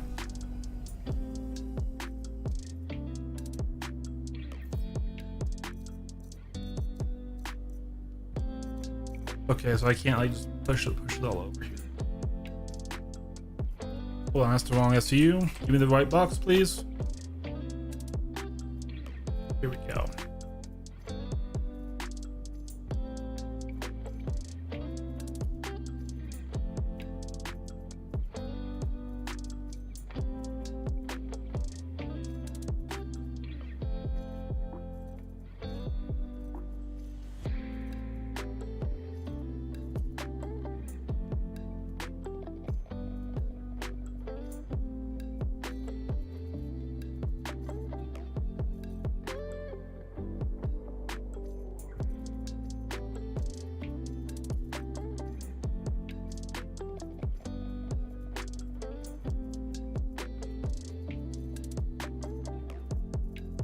Really hate when certain things don't stack. Like that.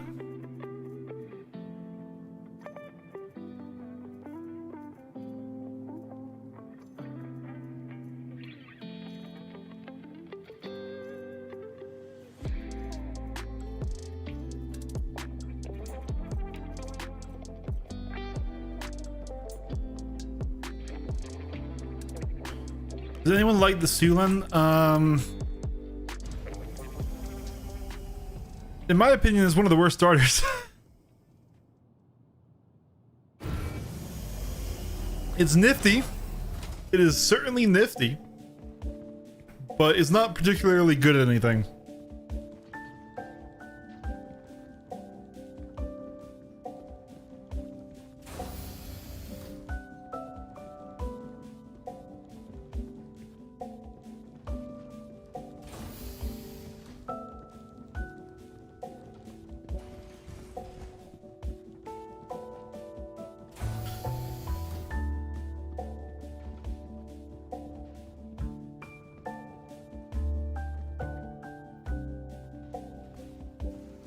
Absolutely. A Talon is way, way, way better than the Sulan.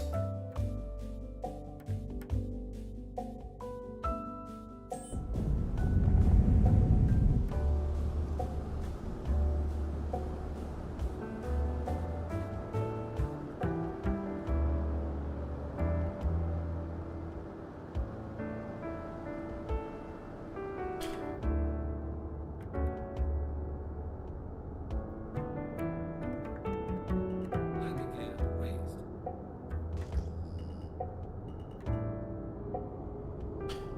This is stupid, chat. Don't do what I'm about to do. This is a dumb risk. This is stupid.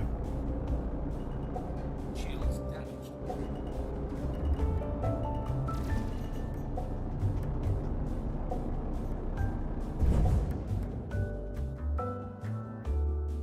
I'm surprised it lived that.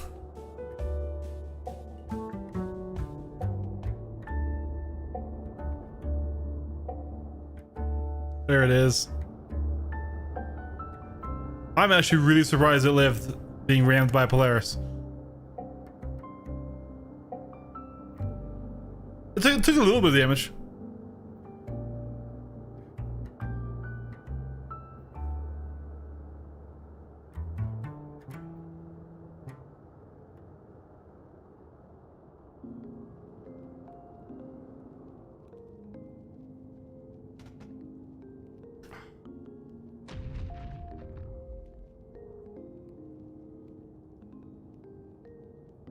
Of course, I fired from the other chamber this time.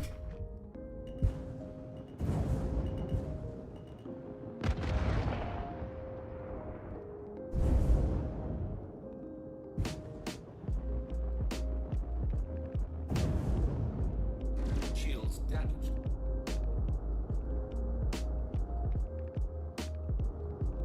Oh, just over it. We're just trying to dumbfire.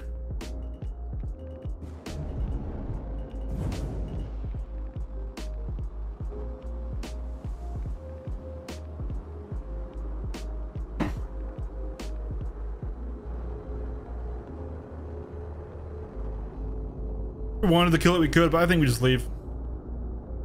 Now, does this planet have like stupid heavy ammo or something? Because I'm barely able to get any speed going.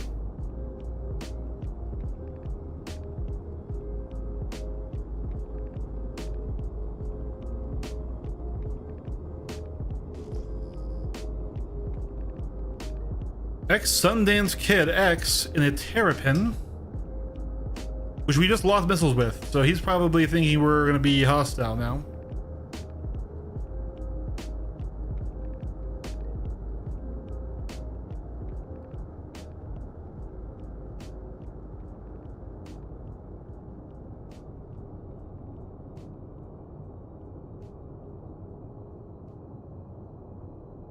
I don't think there's really any point in us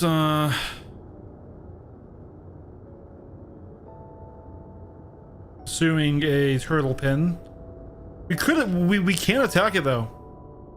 Our Hornet could easily deal with it. Just I don't think the turtle pin offers us anything. So we're gonna leave it be.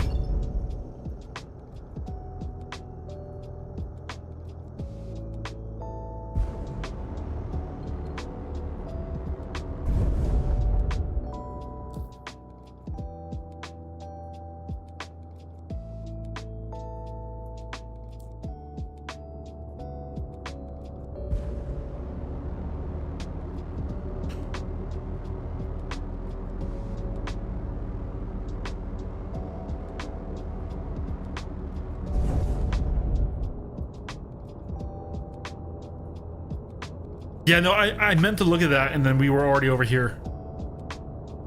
By the time we were. Man, dude, we are slow in this atmosphere. Nav mode, barely getting 100 meters per second.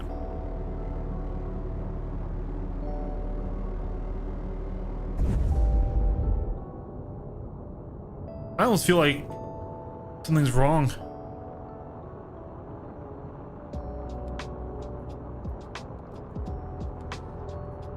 Oh.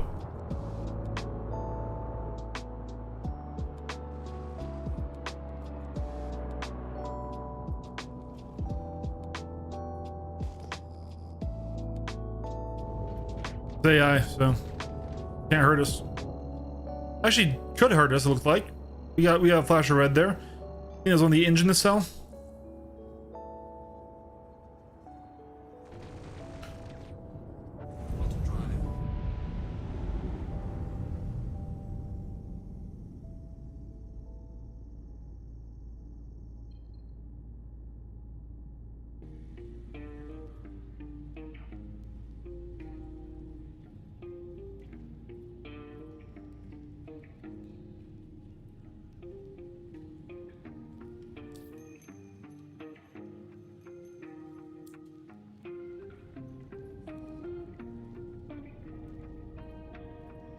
Why can't I route to you?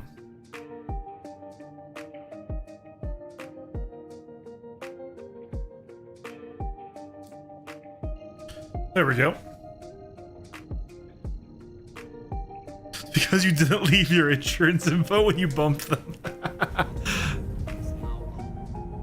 You're right, you're right.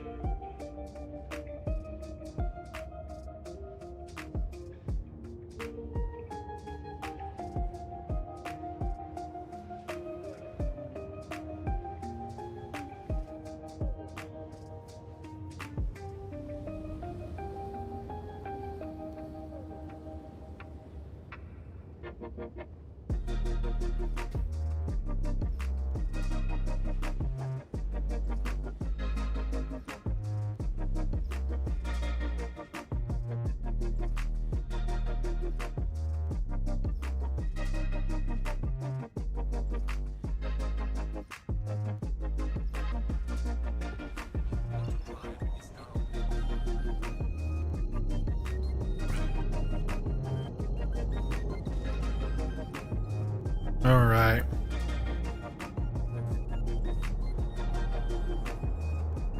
I think in this one we want to go out in the Hornet. Come to a stop. Those nice glowing retro thrusters. Look at all that. Now we pray we have a marker for the Polaris. Otherwise, we're losing the Hornet.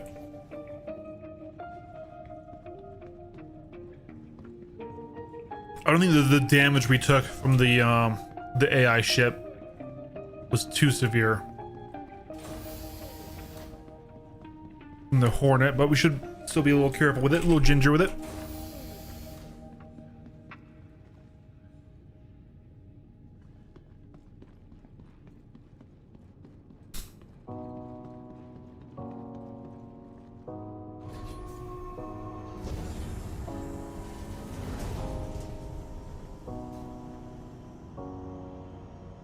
I actually really do love this skin. Like, I know it's basic, guys. Most times it just looks gray and silver, but like, it's actually it's a digi camo. It's a metallic digi camo that I just think looks very nice. It looks very much like a like an actual military paint job.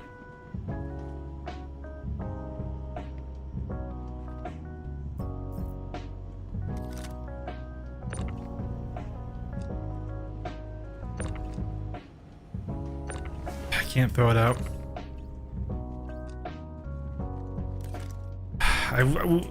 That body is going to be unfortunate for us. Just going to make sure we can't bedlog.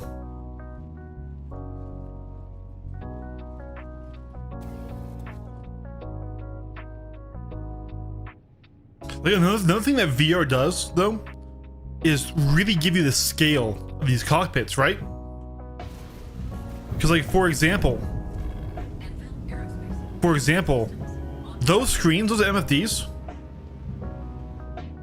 are over your feet. And when you're like this, they look right, they look natural. But in reality, when you have full 3D vision, you're like, wow, those are so far away from me, right? And, like, the actual space you have to your left and right is actually huge in here, which we can see if we, like, go into third person. We actually just bring it in. Like, you've got, like, basically like 2 feet in any direction around you. It's not a cramped cockpit at all. I'm not saying it needed to be. Just as, like, things that you wouldn't guess. And then let's see. Until you get it in scale.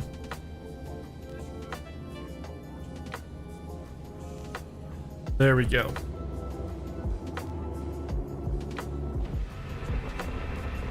I actually do love the Hornet. I think it's so cool looking.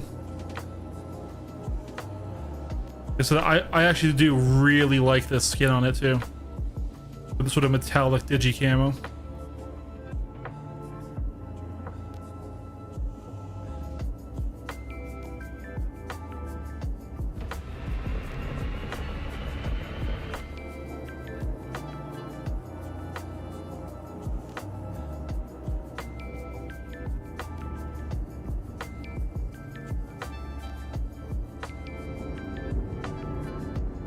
The Mark 1 had some flair and style to it, don't get me wrong. The Mark 2 is just sleek and nice. So the Mark 1's cockpit, gonna say it, the Mark 1's cockpit's better. Shields offline. We do have a marker for our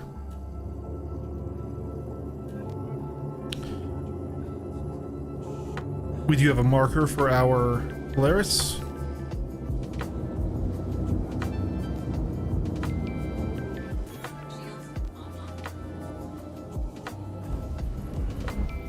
Oh, don't crash, don't crash, don't crash, don't crash, don't crash, don't crash, don't crash, don't crash. Okay, oh my god.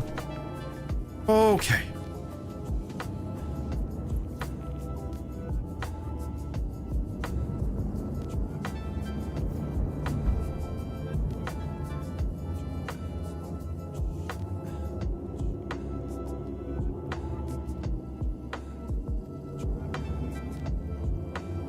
Is this mission broken?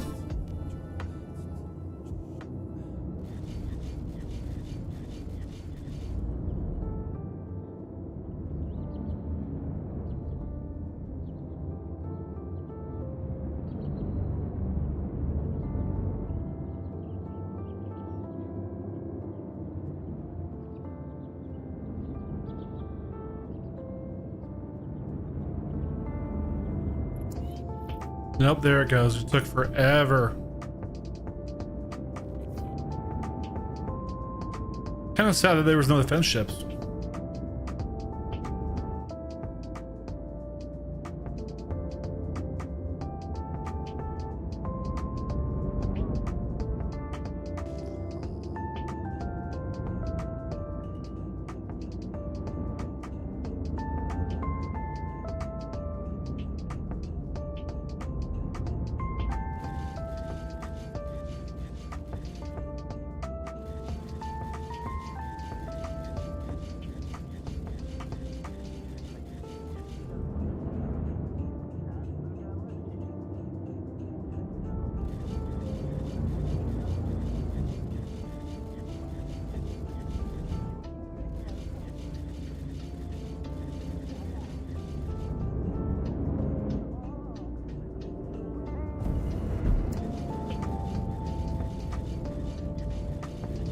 As fun as it's been, working my pole and doing ground missions and stuff again after I hadn't done them for so long, I am just at home in the seat of the cockpit of a fighter. This is my Star Citizen gameplay experience right here. Even though we aren't fighting, this is actually really cool. I've never done this before, where we're going out and just destroying this. Now, imagine this was our mission objective, and we had a huge fleet battle going on at the same time, right? Like, big stuff going on out here, right? They had ships defending, we had ships attacking.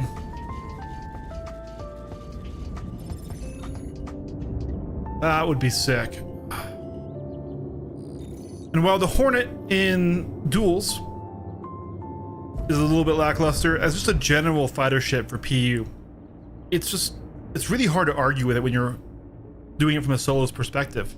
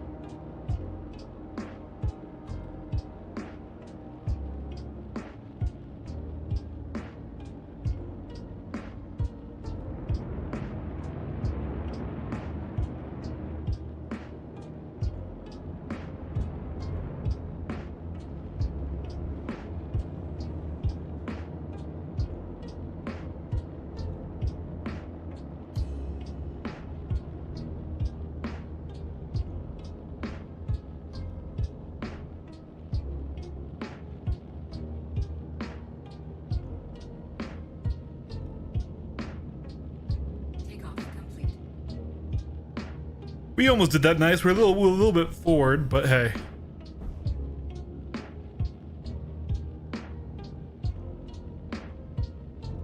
There we go. And now we're a little bit off center.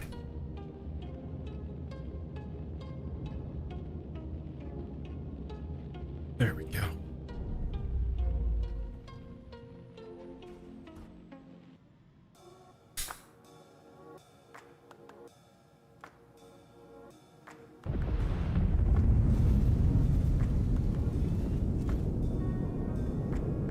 Like I said, I do have a genuine appreciation for the Mark II Hornet. I think it's very nice. I like that the wings fold. It makes it feel more like a carrier fighter.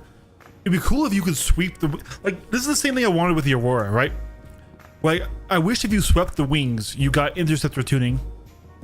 And if you sent the wings out wide, you got fighter tuning. Now, that would be too good. That would be really too good. But it'd be really fucking cool. If the game didn't need to be as balanced as it needs to be. And like this line is one that I just love right here. This sort of sweeping kind of up line. It's better when the landing gear is closed, right? This body language coming right back into that huge mono thruster looks really, really good. And that's why I kind of like highlight it. Like I said, like this skin, this metallic sort of blue, gray, and silver paint, I just think looks so good on a fighter.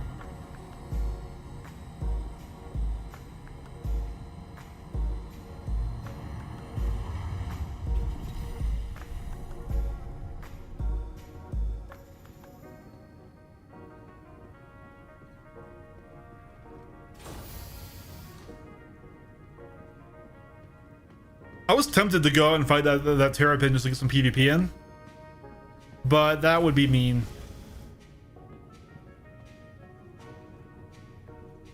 Oh yeah, there's no way that's happening, but that would be so cool. Same with the Aurora.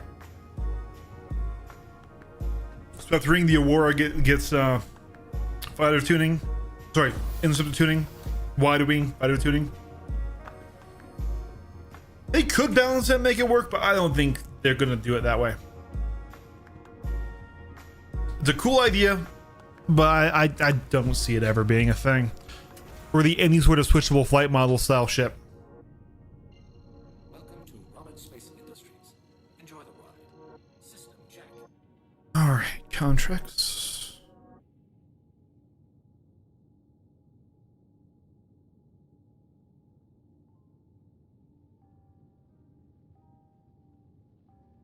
True Def Pro Legs. That's what we got from the last one.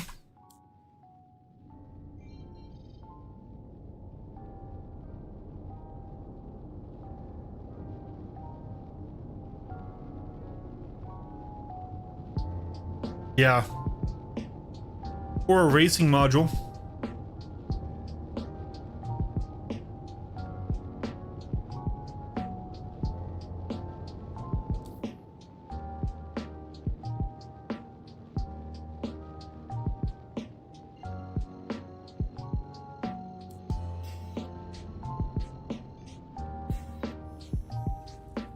Oh, absolutely. I should probably buy a Talon, huh? How much store credit do I have right now? 225. Yeah, let's just get the Talon, guys, because I'm gonna want to do a review on it eventually, and it'll be better than trying to get it in verse. So this is exactly why the buyback system has hurt me. So I think they did say that was a bug and that they aren't actually getting rid of it yet. That's why I was worried about it. It was because I do melt and buy ships a lot with store credit. It's how I do all my reviews. So we recently just melted a Vanguard for something else. I don't remember exactly what it was. I think I don't remember exactly what it was, but we had some left over, and so now we have a Talon. But like literally, if we go to my buyback, it's full of ships. Like my hangar, buyback pledges. Yeah. So right now the Vanguard we just did. Bunch of paints. So let's just go to ships alone.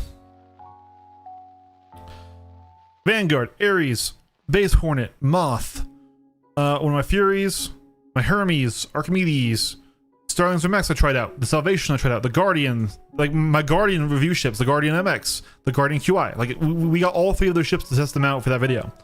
Avenger Titan, that's easy.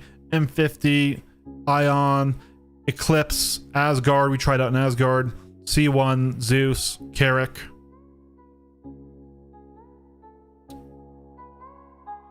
Gladius that we upgraded to an A1 we melted. Corsair, M2, Saber, 400i, Connie. Yeah. And we have a lot that we've melted through. Firebird, Retaliator, Pirate Cat, the old Hornet. We have it in buyback. We should even have a pirate tracker or a Hornet tracker in here somewhere. Blade, Pisces, Mantis, Stalker. These have all been upgraded. Like this is actually an Antares. This is a Reclaimer. Because I didn't fully figure out how to melt ships back then. There it is. Yeah, we had an SNCR Hornet tracker. That was one of the first ships that I bought with real money. Connie Andromeda. Yeah, so. That's why I was worried about the buyback changes. They said that it was a bug and it was mainly just for the Squadron 42 stuff. What did I think of the Hermes? It's a weird middle child. Sounds really cool. Flies okay. It really struggles to take off, which is actually kind of cool in a cargo ship. It makes you feel, especially with the sound of it, makes you feel it. It's got a weird bridge. I don't like when the cockpit and the living areas are shared space. It kind of feels like a big box in the cockpit. Good visibility of the cockpit though. Good weapons package. Not very fast.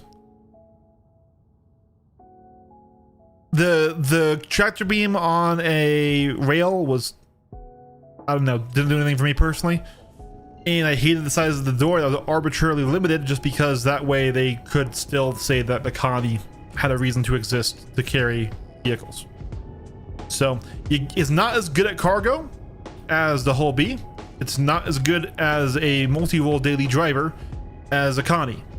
So it's a weird in between that I kind of don't get the hype for, but you know what? Because it's an in between, if you just like the ship, it's not a bad choice either. Right? So for me, I didn't really care for the styling of the ship. I thought it looked kind of weird. But if you like how it looks, and if you like how it sounds and how it flies, then it's also not a wrong choice compared to a Connie or compared to a Hull B. It's just not a very focused ship. And for a multi-role, not being able to carry an Ursa kinda makes it like, why? Like, right at that point, just fun to fly the Shiv. If you're doing a multi-role ship that can't carry an Ursa, the Shiv is the answer.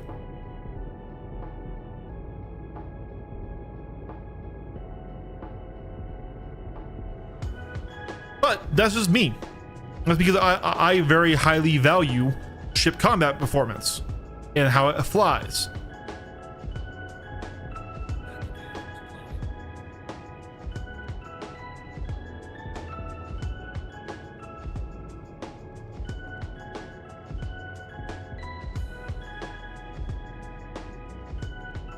That's why I was flying weird. We're still in couple mode from when we would use that as a as our parking brake.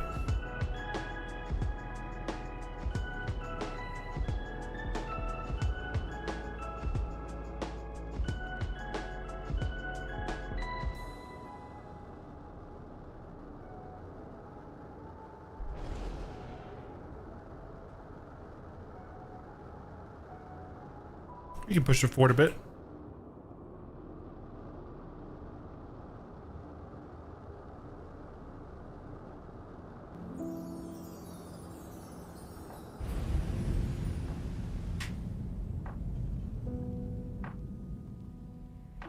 Engines are on.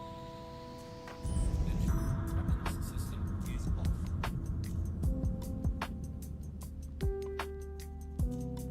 Weapons system is on.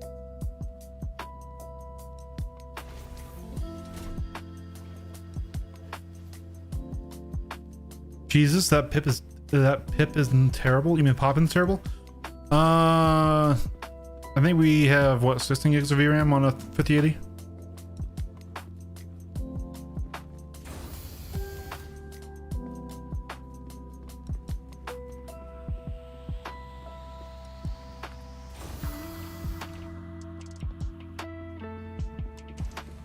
That's just how the game looks in my settings, bro.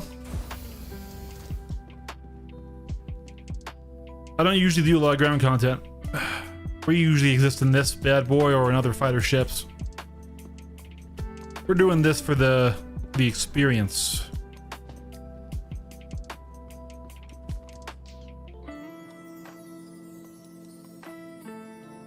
All right.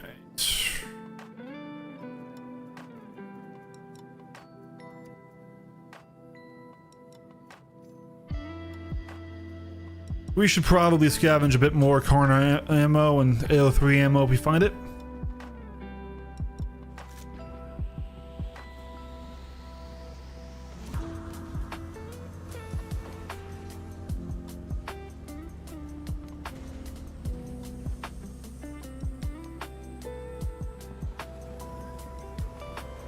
We have done it in VR, yeah.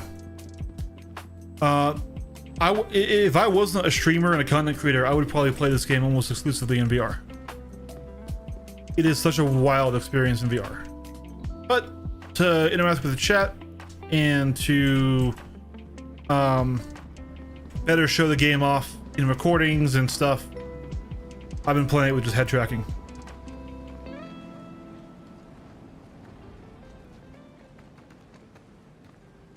Yep, exactly, Tax.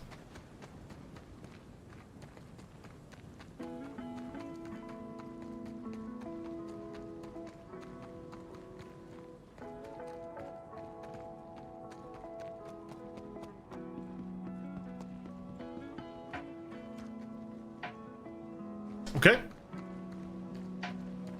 For a brief second, my head thought, holy shit, is an Idris really firing this beam at me?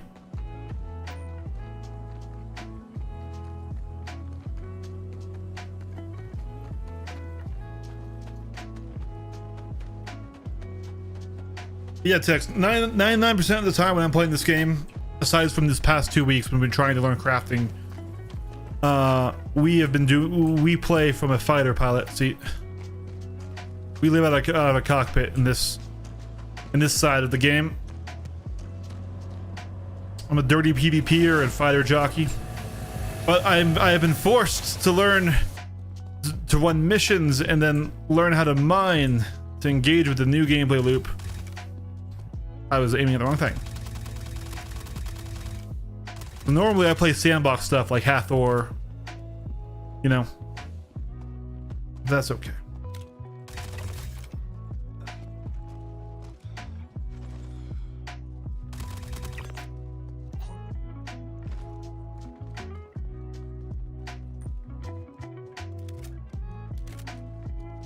Now, we're not the best pilot in the world. We're not a Ruby level ace.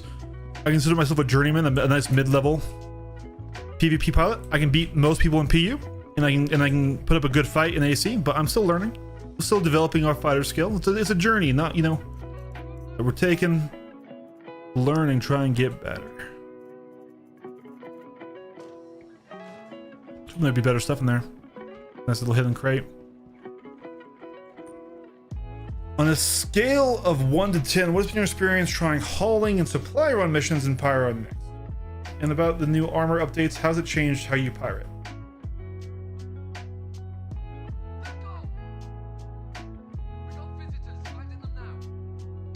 So, yeah, I'm a PvPer. I'm not necessarily a pirate. We will pirate if given the opportunity here in Pyro. But usually when I play, I actually don't have access to a cargo bay. So, for example, when I run Hathor, which is, I'm sure you're aware of it, but in case anyone isn't, Hathor is a big orbital mining laser array.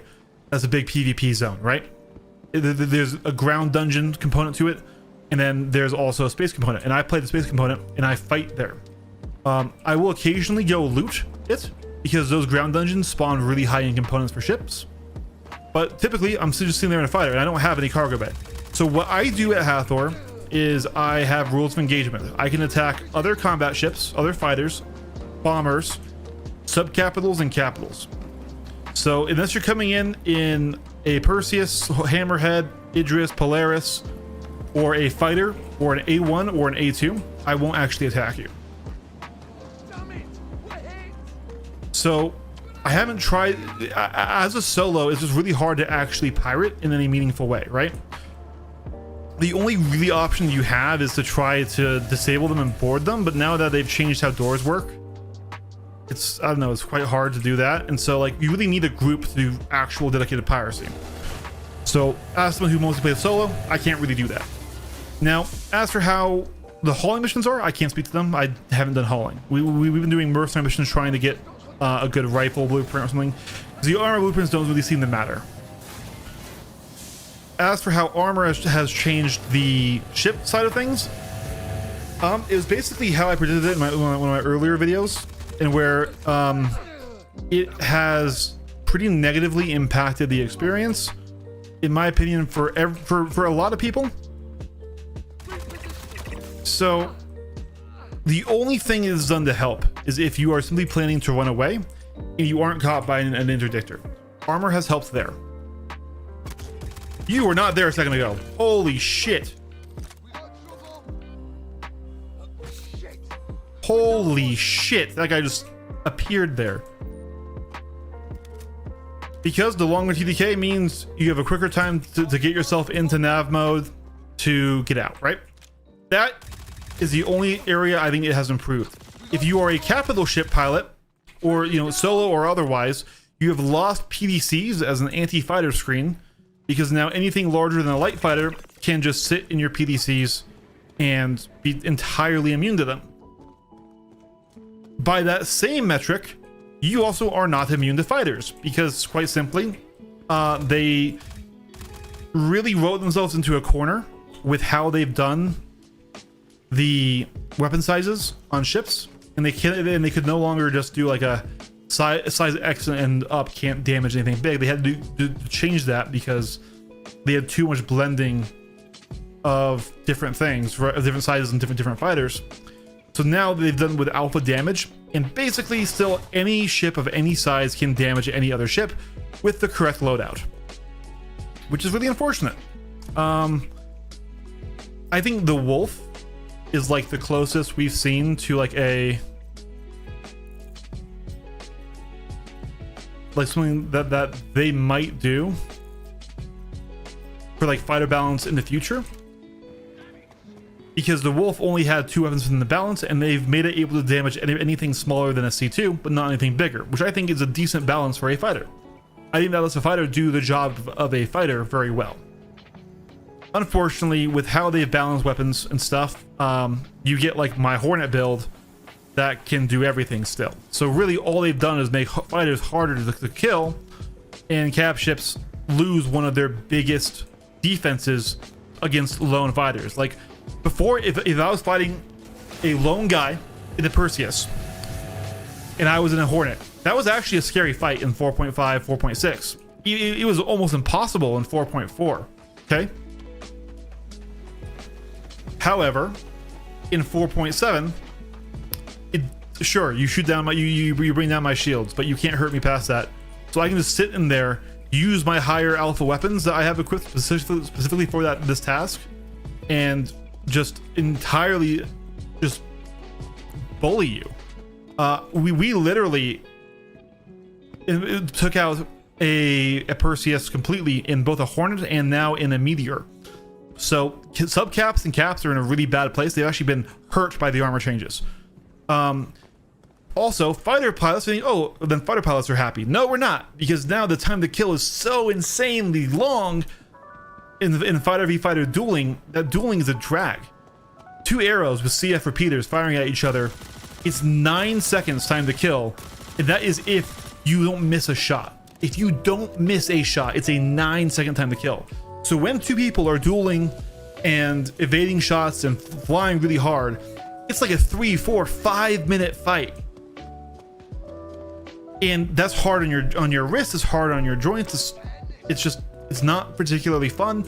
And this exact scenario actually led us to losing one of our Polarises out here, because we got attacked by pirates. They had interdiction on us. We went out in our fighter, which was a Wolf, and they had a Hawk and they had two Cutlasses. And by the time we had killed the Hawk, they had enough time to board, get through all the doors on my Polaris and fly it away, right?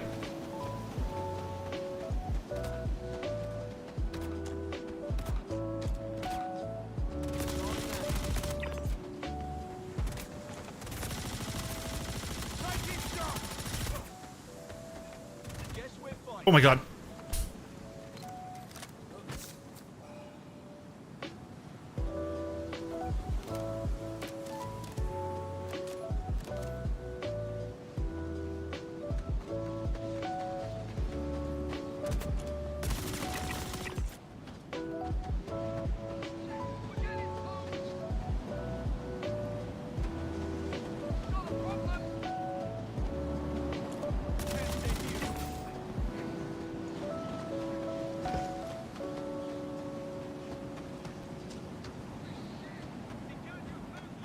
I got your cousin.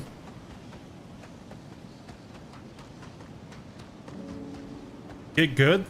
That is what this game is going to be if you didn't understand that basic concept from the start. Cover COD.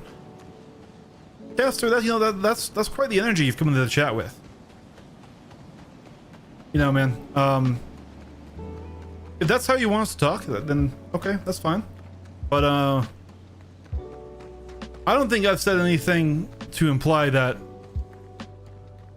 I'm not willing to get good. Simply put, that a longer TTK is simply less enjoyable.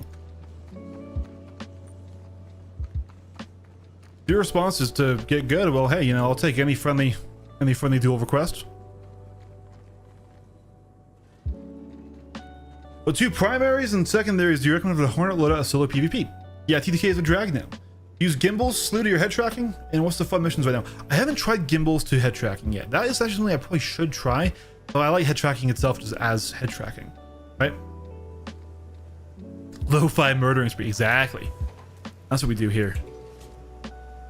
So I can go over the build that I like for the Hornet right now. So the Hornet is in a really, really good place for PU PvP right now, because the Hornet is one of those things where it's entirely immune to PDC fire, right? Can we go up? Are we getting a server error or?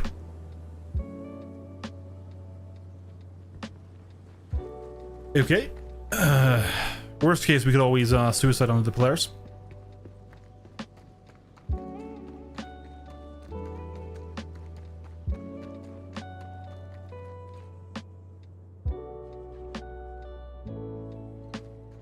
There it is. That will open at least. Yeah. So I'll go over the main build I'm using right now, but in my opinion, the Hornet Ghost is the premier Hornet right now, because you get stealth. You have the same armor as the F7A, and you get the you don't really lose out on anything because size 2s are so good, right? So the Super Hornet and the F7A are still great choices. I'm not saying they're bad by any means. I just think the Ghost is like kind of that optimal level of performance to features, because you're gonna want size 2s anyways for right now as the patch is. So we're gonna go up to our hangar where we have our Hornet set up in. That is closing, so the light's flashing. All right, here we go. So what I recommend on the Hornet for PU PvP right now is to start off on the nose turret. We get 2 size 2 NN14 neutron cannons. These things right now are the best weapon in the game. They have enough damage to damage any ship in the game, even an Idris, okay? They will take the same power requirement as a Badger with the same velocity and damage as an Omni, okay? Now, they're also currently bugged. And so this is where you say, oh, do I actually use this? Instead of having a 25 capacity, they have a 90 shot capacity. And instead of taking a longer time to recharge like the Omnis, they recharge it instantaneously. So as soon as you're off the trigger, if you're at full power, they are just back to full cap. So you basically never have to stop shooting them. And they have that 1400 meters per second velocity. So that's like kind of the sweet point right now. So because these are so good, this is why I say, hey, you don't really need the S7A. In the stealth from the Ghost is better, because these are size 2. The size 3 variants of these guns do not have the same bug. But yeah. Then on the top turret, we have NDB 30s. These once again share velocity with those NNs. And these will have 75 cap, good damage. They won't be able to hurt everything in the game, but that's what these are for, to strip the armor off, right? And these give you some better anti-fighter capability. Now, on the wingtips, we have some different choices. You can either go with Omnis, because Omnis will share that exact same velocity and you get single pip solution, and it will give you better anti-cap ship, anti-Perseus, anti-large ship capability. But we already do have that covered with the NNs. We don't really need more of that. And Omnis will drain your capacitor, right? So what I've done instead is I've gone back to breaknecks. Now breaknecks have fallen from grace this patch. They don't damage much, but they're really good against the other light fighters, which is where this ship is kind of struggling a bit against. And so getting into ballistics actually means you get some damage against those light fighters earlier, before you have to get through those buff 30% greater shields, right? And also eventually they can damage everything if you use this. I just recommend having that. So like, for example, my first trigger pull on my stick fires these two, and my second trigger pull pulling back more adds these to the mix now, right? So that way I can save some ammo when I know they won't damage something. These also means you can get full capacitor charge on these guns without any issues. So that's kind of how I would set up the Hornet. Now in the Ghost, I've done full stealth components, except for one military shield, because you have to power the ship down fully anyways to get stealth in the current system. So yeah. Who was caught up through a space combat? I don't know, man. The guy came in there with quite the energy, and if someone's already decided to be a hater, then you can't really do anything about it. Though once again, Caster, if you say you need to get good, let's duel. I won't say I'm the best pilot, PvP pilot. I'm not. I'm a journeyman, but I will gladly take you up on any friendly duel requests you want, man.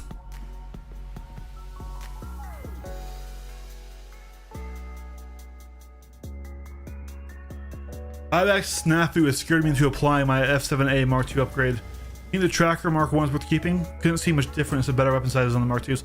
So Mark 2s fly a little worse.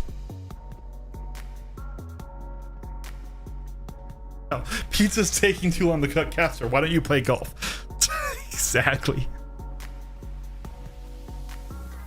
Can you control your ship with the head tracking, like strafe or something? I mean, I guess you could.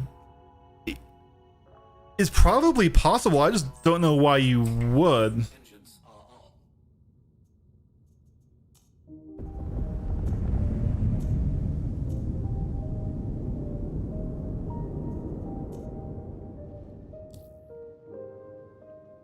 True Def Pro Core. This blueprint grind is rough, chat.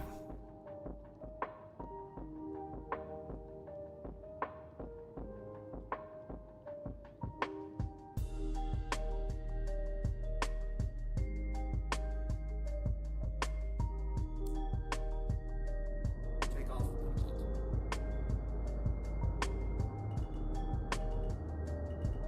Been a while.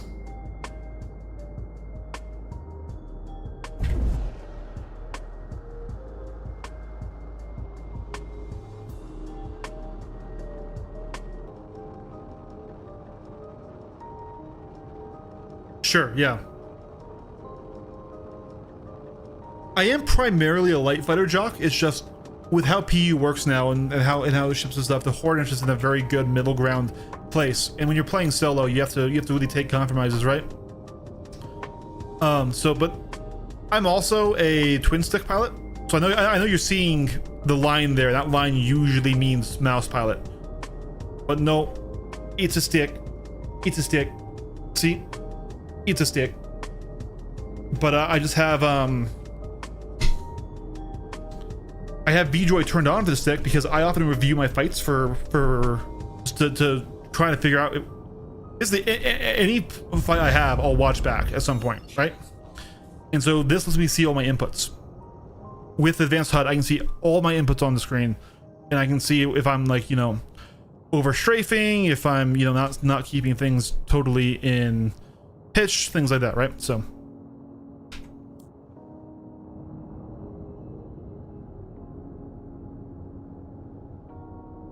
we did, yeah, we fixed this. We fixed the stick. We fixed the stick a long time ago. Yo, you can't just whip out your stick like that. I'm sorry. Next time I'll give a trigger warning.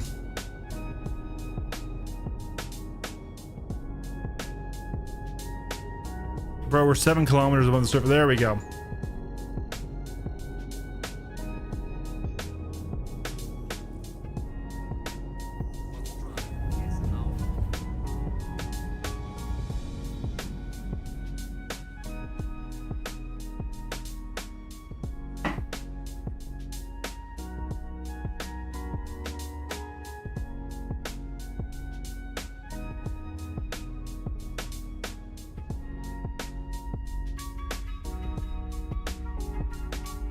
Yeah, dude, that freaking elevator, that lift is just hanging out down there. We have to store the ship anyway, so that will get fixed.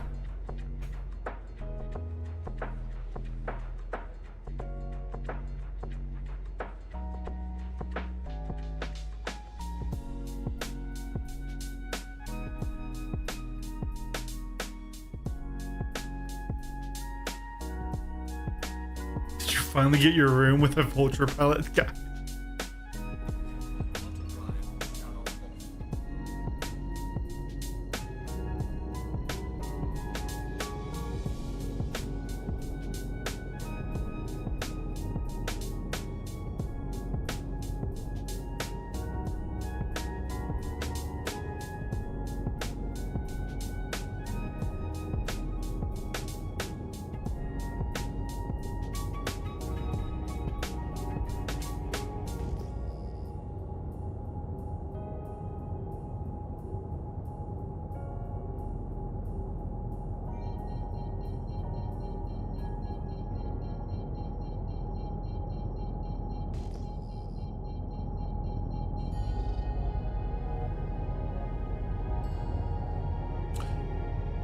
Well, I don't think I answered. Someone asked if I thought that the Hornet Mark 1 tracker is worth keeping.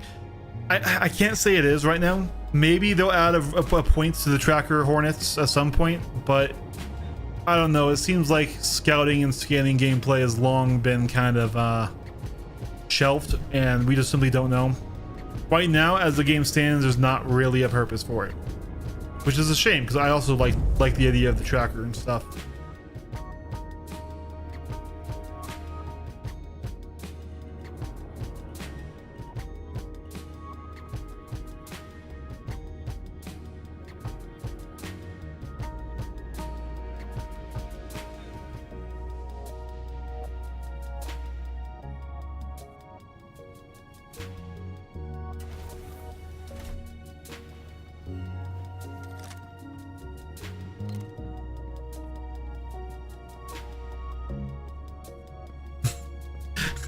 Caster was make a COD matchup and duke it out FPS. No, the MSR was more of a data runner ship. It wasn't really a scanning ship.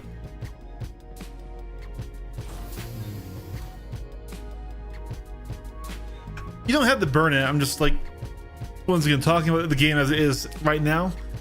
You know, I don't think it's worth it, and you know, so it's hard to guess when we will get any gameplay for those ships. Kind of like with the non-medical Terrapin, you know?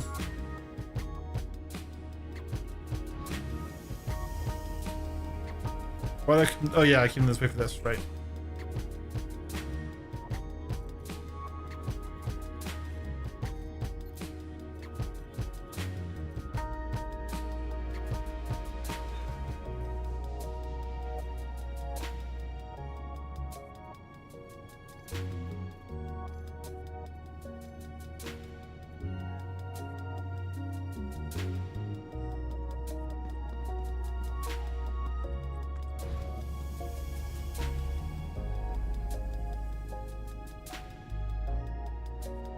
Before we go in there, I'm going to really quick top off my drink because I am thirsty from all this talking.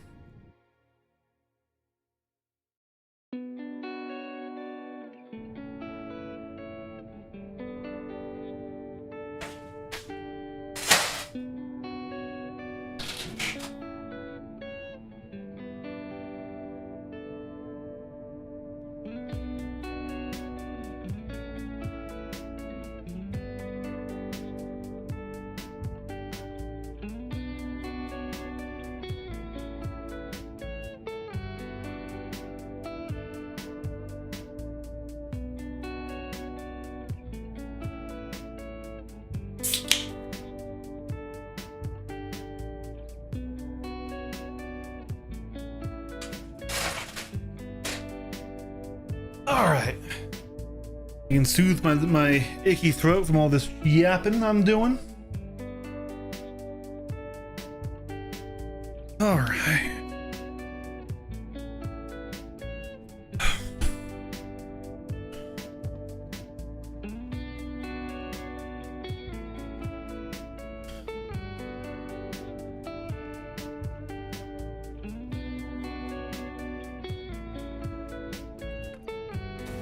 We'll see.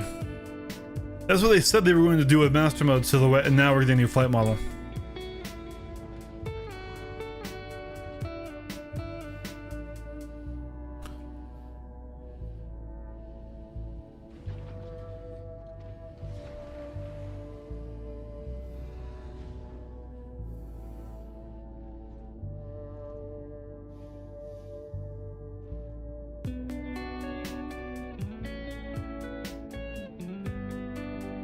Imagine no bugs. Oh man.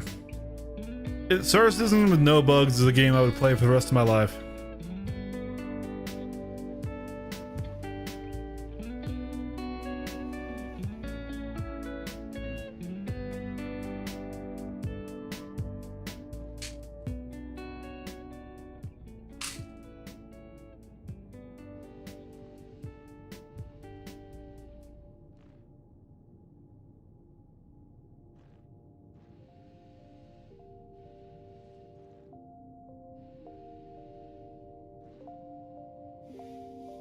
Oh, guys, it's the same one. So this one was bugged last time. Is the exact same location. I'm really worried that's gonna be bugged this time. Yes, I strongly prefer the old flight model in just about every way. It wasn't perfect, it had its differences, but I think Master Modes generally failed to achieve its stated goals. And I can talk about that if you want. But what I will say is, Master Modes, as it stands right now, is still fun and enjoyable. It's simply...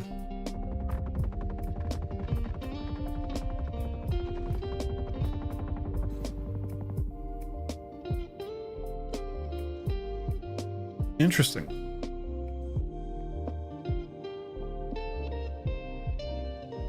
Interesting.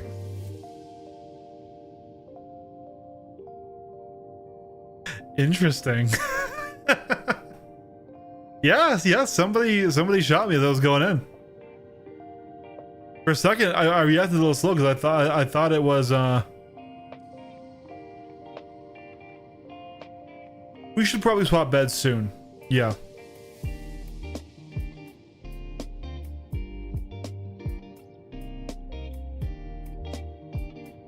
It's Castor and the Pink Vulture.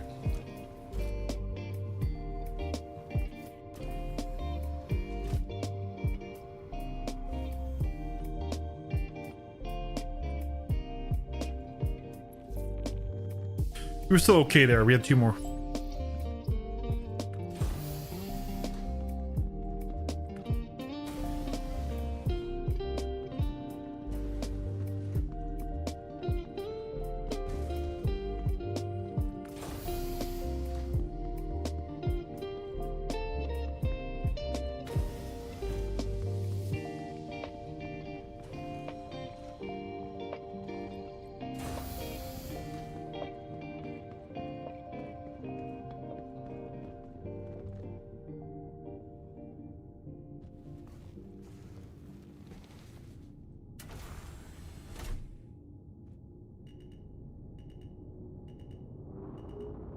Store all 2 SEU's containers. Shields damaged.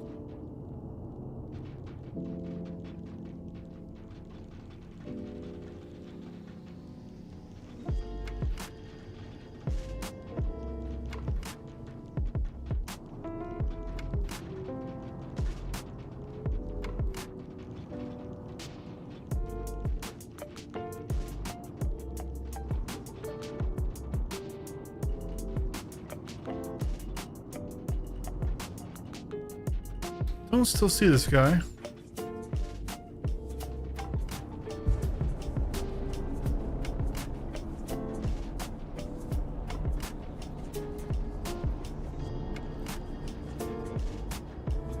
We probably went in. I mean, I had nothing in my backpack.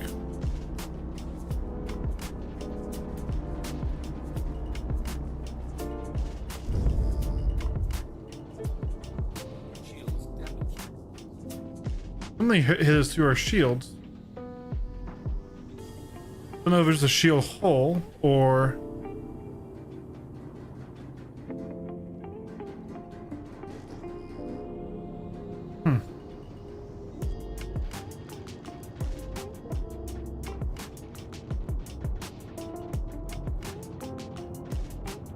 Doors open and it's able to go in, yeah?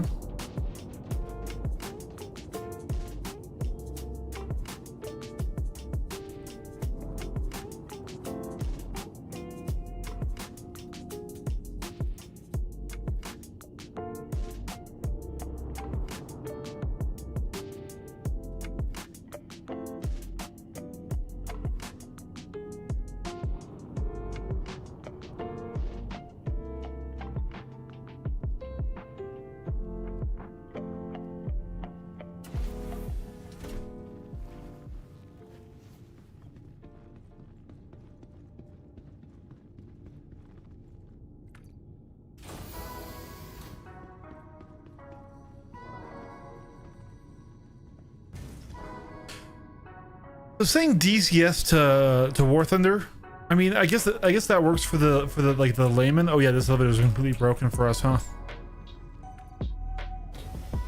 It's more so we went from having a nice full control of full capabilities of our ships to us to now we're fighting within a shoebox. And I can really explain why it feels that way. I can go into the depths of why I don't really like master modes that much. But that being said, I can also explain why it's still fun and why I still play, right?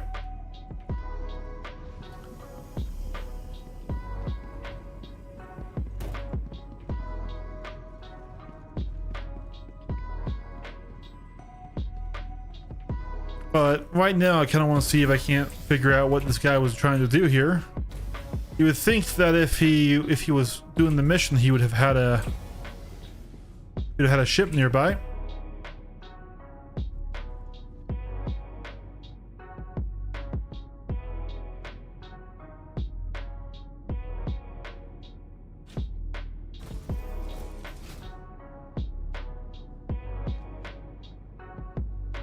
Welcome to Roberts Space Industries. Enjoy the ride. System check.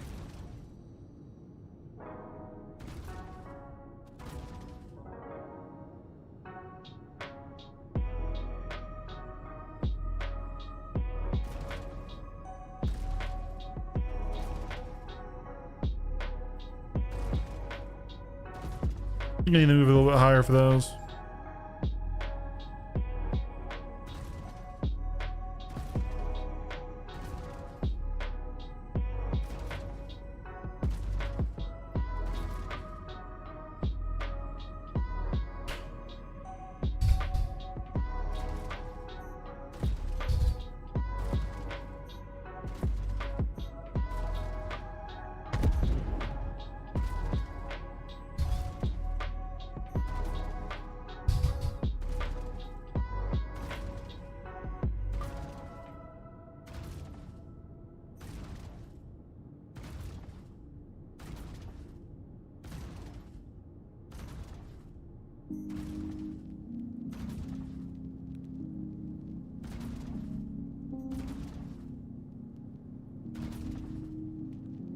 There they go.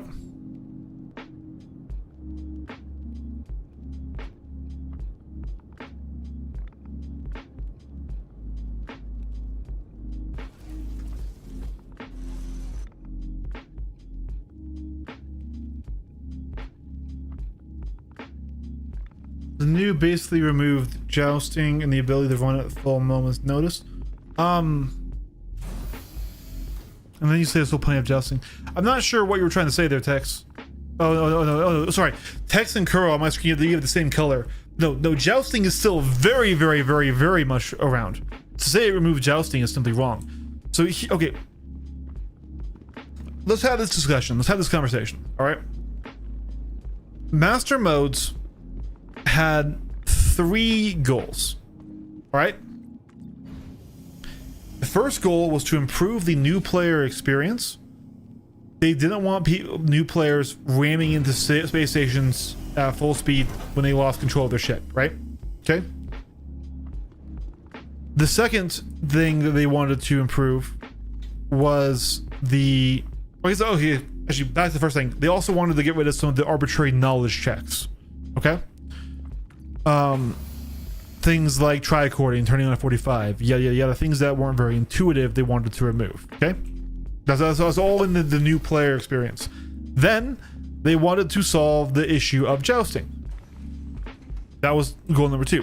Finally, they wanted to fix the light fighter meta. And they thought that the speed of the fighters was the reason that large multi-crew ships, probably any multi-crew ships, were struggling to effectively fight fighters. They thought it was a speed issue, okay? So those were the 3 stated goals of Master Modes. We're just gonna give up on this. No, they spawned this time. God damn it, they spawned this time. We'll try again. We'll be a little careful on our approach.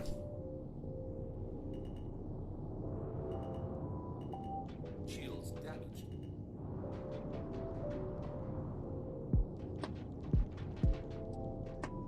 Now, The only thing Master Modes even partially succeeded at was the new player experience. But it wasn't really because of the nature of Master Modes by itself. And even then it was only a partial success, right? The real things that improved the new player experience was things like the automatic slowdown with landing gear. Or the fact that SCM mode, nav mode to SCM mode, effectively acted as a big ass emergency brake that would unrealistically slow you down faster than you otherwise could normally with the Gs that your ship had available to you. Okay, so that is what Master Modes succeeded at. However, Master Mode still has arbitrary knowledge checks. Okay, so why I say it's like fighting within a shoebox is because you have speed walls. By default, the speed wall in SCM is for most ships around 225 SCM. That's give and take a little bit. That changes a little bit. That's generally what the speed wall of a ship in Master Modes is. Now, you can use in SCM your thrust to get up to that wall, in which case you will stop and you can't go any faster than that unless you enter afterburner mode. Now, afterburner mode will let you bypass the speed wall. So that already is okay. That's kind of fair enough. Like, people can figure that out. That's not necessarily unintuitive, even though it's a space game and space shouldn't have a speed limit. Okay, it's a video game. We can accept that. Why I say it's an arbitrary knowledge check is what happens when you exit afterburner mode, but you are still existing at an energy state at a speed that is above the speed wall. And what happens is you get a tether. You get artificially dragged back down to the speed wall at a rate that is equal to your ship's thrusters in that whatever direction is opposite to where you're currently going. Okay. However, what also happens is you lose maneuverability. I want you to try this next time you're playing. Boost, get over speed wall, then let go of your afterburner and try and strafe. Your ship will barely be able to move because so much of your ship is being yanked on that tether back down under the speed wall. So what a lot of new pilots do is they want to go faster, they want to turn faster, yada yada yada.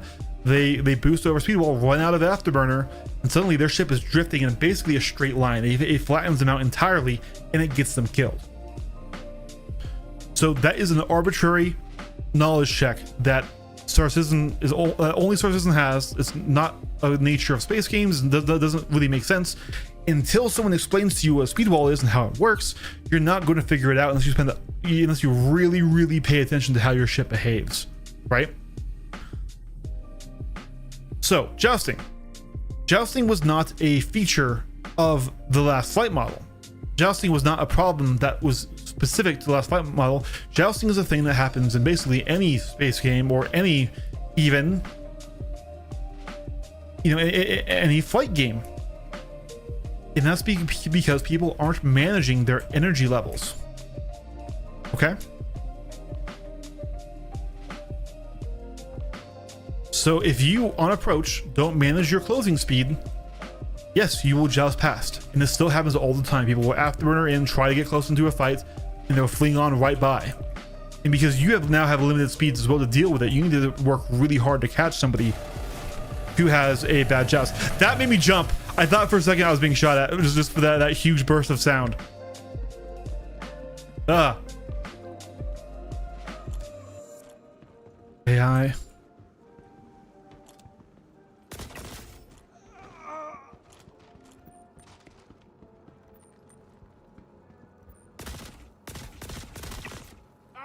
I'm hit.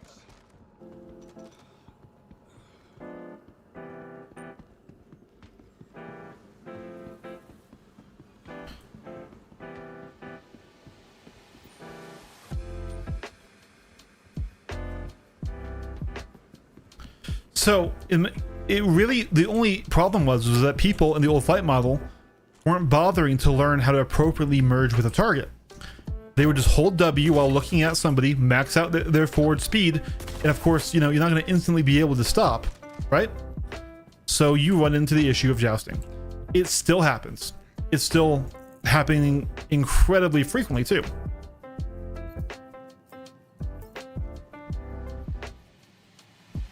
Oh no! Oh well, it doesn't really matter.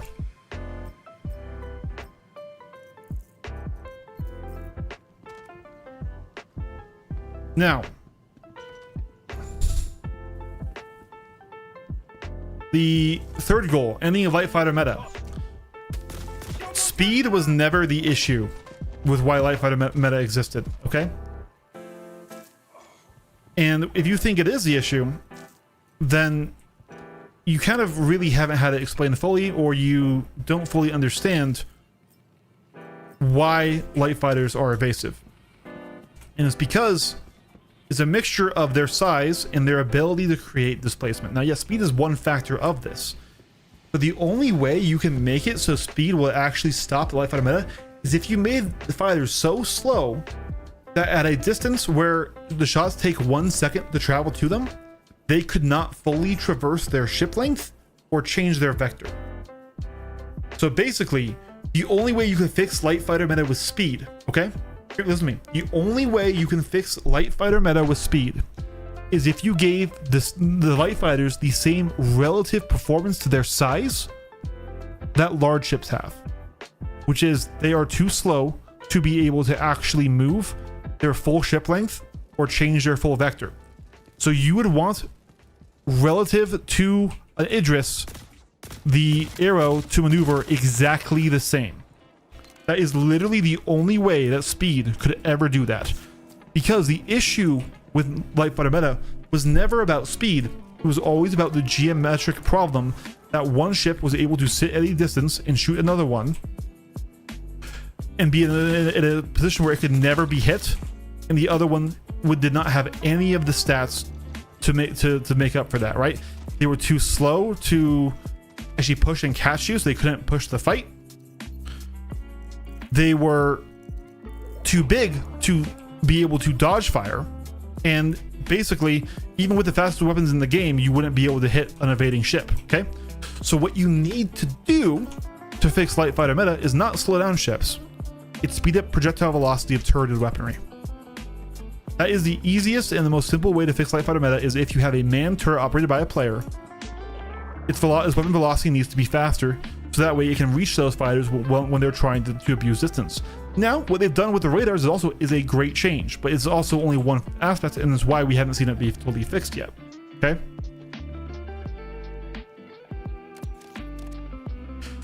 Let's not try and justify jousting. Jousting was annoying as shit, but it was a skill to catch jousters.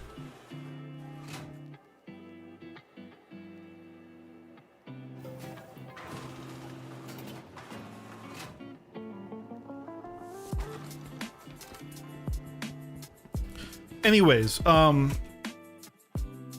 Tex, do you have any questions about what I've said so far, or do you have any rebuttals, anything you want to say on that? Does it make sense what I'm saying, or is it not very clear? And once again, I want to fully reiterate, I still find master modes quite fun. I still love training, practicing, and dueling in master modes. And I'm still worried that in this flight model, I'm going to lose some of that enjoyment that I still have in the game.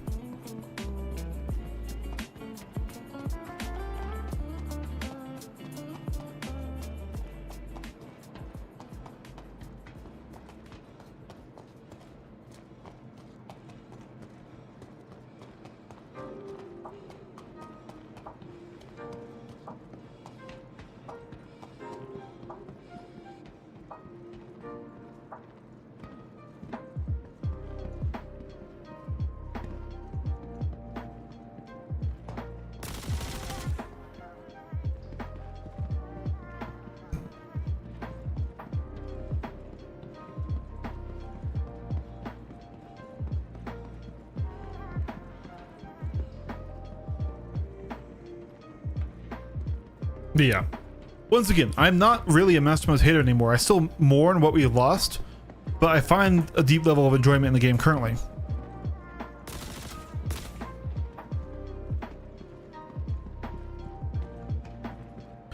Master modes has its flaws, but my fear is the next flight model was just a more restrictive master modes with tighter speed walls and less emphasis on 6 degrees of freedom movement. Come on, go. All right, fine. It's bugged.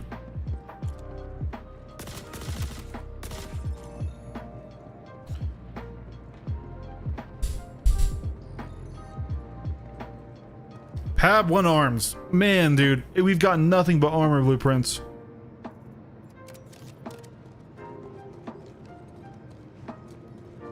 Yeah, that's fair. That's fair. But like, you know what? Just at this point, I literally have an example from our training earlier on.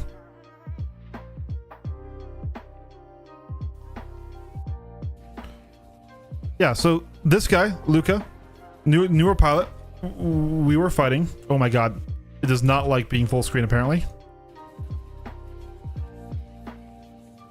And he would just stay at distance until he would have all his shields back up, and then he would joust in. And so since we're in a medium fighter and he's in a light fighter, we don't have the energy advantage in this fight to really push. But watch, here he comes. And it's really hard to catch him. And boom, there he goes. This is today. Jousting is still very much a thing today. Now, we did eventually kill him. We did eventually get the catch. But we had to really pre-nose, we had to really... Let's see if I can catch this. Be annoying. This. We had to really work at it. See... Oh. I'm bored of this guy. Oh, yeah, this is what happened. Literally, I pulled away, so we thought I was turning away, and then we caught him here. Where we actually were able to stay with him now, and get that with him. And then we got him.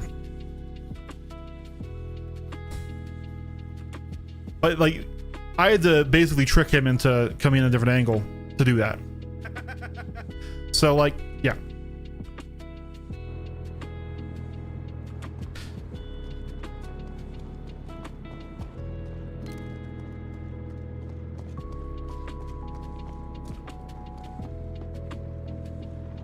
Yeah, I watched that YouTuber too. Yeah, I don't know. He's really annoying. He's got such a big ego and always doesn't know what he's talking about, man.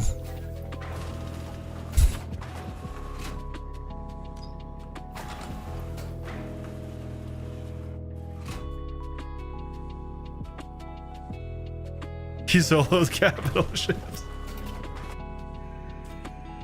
That's me, Susan Cal, solo cap ship enjoyer apparently. He also hates pink vultures for some reason. I will never live down that pink vulture, will I? Oh, a scalpel.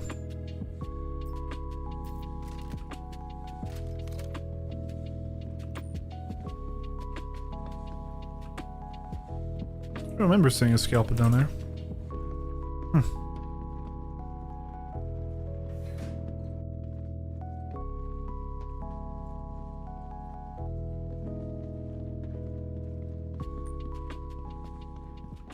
Do you see that one episode where he killed the pink vulture?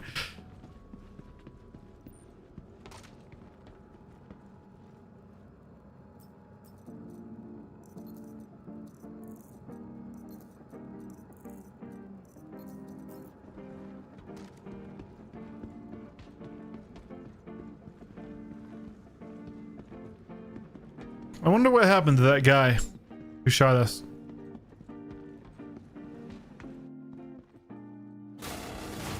He's stolen our Polaris now. That's what happened to him. Watch.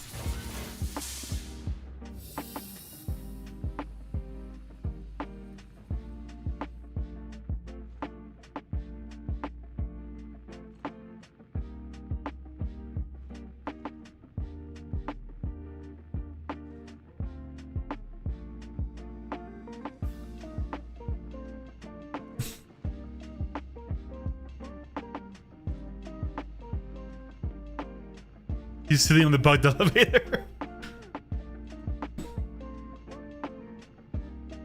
I'll go ahead and share the mission. You said you got ready to share Sky. I'm sorry, I just saw that.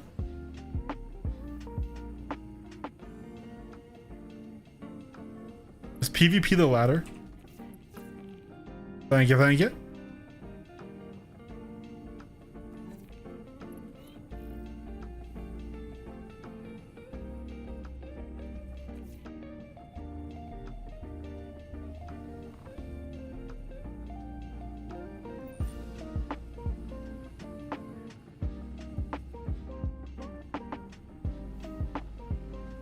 Imagine if he was, though.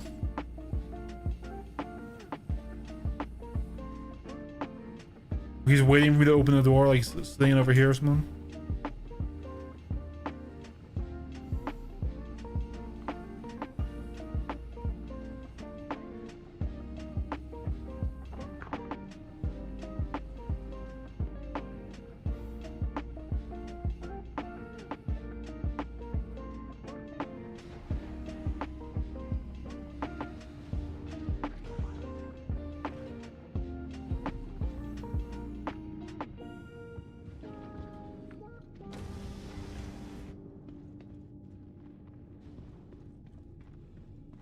He experienced the hour of playability and transcended server meshes.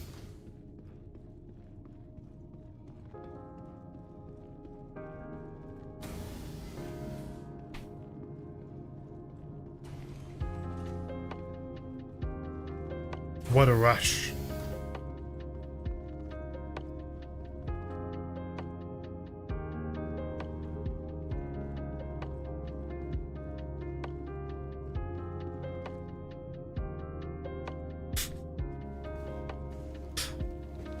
What a thrill.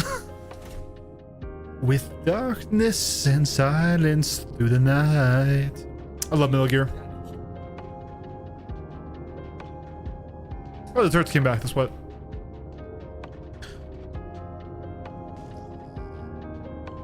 Next year, we have a minute of playability. Can't wait. That'll be a good minute.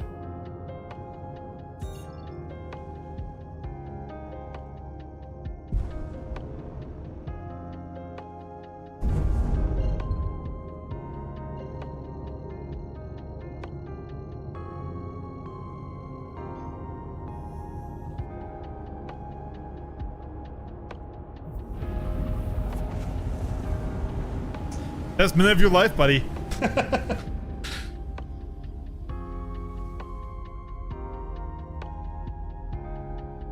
Will that include social crafting?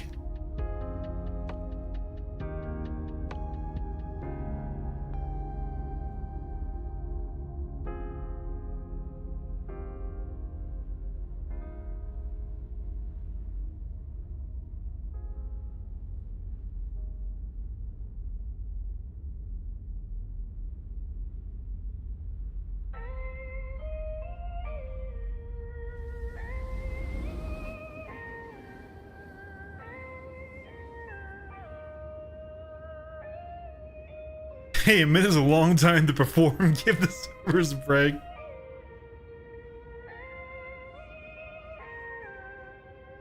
I feel like the new implemented armor and to your point projectile speed makes Master Mode kind of useless except for the new players.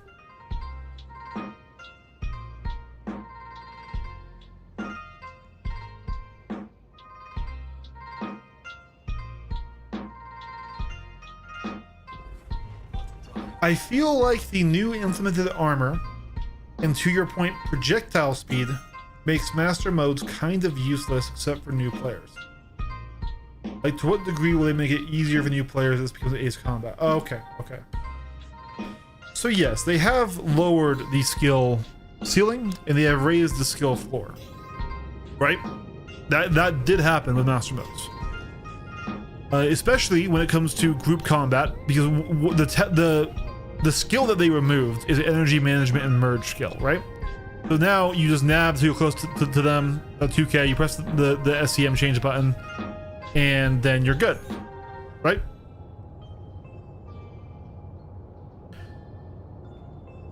But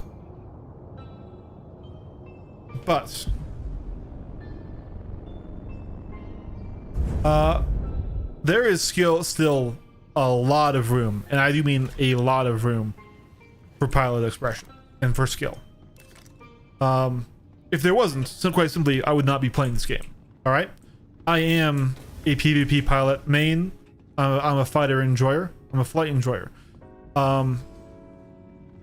You put me against a new player just starting the game, there is exactly 0 times out of 10 that he scores a kill on me.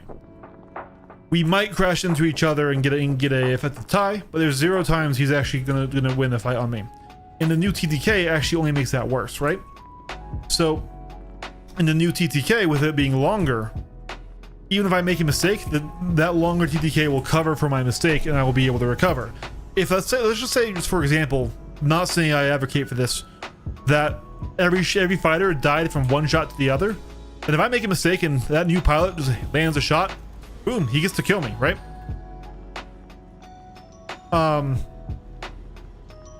But because this is now, you know, a much longer time to kill for everything, he needs to keep that level of performance, and I need to keep that level of mistake, right?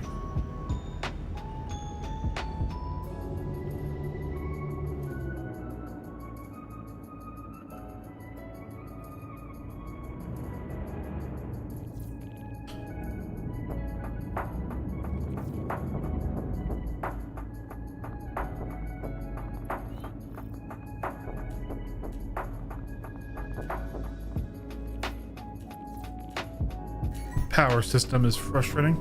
Bogey.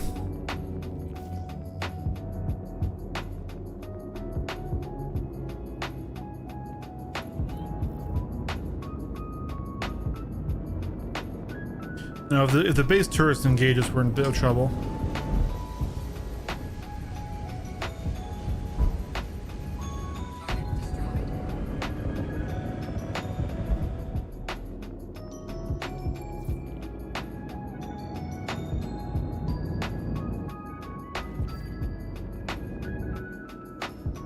Now, I'm not really as worried about atmospheric flight changes. Those will be interesting and weird. What I'm worried about is the changes to the core flight model with the new flight model, because we're going from a circular flight model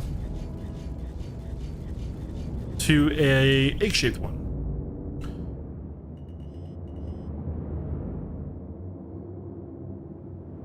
I know I just totally talked up my ability as a pilot here, but high chance we crash.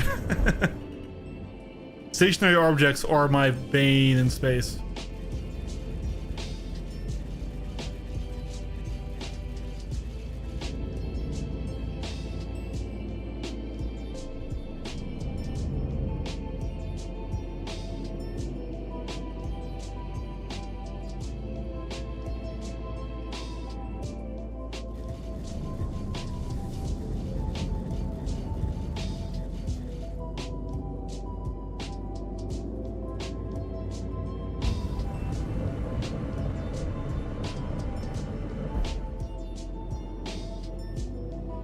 The good things about master modes is it does lead to very close, very tight fighting, where you can do maneuver fighting against somebody if you are good at that particular skill. Now, most players aren't, so they'll exist in a mid-range and just kind of aim duel, which is not super fun at most times. But when you can get into a good knife fight, master modes is very, very fun.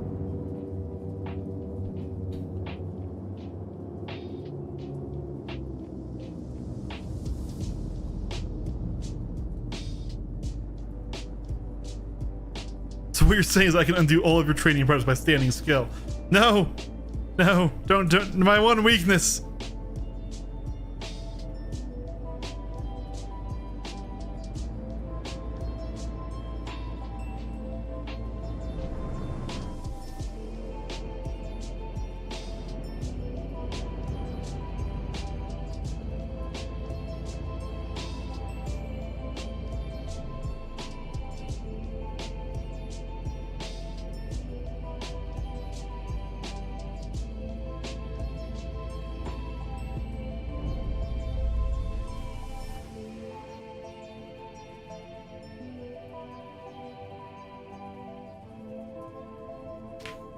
Got another mission for you? Yeah, hit it.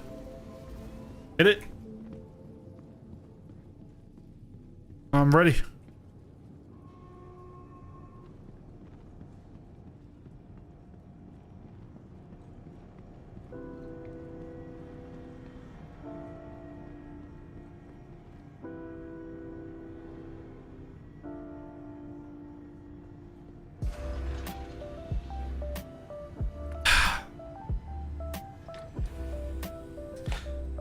I can't really talk again about the new flight model. The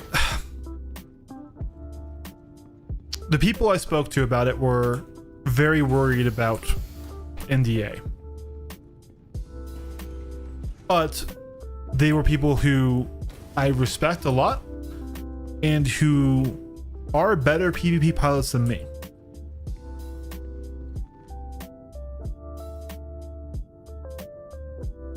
That's really about all I can say on the new flight model. I still have my concerns.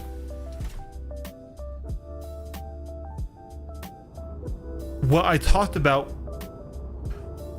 in terms of the numbers and in terms of the theory, you know, of it going to an H-shaped flight model, of things changing with how the tether is, those are maintained. But out of respect to people who spoke to me, I unfortunately Don't think I can say anything else right now. I have obtained new information.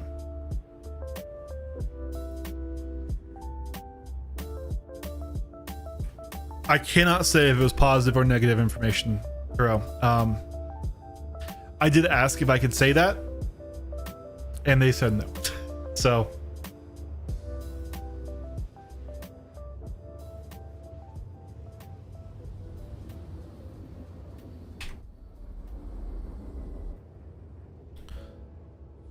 this is not me trying to be mysterious. This is not me trying to go, ha ha, I know stuff you don't know. That's not me.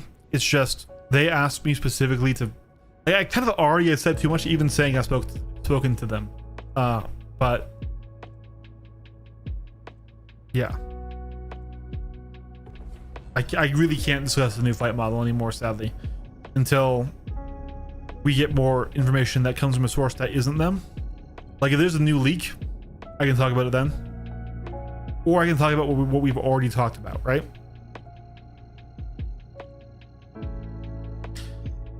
Just to the question of do I think I can adapt to the new fight model? Without saying whether it's good or bad, yes, I do believe I can adapt to the new fight model. I can't say if it'll be as enjoyable as Master Mode is definitely, you know, versus the 3.17 dual fight model. It really is, though. I can see you gloating. Look at him, chat. Yeah, look at this bastard. Get him, chat. Quantum drive is now off.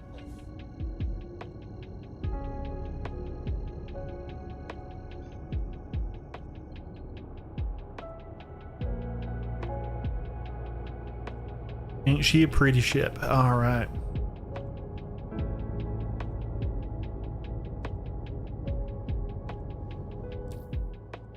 Jeez, lag. We got the AO3 sniper rifle magazine, chat. We got just the magazine. Well, you know what? That's actually not bad. Now we can craft ammo for our main weapon. Maybe we should explore that idea at Last Landing down here.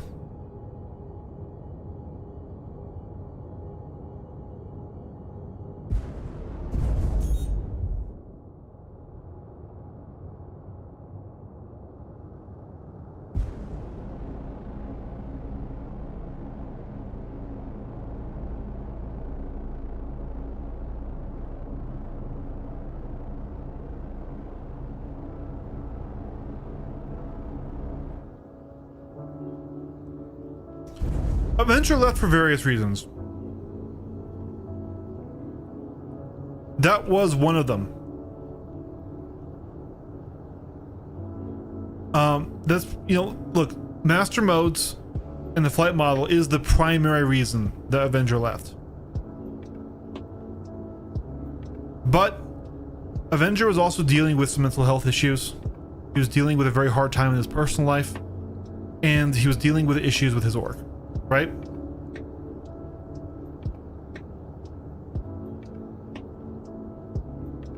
As somebody who did watch a lot of Avenger 1 and did enjoy his content, I wish him nothing but the best moving forward. And I hope one day, you know, he can find what he's looking for, and whether or not that's in SC or in gaming, that's okay. And wow, this fucking flickering of the planet's annoying. But yeah.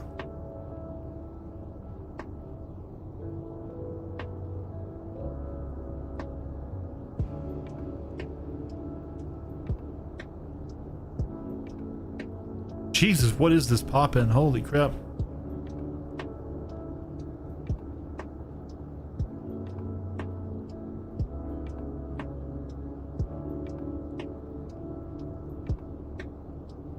The Ute. Upside down Ute.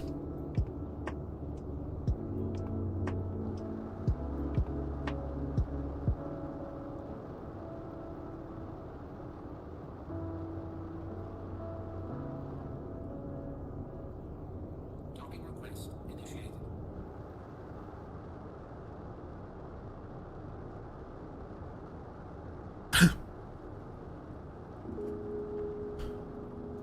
A little bit of a hiccup there.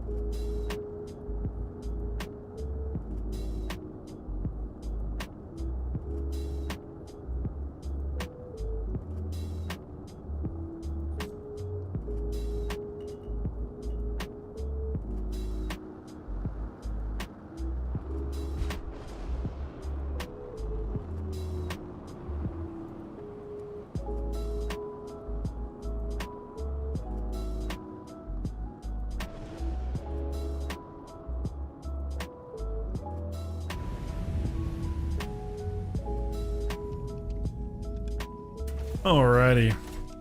Yeah, the fireworks knows my arrival exactly. Let's check out if we can craft some of this ammo.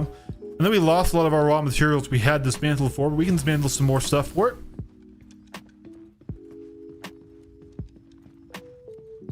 Because I would like to use the AO3 again.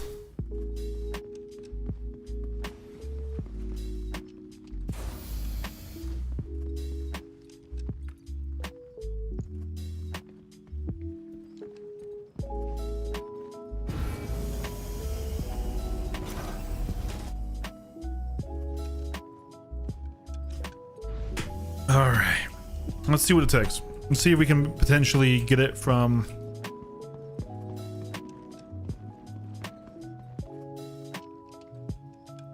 There we go, that's better lighting.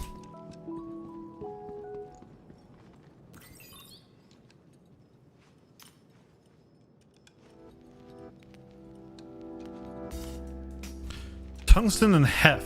Interesting for ammo.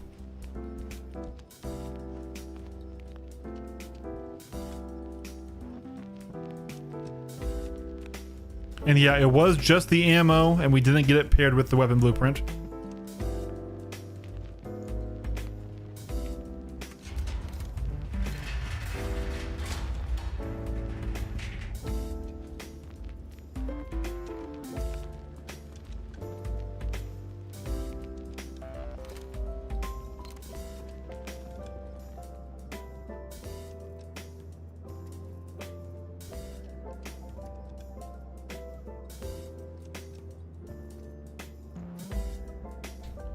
Let's see. We can grab this Karna next.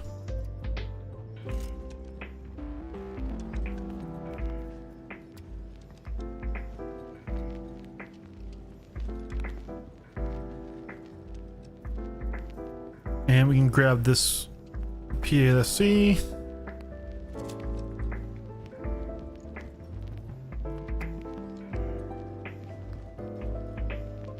Alright, and now we can go to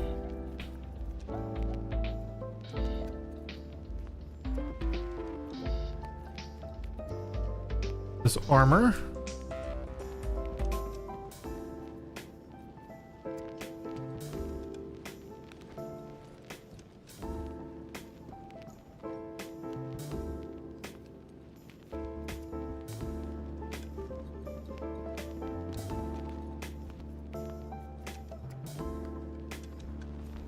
Alright, we'll dispense all of that and then see if we have enough to craft the ammo we need.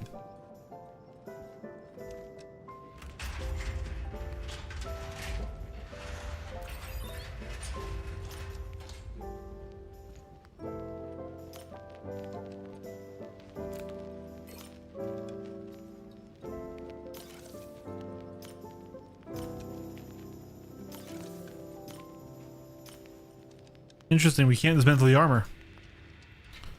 That's a bit of a shame.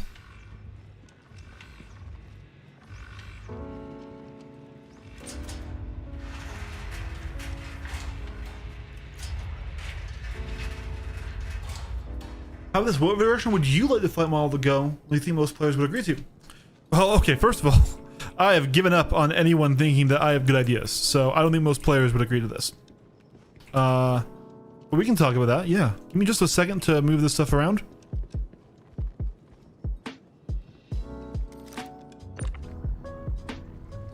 And then we can talk about what I think is how it should be done, alright?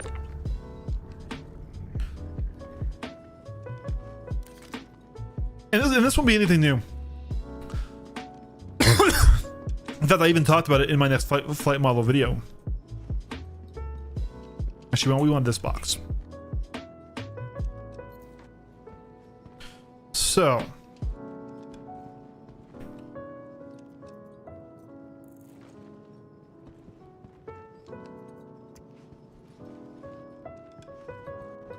this will allow me to correct some stuff. When I did my flight model video, which was really just me explaining it on the stream, right? I kind of combined two things for ease of watching and for speed of watching. And that was, I kind of combined speed wall and thruster model shape. but really those require two separate graphs. Okay.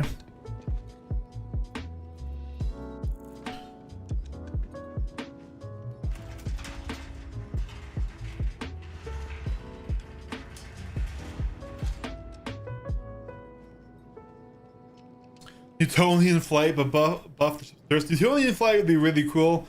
It'd also be insanely hard to balance and to do. That would be sick. That's not. Look, I understand that Star Citizen is becoming a more arcadey game, so it's really quick. Actually, let's just see what we can craft.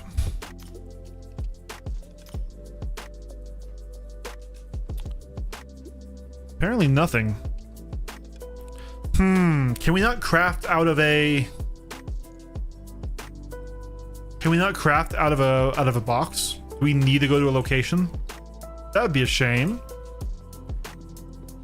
Okay, anyways. So what we're going to do is we're going to pull up a few different things here. First, SP Viewer. So this is a good tool to look at these stats and things of ships. So we're going to go to the compare. And we're going to pull out the ship that everything is compared against, which is the Gladius. All right. So we're going to let it load here. Load as data. Boom, boom, boom, boom, boom. All right, Gladius. Here we go. Now, I really wish I had like a better software for this, for doing this, but we don't. So we'll make do right now. Okay. So the Gladius has, in terms of its speed walls, right? It has a speed wall that exists in SCM. So we'll just start here, green, okay, triangle, okay. This is our Gladius, okay.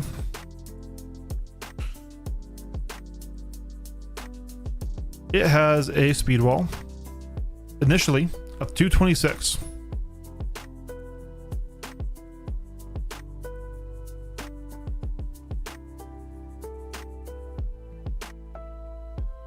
And that speed wall is equal in all directions. So that's not really a circle, but let's imagine that that's a circle, okay? 226. It then has an afterburner speed wall of 520.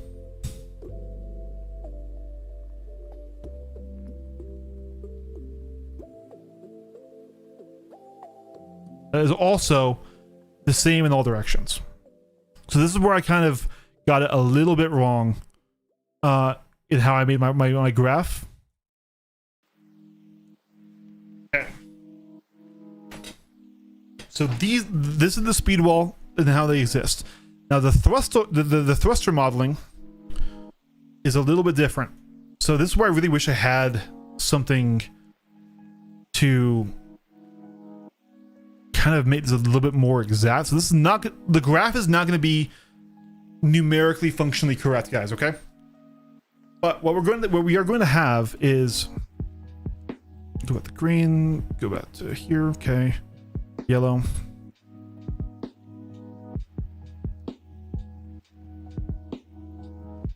What we are going to end up getting is something that's like this.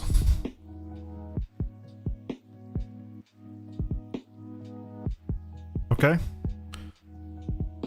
It'll just be a little bit longer there. And then backwards is quite short.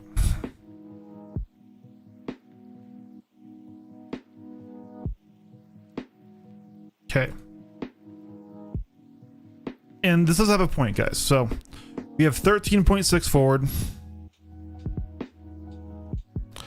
We have 10 on the sides. And we have 4.2 back. Now what this means is these are our G's, okay? So this is how fast we can accelerate in any given direction. And also there's up and down as well, but we're not modeling that out right here, okay? Basically, you can accelerate at 13 G's forward in SCM until you hit 226, in which case you will go to 0 G's and you will just sit at 226. That's how the speed wall will work. When you boost, you also get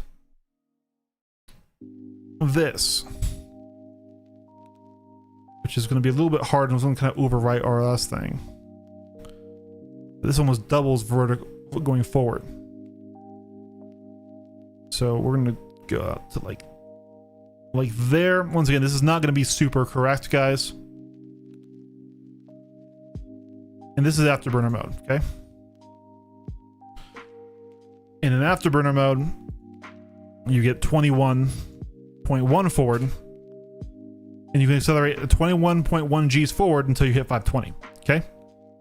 So this is a more accurate view. You get 13 on the sides, and you get 5.9 back. What they're doing in the new flight model is they are merging the thruster shape to the speed wall shape. Okay? So I think this already looks rather egg-shaped. In the next new flight model, unless things have changed, this was not something that I discussed, right? The speed walls will share this same overall shape profile.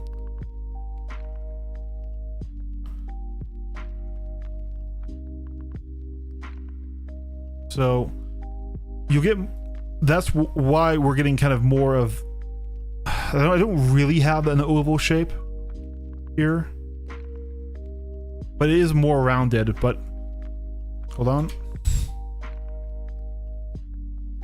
do this. We're going to go here. Nope. I really hate that it changes colors like immediately. All right, here we go.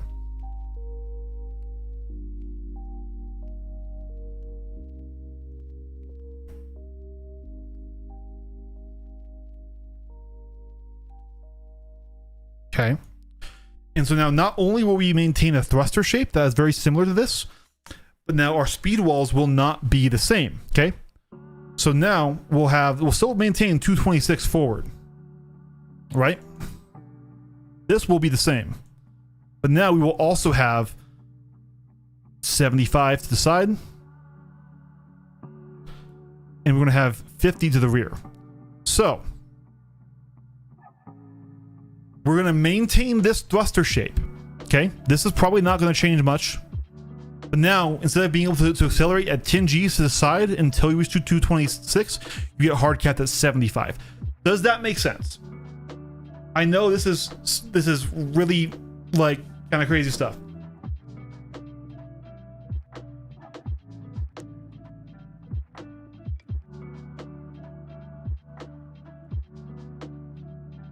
We don't know that, Spaghetti. We don't know if those ships will have a unique flight shape. We're talking about the Gladius, and we can only talk about the Gladius right now, okay? But basically, what they're doing is taking the speed wall and merging it to the shape of the thrusters, which is, how does Afterburner affect that? Afterburner will do the same thing, where you see how in forward was almost doubled, but they only got a 30% increase to the side and barely a 20% increase to the rear, right? That's what they're doing, okay? So my first graphs kind of merged these two concepts, which is why I showed kind of the oval Afterburner on that last one. I didn't want to get as deep in the weeds, but now I realize I need to get deep in the weeds if I'm going to talk about this stuff, right? Okay. This concept, the egg-shaped flight model, isn't bad.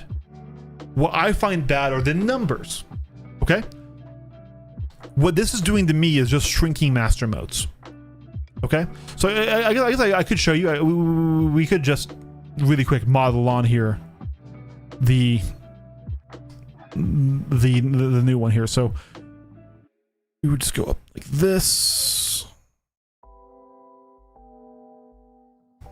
That's basically what Afterburner mode would look like. Okay. Once again, going up to 520, and then going out now to like 120. Which, by the way, these numbers aren't accurate, but like this is the idea, right? And this would go out to like 75. Okay. Maybe more like 70 actually. 70. Now, I don't think we're really going to be changing the thruster shapes. I think the thruster shapes are being roughly the same. But why I don't like this, and why I have fears towards this is basically just having all the issues of master modes, but then you're compressing your sides even more, okay?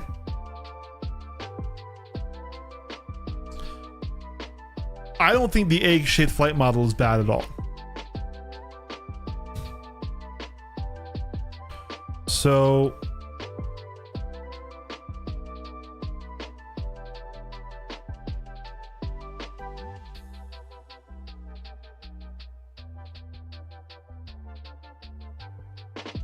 okay, I hate that tool. Never mind. We're just gonna go oval again here.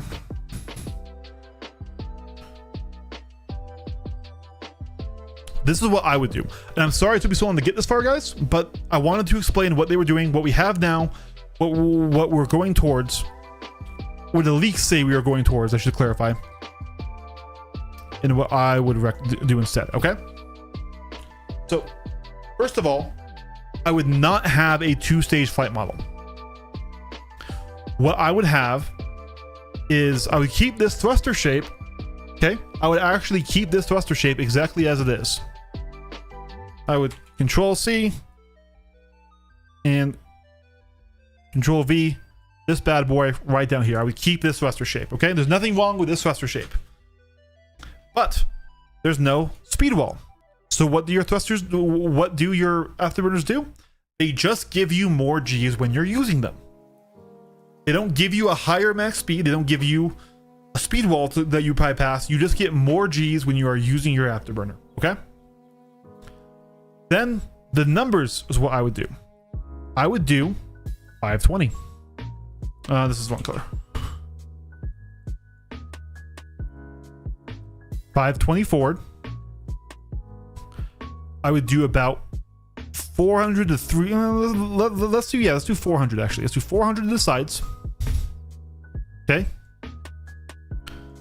This is 460. This is 400. And then I would do 320 to the rear. Okay. So why would I do it like this? The answer is the main thing they're trying to solve with new flight model is downstrafe and backstrafe abusers, people who want to constantly pull away from the fight and just keep moving backwards so you have to fly towards them and chase them to kill them. Okay.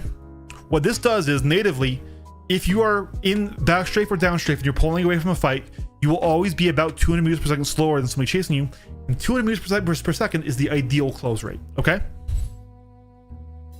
So you would always be able to catch somebody who's going away from you, while still having a lot of rearward pull that you can still do in your maneuvering, right? This would actually expand the zone we had to play with. It would make the game feel more sixed off, not less. And okay, so how do we balance afterburner mode if it just gives you more G's? We could do what we already have, which is that arbitrary bar that goes up and down based on thruster power input. What I would like to see instead is your native throttle gets you up to, you know, MIL speed mode, just like in DCS, right? Or War Thunder, right? That's like your max speed when you're being fuel efficient. And you have like an hour of flight time in hydrogen fuel there, right? When you toggle into afterburner mode, it should be a toggle on, toggle off style thing, and you burn way more hydrogen fuel. You go from having an hour of flight time before you refuel to going to like 12 minutes. And then you're fuel limited, not some arbitrary gauge, right? That's what I would do. That's what I would do to the game if they put me in charge of the flight model.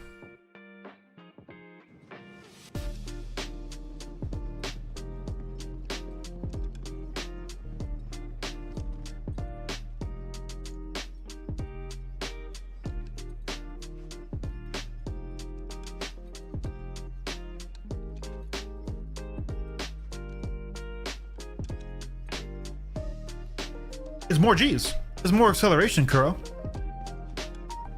That is, your ship will be at its fastest and best performance when in afterburner mode.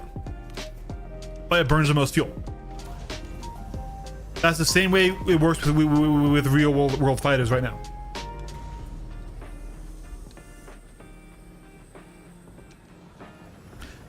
Anyways, I'm sorry for the ultra long lecture that I'm pretty sure most people would have just dropped off entirely while I was doing that, but hey, it's all good. I like being a nerd. This is not gonna work out. We're gonna have to close it naturally, huh?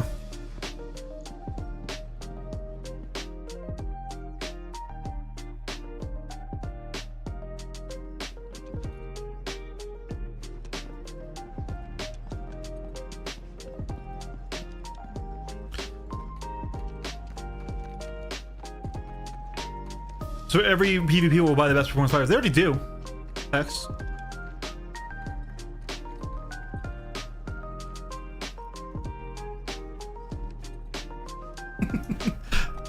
I'm glad you like it.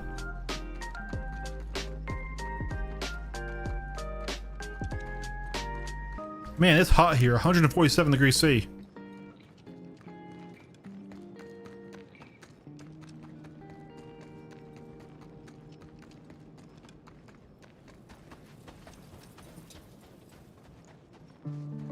Anyways, Tex, I hope that answers your question.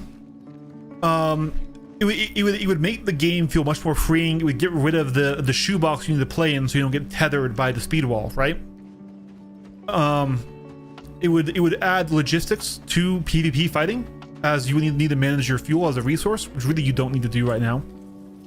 And it would also, once again, yes, it's not realistic, it's not true Newtonian flight, but also it's more intuitive to the average person that, okay, a video game will have a top speed, not that it will have two top speeds, and if you go over one, you get completely fucked in how your ship flies. I really dislike speed walls. Speed walls are the biggest issue in master modes.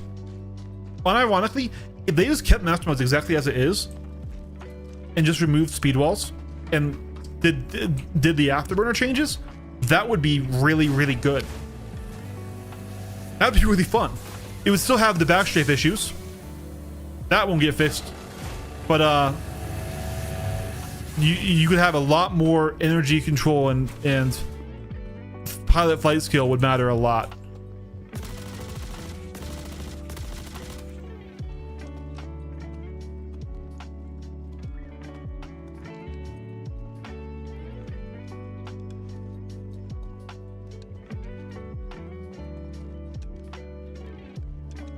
Does that, or does that not look like a weapon chest from Borderlands, dude?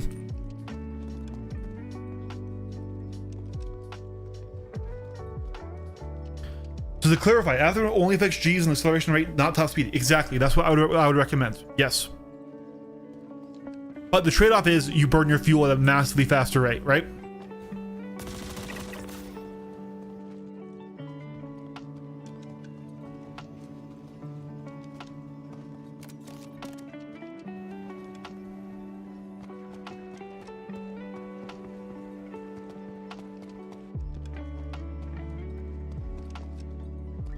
It'll be a toggle, just like how nav and SCM is currently a toggle. Not a speed wall, a speed limit. I want to clarify, not a speed wall, a speed limit, because the game needs a speed limit for desync, right? It just does. But a speed wall implies if you pass it, you know, have all this tethering and other stuff. A speed limit is just, hey, this is as fast as the ship goes, which it's easier for more players to believe in the hand wave around than the way current speed walls work. I don't think that a flight model needs to necessarily be new player like friendly, to where, like, say somebody who's just getting on the game can immediately kill somebody who's spent hours and hours learning flight. What I think is important is that a new flight model needs to be intuitive for somebody, to where like they should be easy to learn the basics of, and should be intuitive to get to the higher levels. But it shouldn't necessarily mean that, hey, just because you know, just because we don't want to lower the skill ceiling so much that the player skill that doesn't matter. That's what we don't want that. Okay. And if we just simply make flight engaging, dynamic, rewarding, people will natively want to get better at it. Not everyone, but a lot of people will. No, it wouldn't make us better the pre-master modes. So pre-master modes, guys, wasn't about speeds. It was about the shape of the flight model, okay? Speeds is actually a big part of it, but the shape is different too, okay?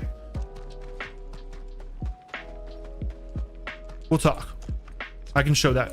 Let me finish the mission.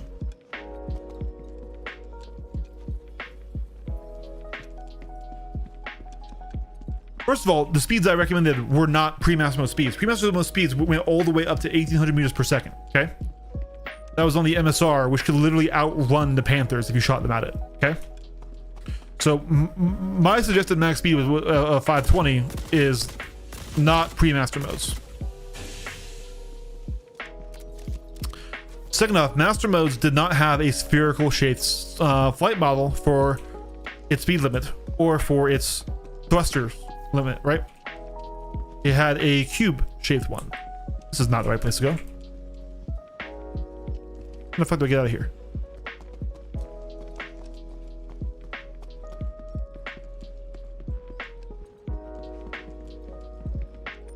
Well, hold on. We'll talk about that. I need to top off my drink again because I am getting very dry throat.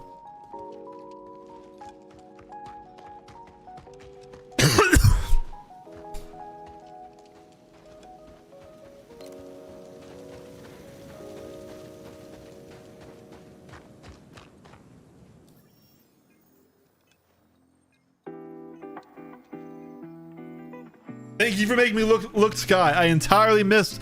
Guys, we finally got our P6. We can go be miners. Yeah. No, actually, I'm looking forward to it. We've been grinding missions all day.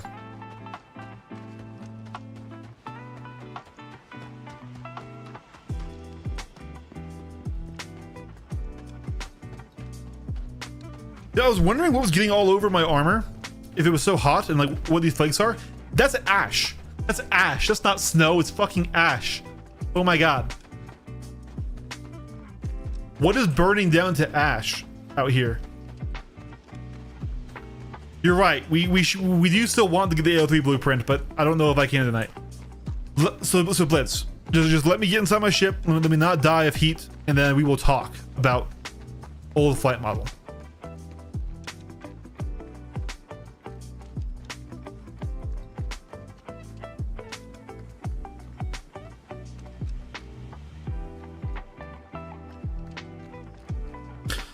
I really hope I can find the open button.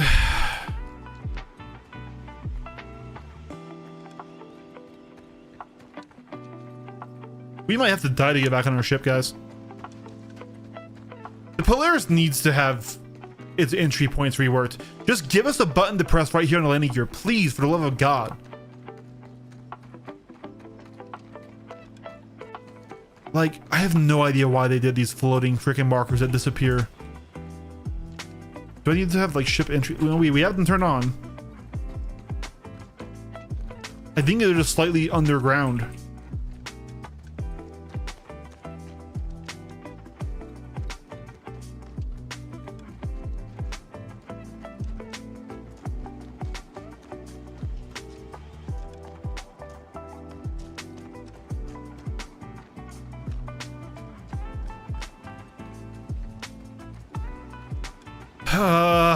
Guys, what's my backpack?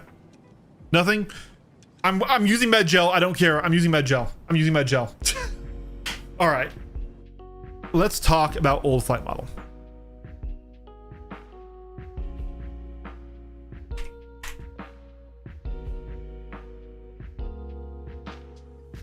Okay. Once again, I'm gonna go back to our Gladius here, our little green triangle.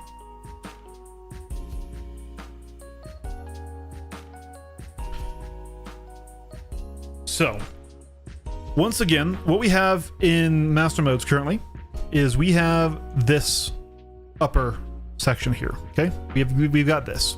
Okay, so we have this thruster shape, and we have this speed wall. Okay. Now, what's important to note is that if you take a look at the thruster shape is a straight line. Okay. So that means if I'm moving forward and I'm moving to the side, imagine my cursor. Imagine this cursor is my thrust. So I got 13.6 degrees forward. If I start strafing to the side, I come down to somewhere in between these two. Okay? So, what you had in old flight model.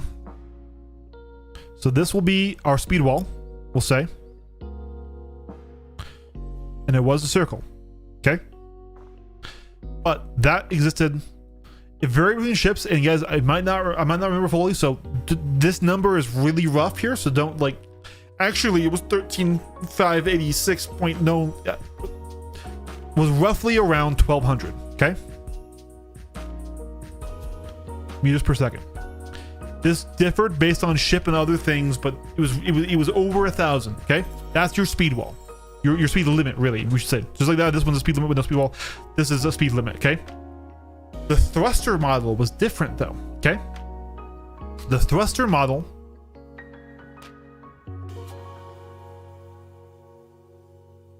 was a little bit like this.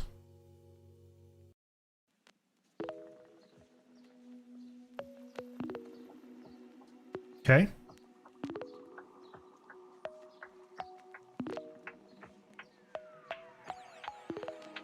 This was your thruster model. In the old flight model. Okay, so now really this is a sphere and this is a cube. Okay, and we're just going to say, yeah, you could literally have, my memory is a little foggy here, it may have been more of a rectangle. Okay, but let's just for right now, let's use the numbers we have and say, all right, you know, we have 13.6.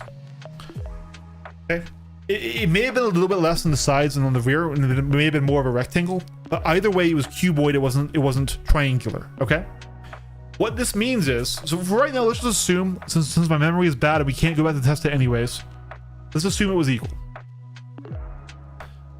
This is why you could trichord, because now if you're going 13.6 forward and then you add side strafe, what you're actually doing is, if you look at the length of these lines, okay? So this line is 13.6. You add right strafe. That line is longer. You are getting more thrust in that direction. Okay? Then, since this is a cube, not a square, you add up thrust as well, which pushes it more into the corner, and this is why you could trichord. Add an afterburner. Hold on. We add an afterburner mode, and you could have a really huge amount of speed that otherwise you could not reach if you were just going in one direction.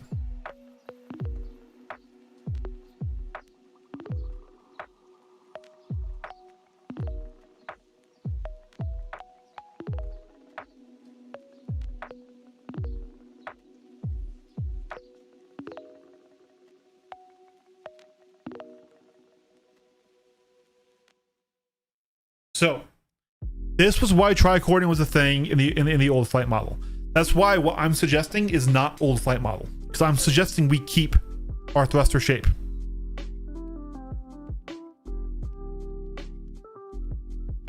Anyone have any questions on that?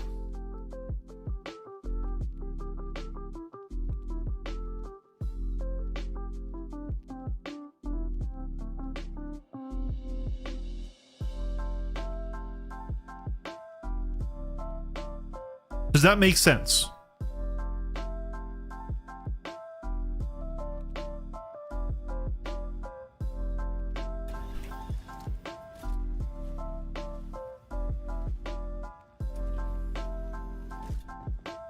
How's it going, Ringo? Good to see you. Sorry, we were just talking about flight models and stuff again. But yeah, should save it so you don't have to draw it again. But I like having paint a clock on stream. Paint a clock is fun. To be fair, okay, the last one I drew wasn't really accurate. It was just there to explain the point. This one I was trying to be more accurate on, which is why we separate. The last one we didn't separate the shape of the thrusters and the speed walls.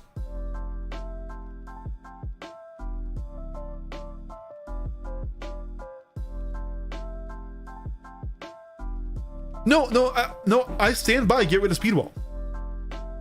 I'm not saying get rid of a speed limit, right? So this isn't a speed wall. This is a speed limit, same as the same way this is a speed limit. This is a speed wall. Okay. Why it's a speed wall is because if you cross over it, you get dragged back down to that speed. Okay. In here, you can exist in anywhere inside this speed limit and stay there and not get dragged down, not have it take control of your thrusters. Okay. In my opinion, this would be a very fun, very dynamic flight model that would still work with server meshing and desync and things like that. Because this is actually, in theory, still a little bit slower than what we can do in short bursts in master modes, right? In master modes, we can exist over here that we can't exist in where I suggest. So we know that my speeds would work with desync and would work with the server meshing tech, right? Because that's what we have. It is actually a little bit less than what we have right now, but because there's no speed walls to play around with, it will feel more freeing, right? Because really, we're trying to use these top Gs while staying in this circle. That's the most optimal way to fly master modes, is you stay under 226, okay? Here, you don't have to do that, but we know that the system can handle these speeds. That's also why my proposal is not old flight model. I'm not saying bring back tricording. I'm not saying bring back turning on the 45, because those are knowledge checks that are not intuitive, and we want to keep the game intuitive to the average player.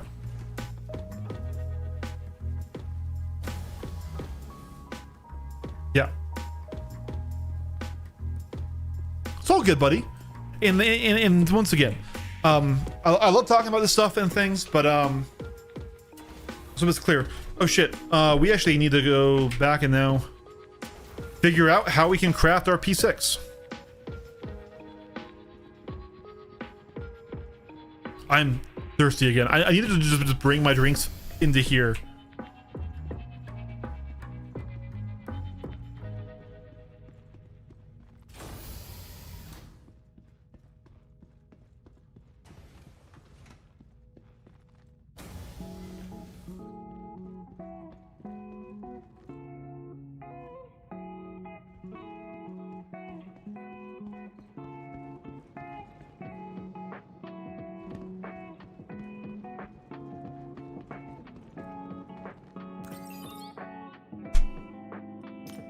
All right. We need Terranite, Hephaestonite, Iron, and Hadanite.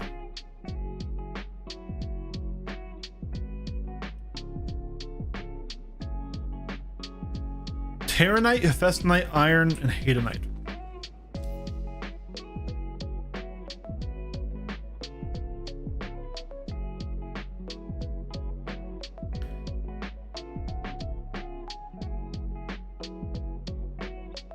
So not here, that's for sure.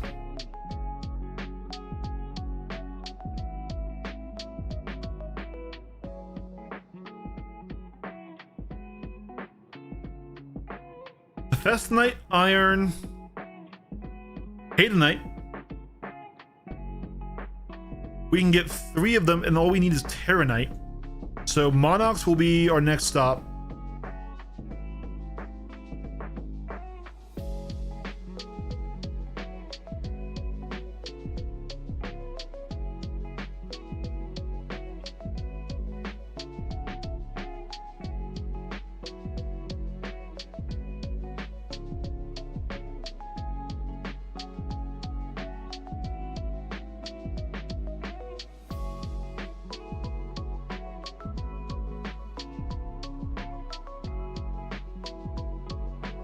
Laranite, not there.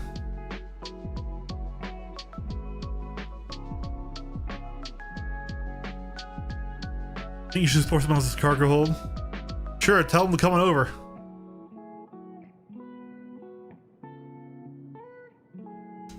Not seeing Terranite.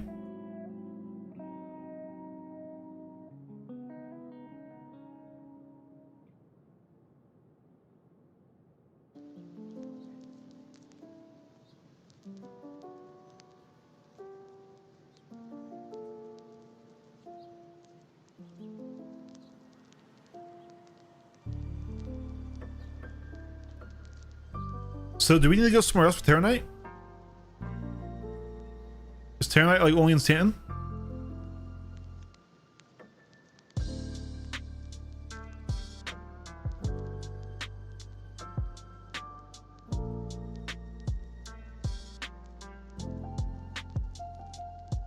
Are there 30Ks on all servers? No, we haven't got any.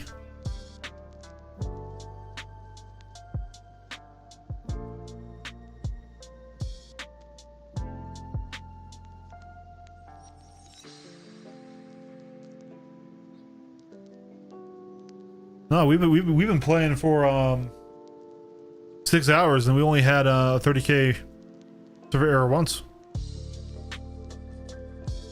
There's the Laranite. That's not what we need.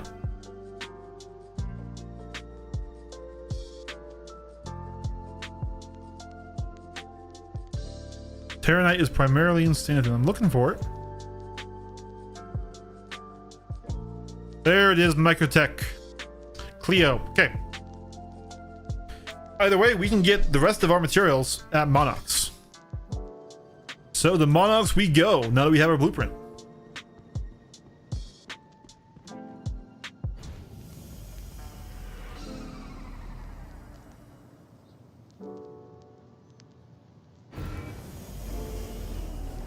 Yeah, if you think I'm going to Crusader space in a mining ship, you got nothing coming, buddy.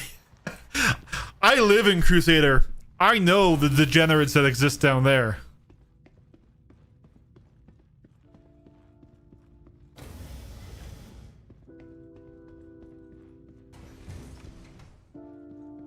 Wait, so how does movement change in the Z-axis up down?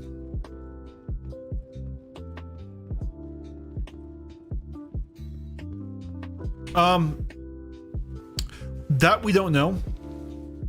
I had heard that they were going to remove the fact that your vertical thrusters, your up thrust would be stronger than your down thrust. I didn't know, but that is unconfirmed. Okay.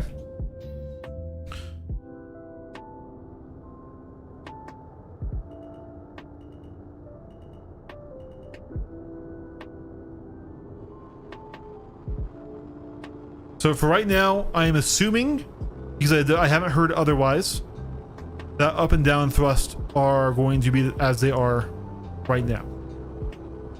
Because remember, new flight model isn't really changing this thruster shape. It's just changing the speed wall shape. As far as I know.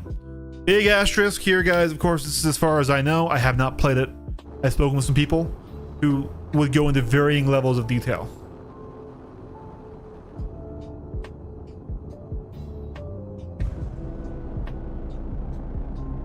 And Crusader is the PvP capital of the world. You are wild for doing that.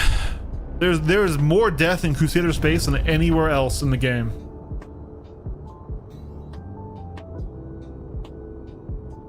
Between Hathor, SPK, Grim Hex, and Seraphim, man, dude, that is a violent place to be. But I'm glad it went well for you.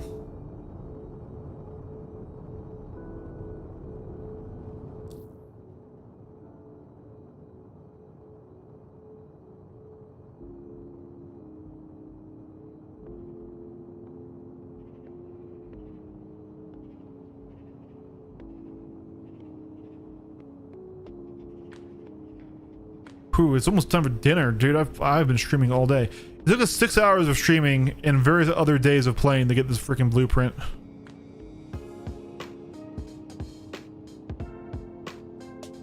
Now, the hard part's over. Is over. We just need to go out and get the ore.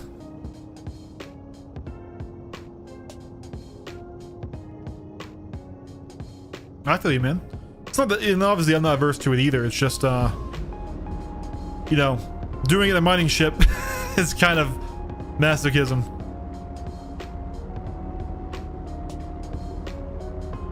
Oh, dude, like I said, I live in a Crusader space, dude.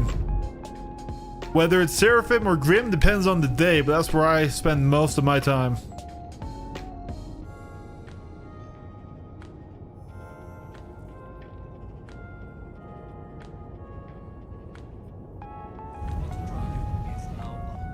Mining by itself is masochism? Well, shit. Your summer home is Aberdeen? Nah, dude. Look, Aberdeen we go to when we need to. Calling it a home is much. The far atmosphere of, oh, you mean prison. Oh, you mean prison. Oh, that's dirty. That's dirty. Why can't I freaking jump there?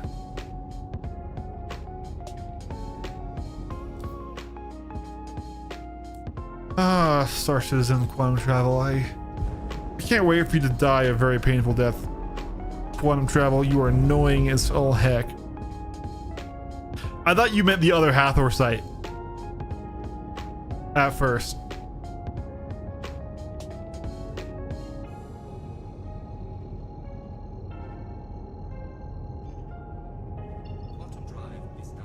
This is annoying. Are we like stuck now out here?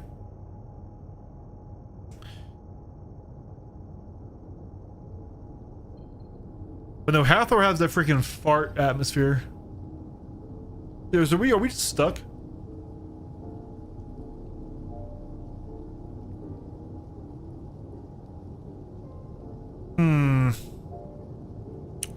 We've been going for 6.5 hours, chat.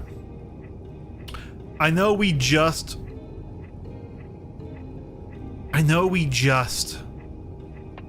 got the blueprint, but it's time for dinner, and we've been going for a while. Is what good for PvP training? Mining, absolutely not. Flying in Crusader space? Yeah. You have to be willing to initiate sometimes, but yeah. Like I said, I usually live and fight a Hathor.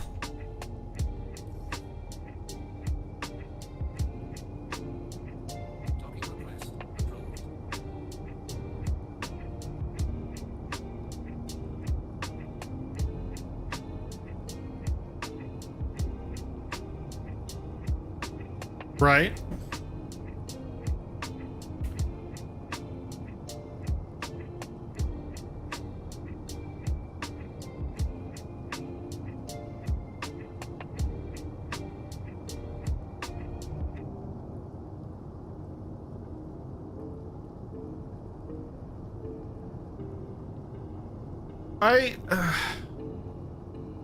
There's something to that still, but you can mine perfectly fine in coupled mode, and you cannot fight perfectly fine in coupled mode.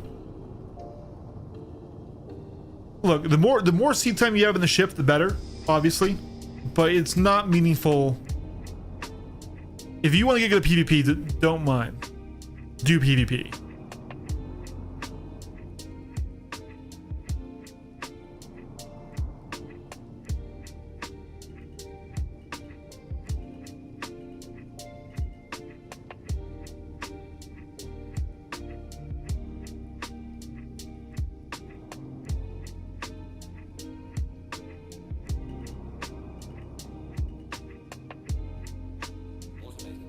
Boom, we got it.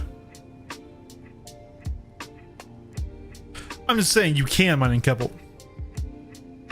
Right?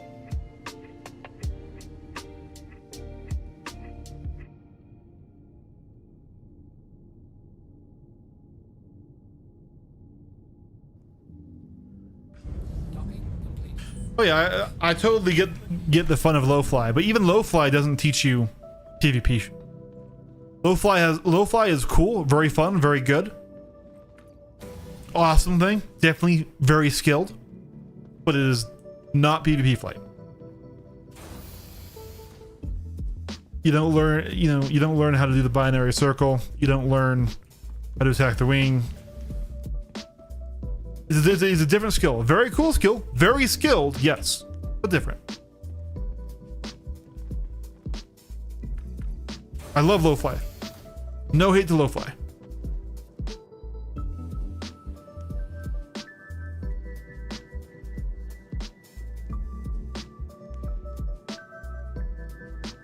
Low fly is super fun. It will help you if you really do need that early level of this is how your ship controls. But once you understand sixth off, you need to practice the fundamentals of actual combat.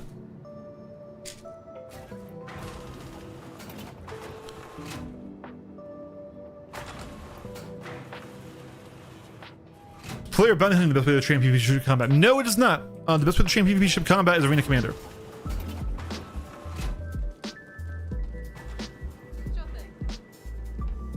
Yeah. So once again, I love low fly. Low fly is awesome. Low fly is great, and more people should do it. The low fly community is so niche, and it is so fun. Your vehicle has been moved to authority authority. It does help. It does help if you're very early on. You don't understand that you're not flying a plane, right? Here, guys, you know what we can do? I'm not going to end the stream just yet. I am going to get more drink. My throat is so dry. I'm going to order food on DoorDash, and until my food gets here, we will do PvP training again. So, wait a second.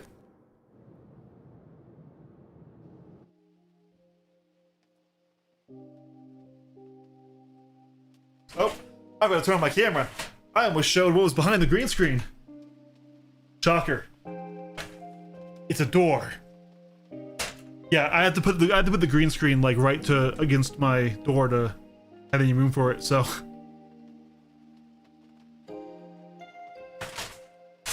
I have to lower it every time I want to leave.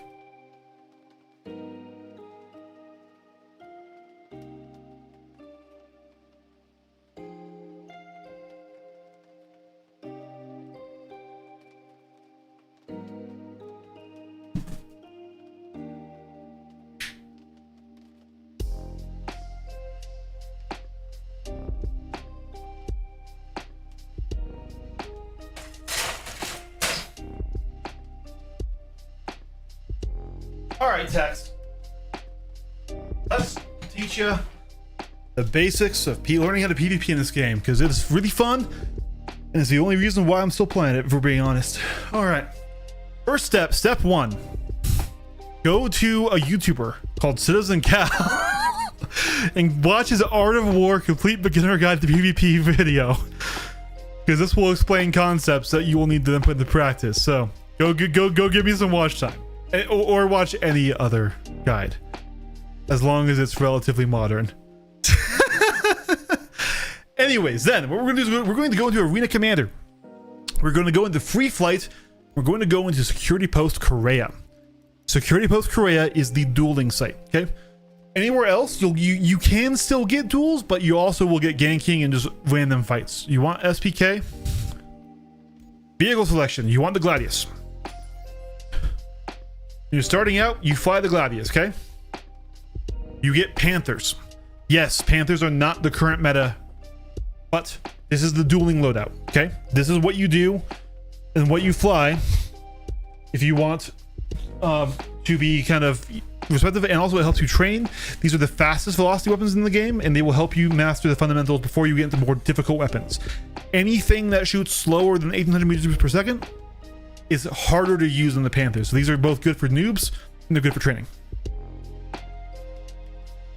As for your loadout, FR 66s, JS 300, snowplanes. Okay, boom. Then we launch it in, and we pray somebody is in SPK. They should be. It's the weekend. It's right around dinner time. I need to order my dinner, by the way. Otherwise, we're playing forever. I think I'm going to do chicken and rice from Chipotle. Chipotle. Chipotle.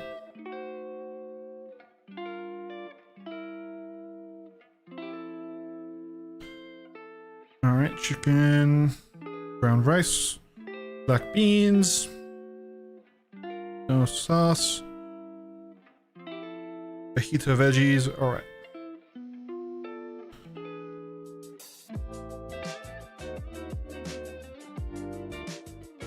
To 52 minutes. All right, cool. I'm not seeing anyone in here, so we may need to go to a more public lobby. Oh, someone just joined. No, there's people here. Sick, there's people here. Okay. What you do then is manage your power. You only want 2 pips in your radar, which is the minimum. And then you've maxed out your shields, your guns, and your engines. Okay, you max out those power always if you're fighting. This guy wants something.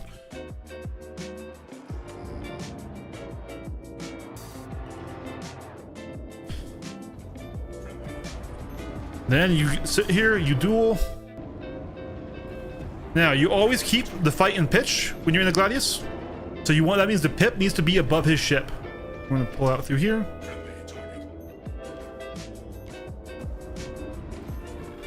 Then your primary focus should be to work on aim. First things. Don't worry about evasion, don't worry about dodging fire. Just get good at your aim first.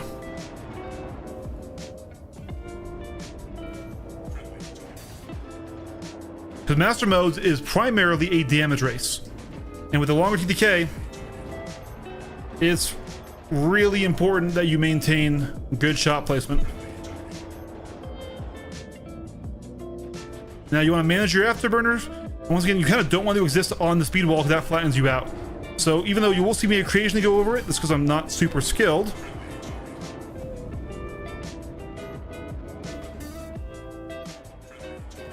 Got him. Boom. Won. Close fight, but we did win. When you're at the speed wall, it flattens out your movements and it makes your pip really static. Okay. You only want to flatten out against the speed wall when you know you have way better aim than the opponent. So now that worships damage, we don't fight again. We fly into SPK. We set our ship. That is training. Now, it will help you a lot if you get someone like me or like Journey John or like any other YouTuber who offers training to give you one-on-one and work with you on your own specific issues that you need to improve on, right? But this is how you should train your PvP. Now, back in the day, I didn't do this. I went into what was called Squadron Battle, and before that, Battle Royale. Battle Royale was like this, but a complete free-for-all. There was no honor dueling. There was no getting the pass and all the other stuff, right? And there was nothing saying honor a duel. You could absolutely third party, and it was a bit of a mess. So right here, we're flaring, we're passing, fight's on.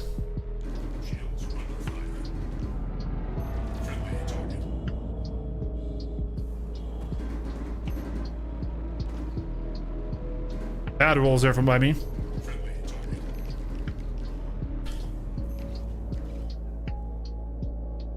If he wants to reset the fight by saying in backstrafe, I'm okay with that.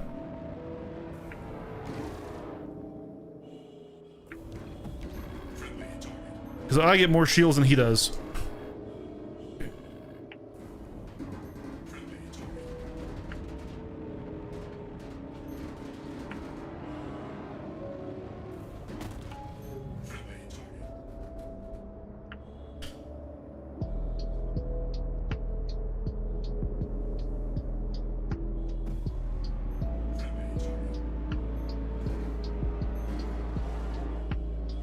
So this is where you learn some of the differences between the ships, right? So the Arrow is smaller and has a faster turn rate than the Gladius, but less shields and less health. So I'm actually need to play the Gladius versus Arrow more like I'm in a medium fighter than if I'm in a light fighter, right? Which is where I keep it range. I don't let him stay too close to me. I always extend out when he comes in like that. But if I go too far away, his one, our radar won't work, and two, his size will become a huge advantage over because he is smaller than me, right?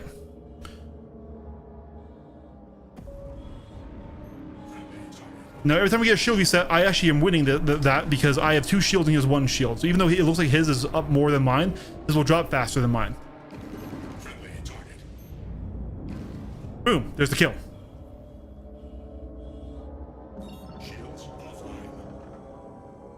I miss Battle Royale.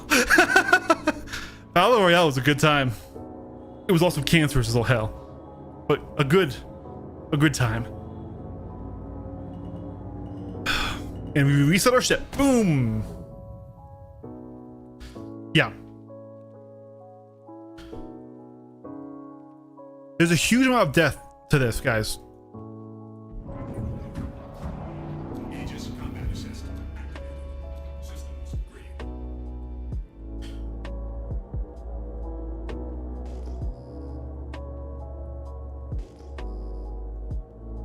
Fight DXXXX demon XXXXX.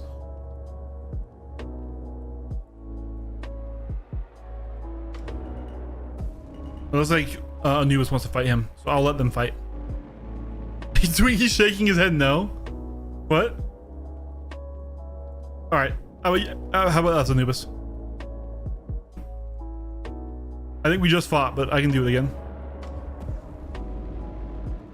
Shields under fire. Not really a pass, but that's okay.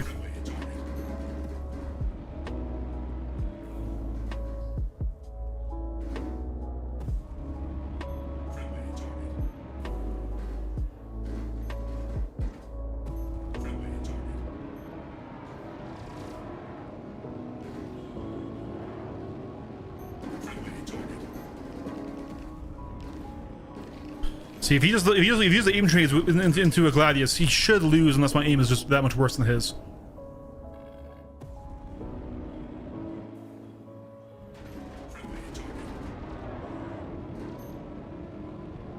So why I dodged there instead of shooting was because we were kind of outside of effective range, really, for me and my spread, and I could just simply get closer and have more mag. So he's now ahead of us. It's all a damage race.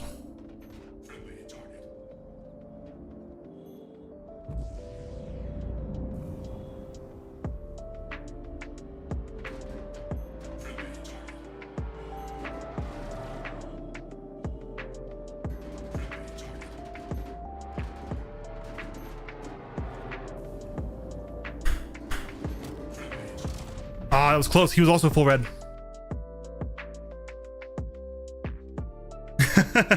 Yeah. Anyways, Tex, I don't know if you're still there, but that's what PvP is. And see, like I said, we lost that fight. I'm not the best fighter and pilot in the world. I'm mid-level, but a mid-level PvP pilot is still better than 99% of people who don't really engage in the PvP life, right?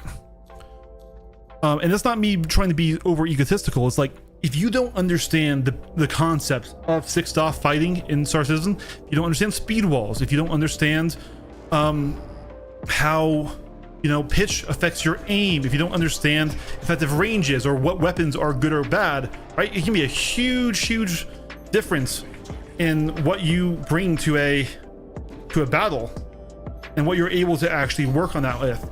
Then add in the fact is that a lot of PvP players like myself invest in high-end flight sticks and pedals and head tracking and other things that are hardware advantages, right? Now, all you need to be a complete top-tier ace in master modes is pedals. That's the only hardware purchase you really need. Head tracking helps a lot too, but really pedals is the most important first purchase you should make if you want to get into high-level dueling. And this guy is wrecking me this time. Jesus. We killed him the first time, but I think he's gonna get us this time.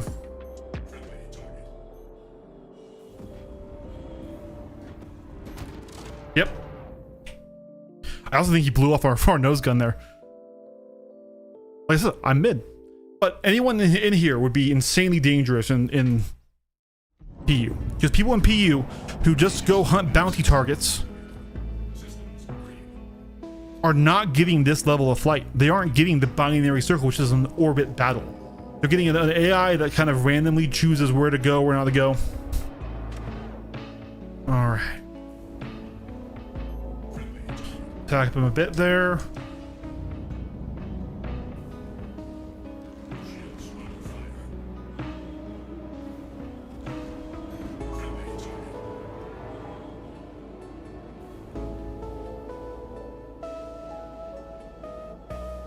He's got a weird ping to me.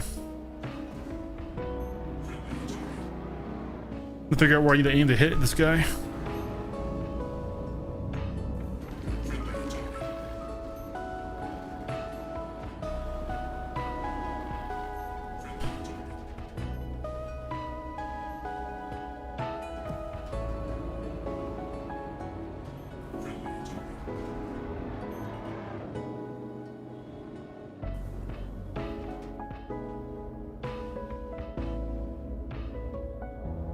Fire under and like right there.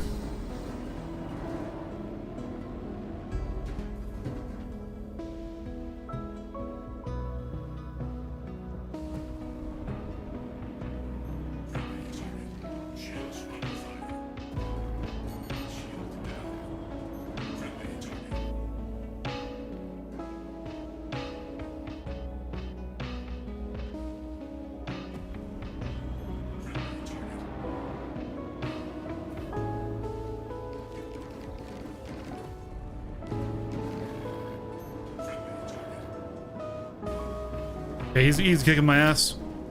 Gotta give it to him.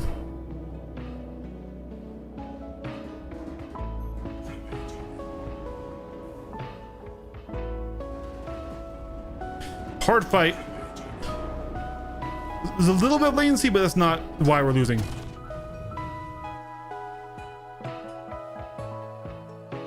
So should I trade my Ghost Mark 1 Hornet for a Gladius?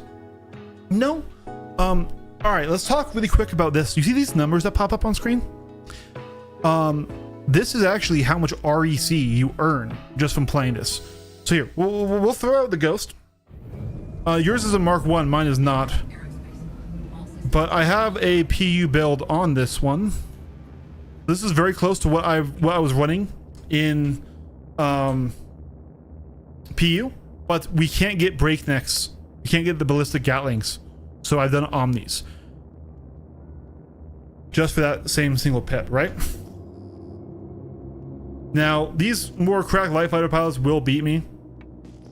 That's kind of the typical thing. But you can still learn a lot in a Hornet.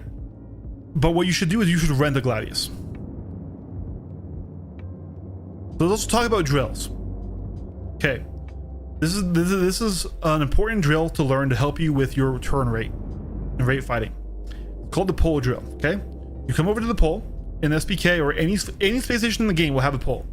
And all you're going to do is orbit it. You want to orbit it as close and as fast as possible. So right now I'm maxing out my turn rate. And now I'm just working with all I'm doing is pressing forward a bit like this until I can centralize my max turn rate on the pole. And your goal is to keep straight, keep on there, not necessarily hitting it, but you know, just keeping it right on there. Now, what you do is we're going to do it again in boost. This boost increases all your stats, not just forward, back, but also your turn rate. So we're once again find the speed where we can exist on the pole, like right there. My pedals are being weird. One second, guys.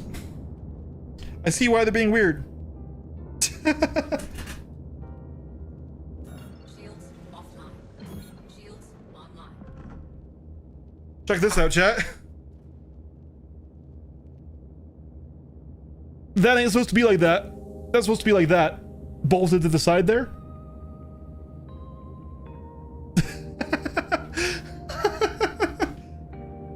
Oh man. Alright, let's pump you all back in and over and tighten you all the way down.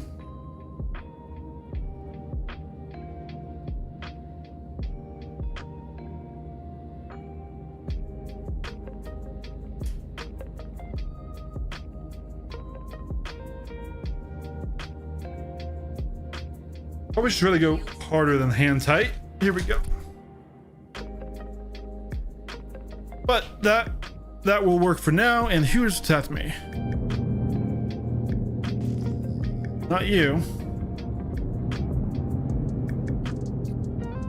Somebody tapped me.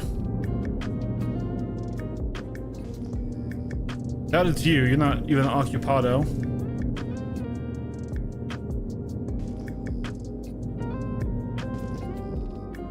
That was one of them. To quickly go gym in the range, yeah, right. Well, hey, we're lucky it happened here and not in PU PvP. But anyways, back to the pole drill.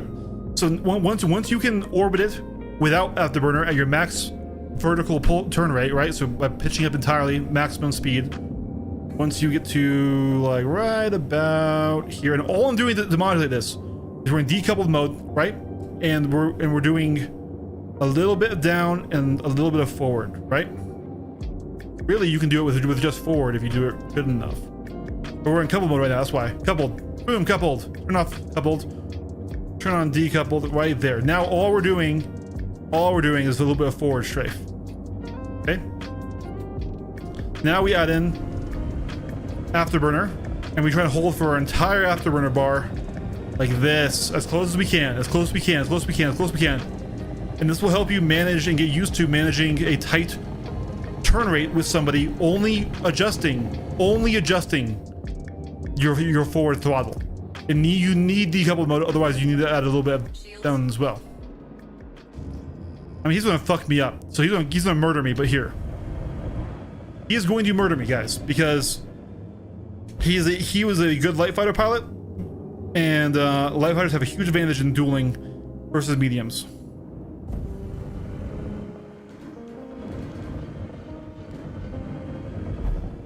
They have a size advantage, they have a speed advantage. Check fire. And DPS only matters if you apply it. Right now we're not hitting any shots, see? Even though our aim is decent, just because of his size. But if we get too close, his turn rate beats ours. See? See right there? He's turning onto us, we can't turn onto him. So we push forward, we extend out.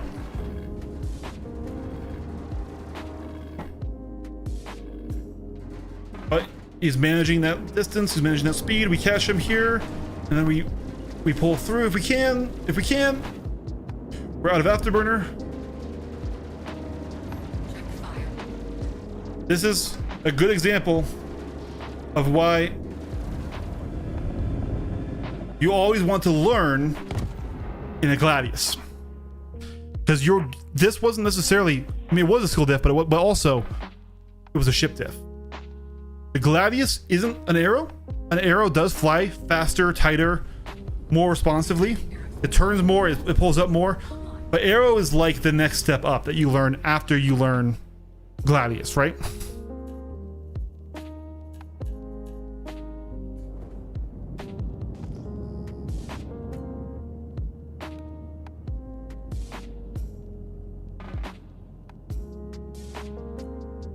He said good fight. It wasn't a good fight, but I appreciate him being kind. Now, the second drill, aside from the pull drill that we just showed you, right, is the circle strafe drill. So you go, you put yourself right, once again, decoupled. And in PvP, you only fly decoupled, okay? So if you need to get used to that, get used to it. But you can't fly coupled in PvP, okay? It will get you killed. You do a little bit of side strafe, just a little bit, and now we're going to roll and up strafe. Shields hit. And the more we up strafe and the more we roll, kind of the more our speed will improve. Now all we want to do is just try and just trace around this as best we can.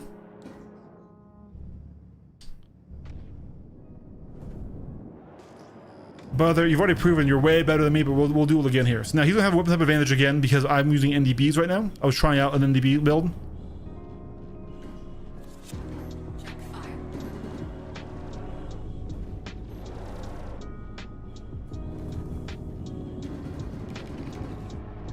Check fire. Now I have more damage, and so if I can... Fire.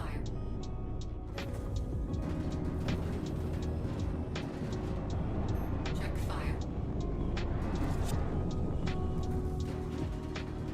But when we're in this mid-range, his faster velocity weapons have a huge advantage.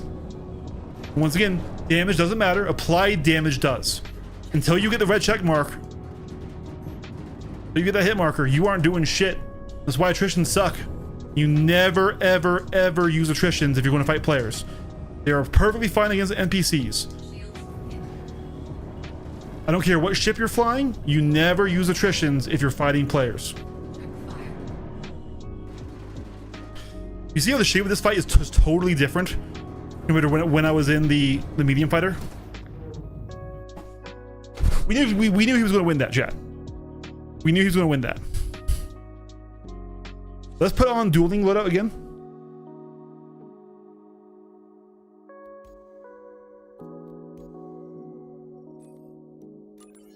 And once again, I never claimed to be a top tier, best ever pilot, okay? All I claim is that I am learning and I'm enjoying it, and I'm mid-level. But most people who I went into in PU are not. They don't put in the time. They don't have the knowledge checks for what ships are good, what weapons are good, what loadouts are good, and they don't understand the fundamentals of the binary circle fight.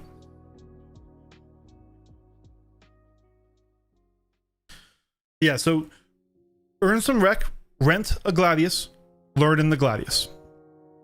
I also strongly recommend, there's a YouTuber called Journey John, okay? He hosts a Discord that's called Solo Leveling. Right, so it's right here. And in Solo Leveling, they run events. They run event duels where you can come and learn to fight. Now, I do recommend that you learn the basics on your own first before you come in. Okay, we got CFs now. Because it really is mostly just dueling against people who are better than you. Sometimes you will get to do some duo drills like the turret drill, which is a very helpful drill to learn to help your aim. But typically, no one's in here, so we have to go to a different one. Typically, it's just getting in good fights against other good players.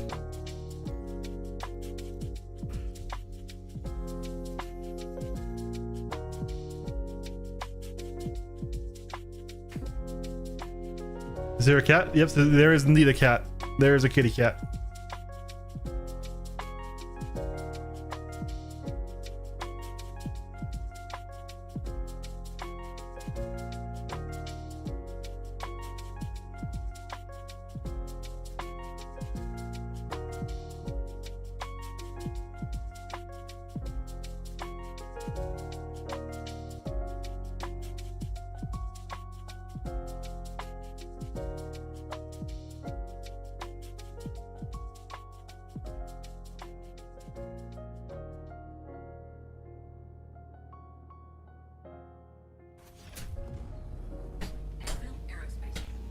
Geez, a laggy Atmo into the Perseus. Oh my god. This is a messed up free flight lobby. Holy shit. We're not an SPK here, so we can just engage and stuff. We don't have to worry too much about flight etiquette.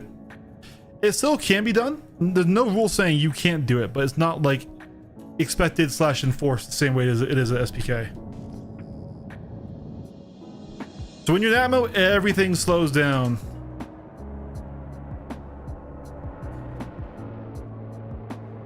Check fire. Check fire. Shields hit. Right here, this is called rating. We're so close that he can't turn up onto us. And now we have the slot. We have just free damage until he extends away. Check fire.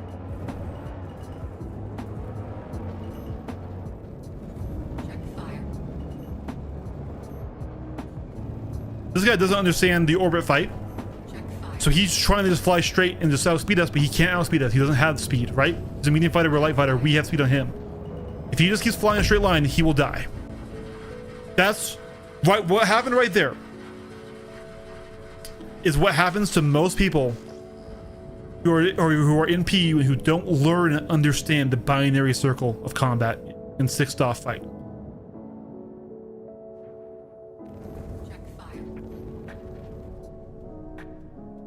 I will wait until people engage though. Check fire. I just don't think I can hurt him with CFs. This is where I would want the NDB build. Yep, I can't hurt him, so we'll let him be. We cannot hurt him, which is the annoying part of armor. You know, blueprint we need this in the game to boom 2 with 20% extra damage. I can take out small moon. That's no moon.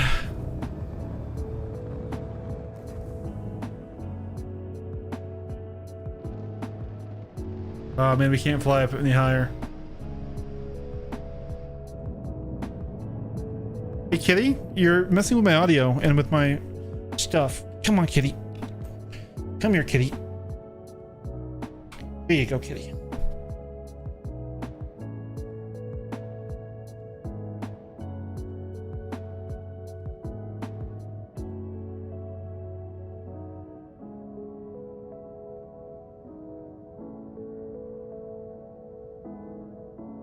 No, even worse than having it be damage. Oh yeah, he's a lovable little terrorist, he is. That is Benny. Cat turret gunner when dude, right? Anvil Aerospace. All systems.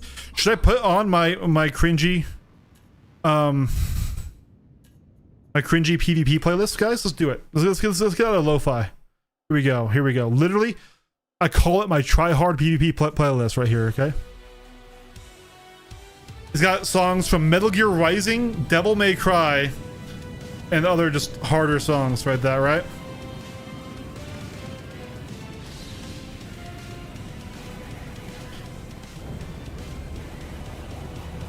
Let's fight this cursed person if they're awake.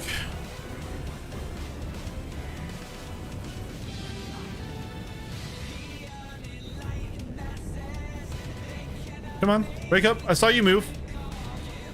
Hold on, here I am. Let's fight.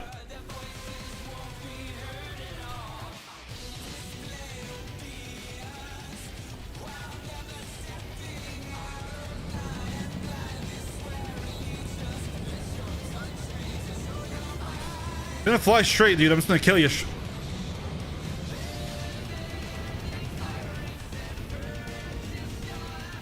He's navved. But we're in Atmo.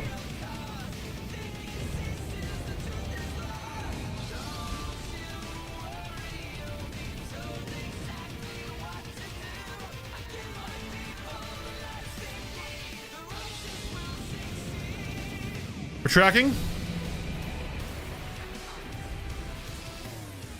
We're tracking. He's done. And that's why you don't nav, buddy.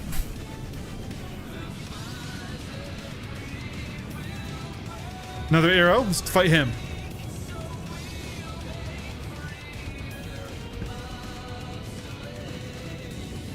Oh yeah.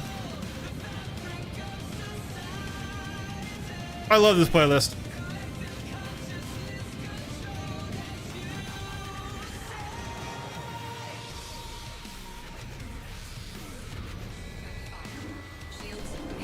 Okay, this guy's got a ballistic loadout. Interesting.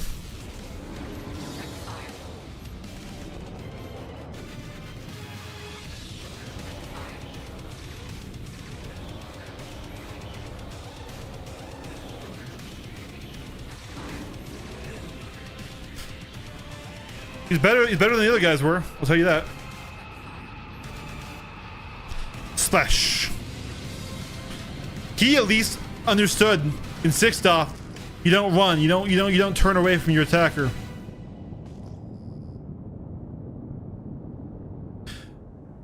So like this is what I meant when I said like kind of like the average PU pilot would still get slapped by a mid-level PvP pilot. Because it's just a different, you can't train your skill set. Is it really the Perseus, huh? Well, I can't hurt the Perseus, so we will get a different ship and we will fight the Perseus. Let's pull out the Hornet. The Hornet is going to slaughter this Perseus. Let's do it.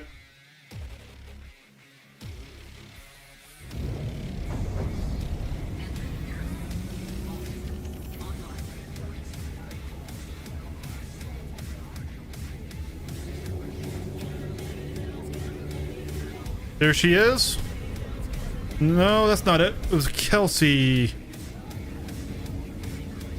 Where is that Perseus? That looks like it. Cursa, that's it. Here we go. Watch how bad a Perseus loses to a Hornet.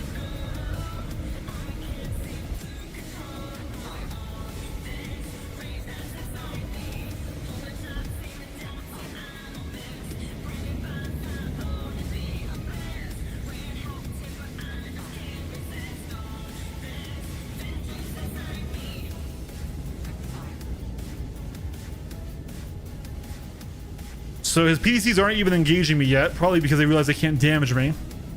Or they're being buggy, that always happens. We're almost through the shield. Okay, we're through the shield. Now, we target down, go for PDC 1. It's dead. Now we go for PDC 2.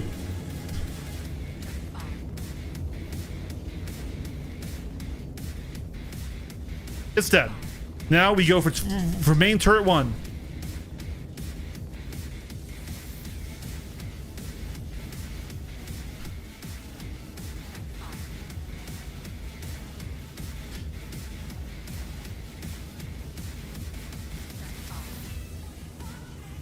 It's dead. Main turret on the bottom is dead. We change targets now. We go to the front.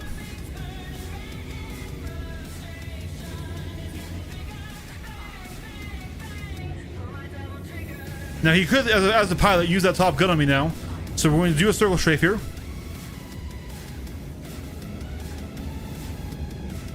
Let us get some recharge up really quick here. Yep, so that's what I told you he could do. So now we're going to come back over this way. Go behind him. Get that rear shield down again. We always wanted to give him a bit of hope, right?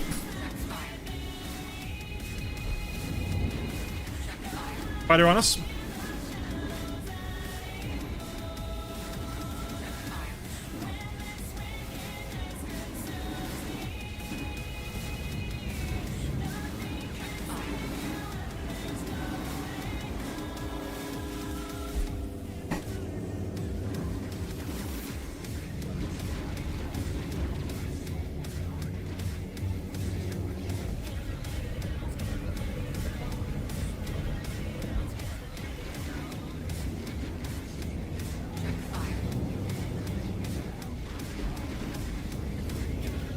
So if we had the breakneck build, we'd be doing a little bit better right here.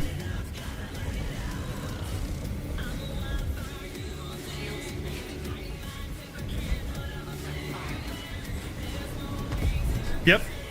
Medium fighters do lose. Oh, is he mad in chat?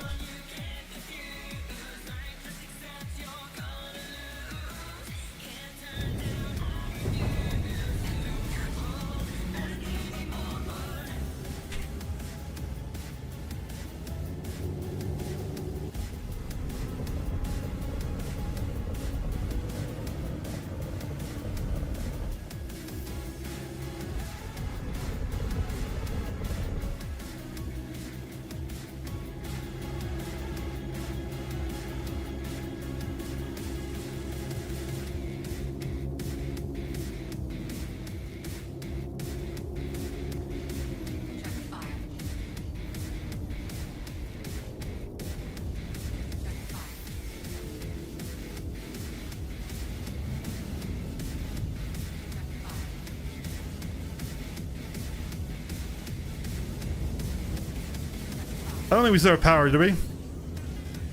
Oh well. The Hornet slaughters Perseus, man.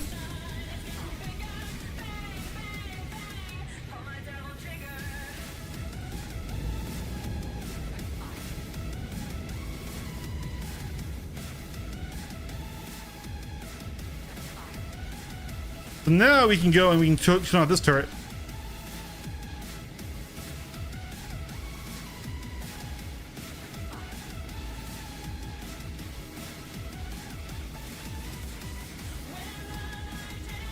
Boom, it's dead.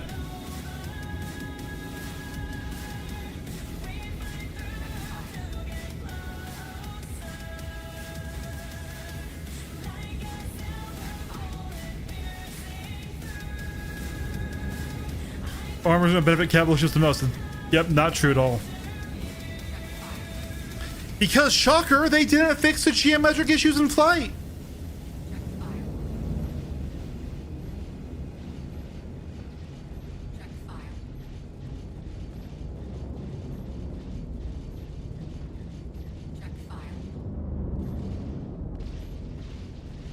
And now we kill this turret.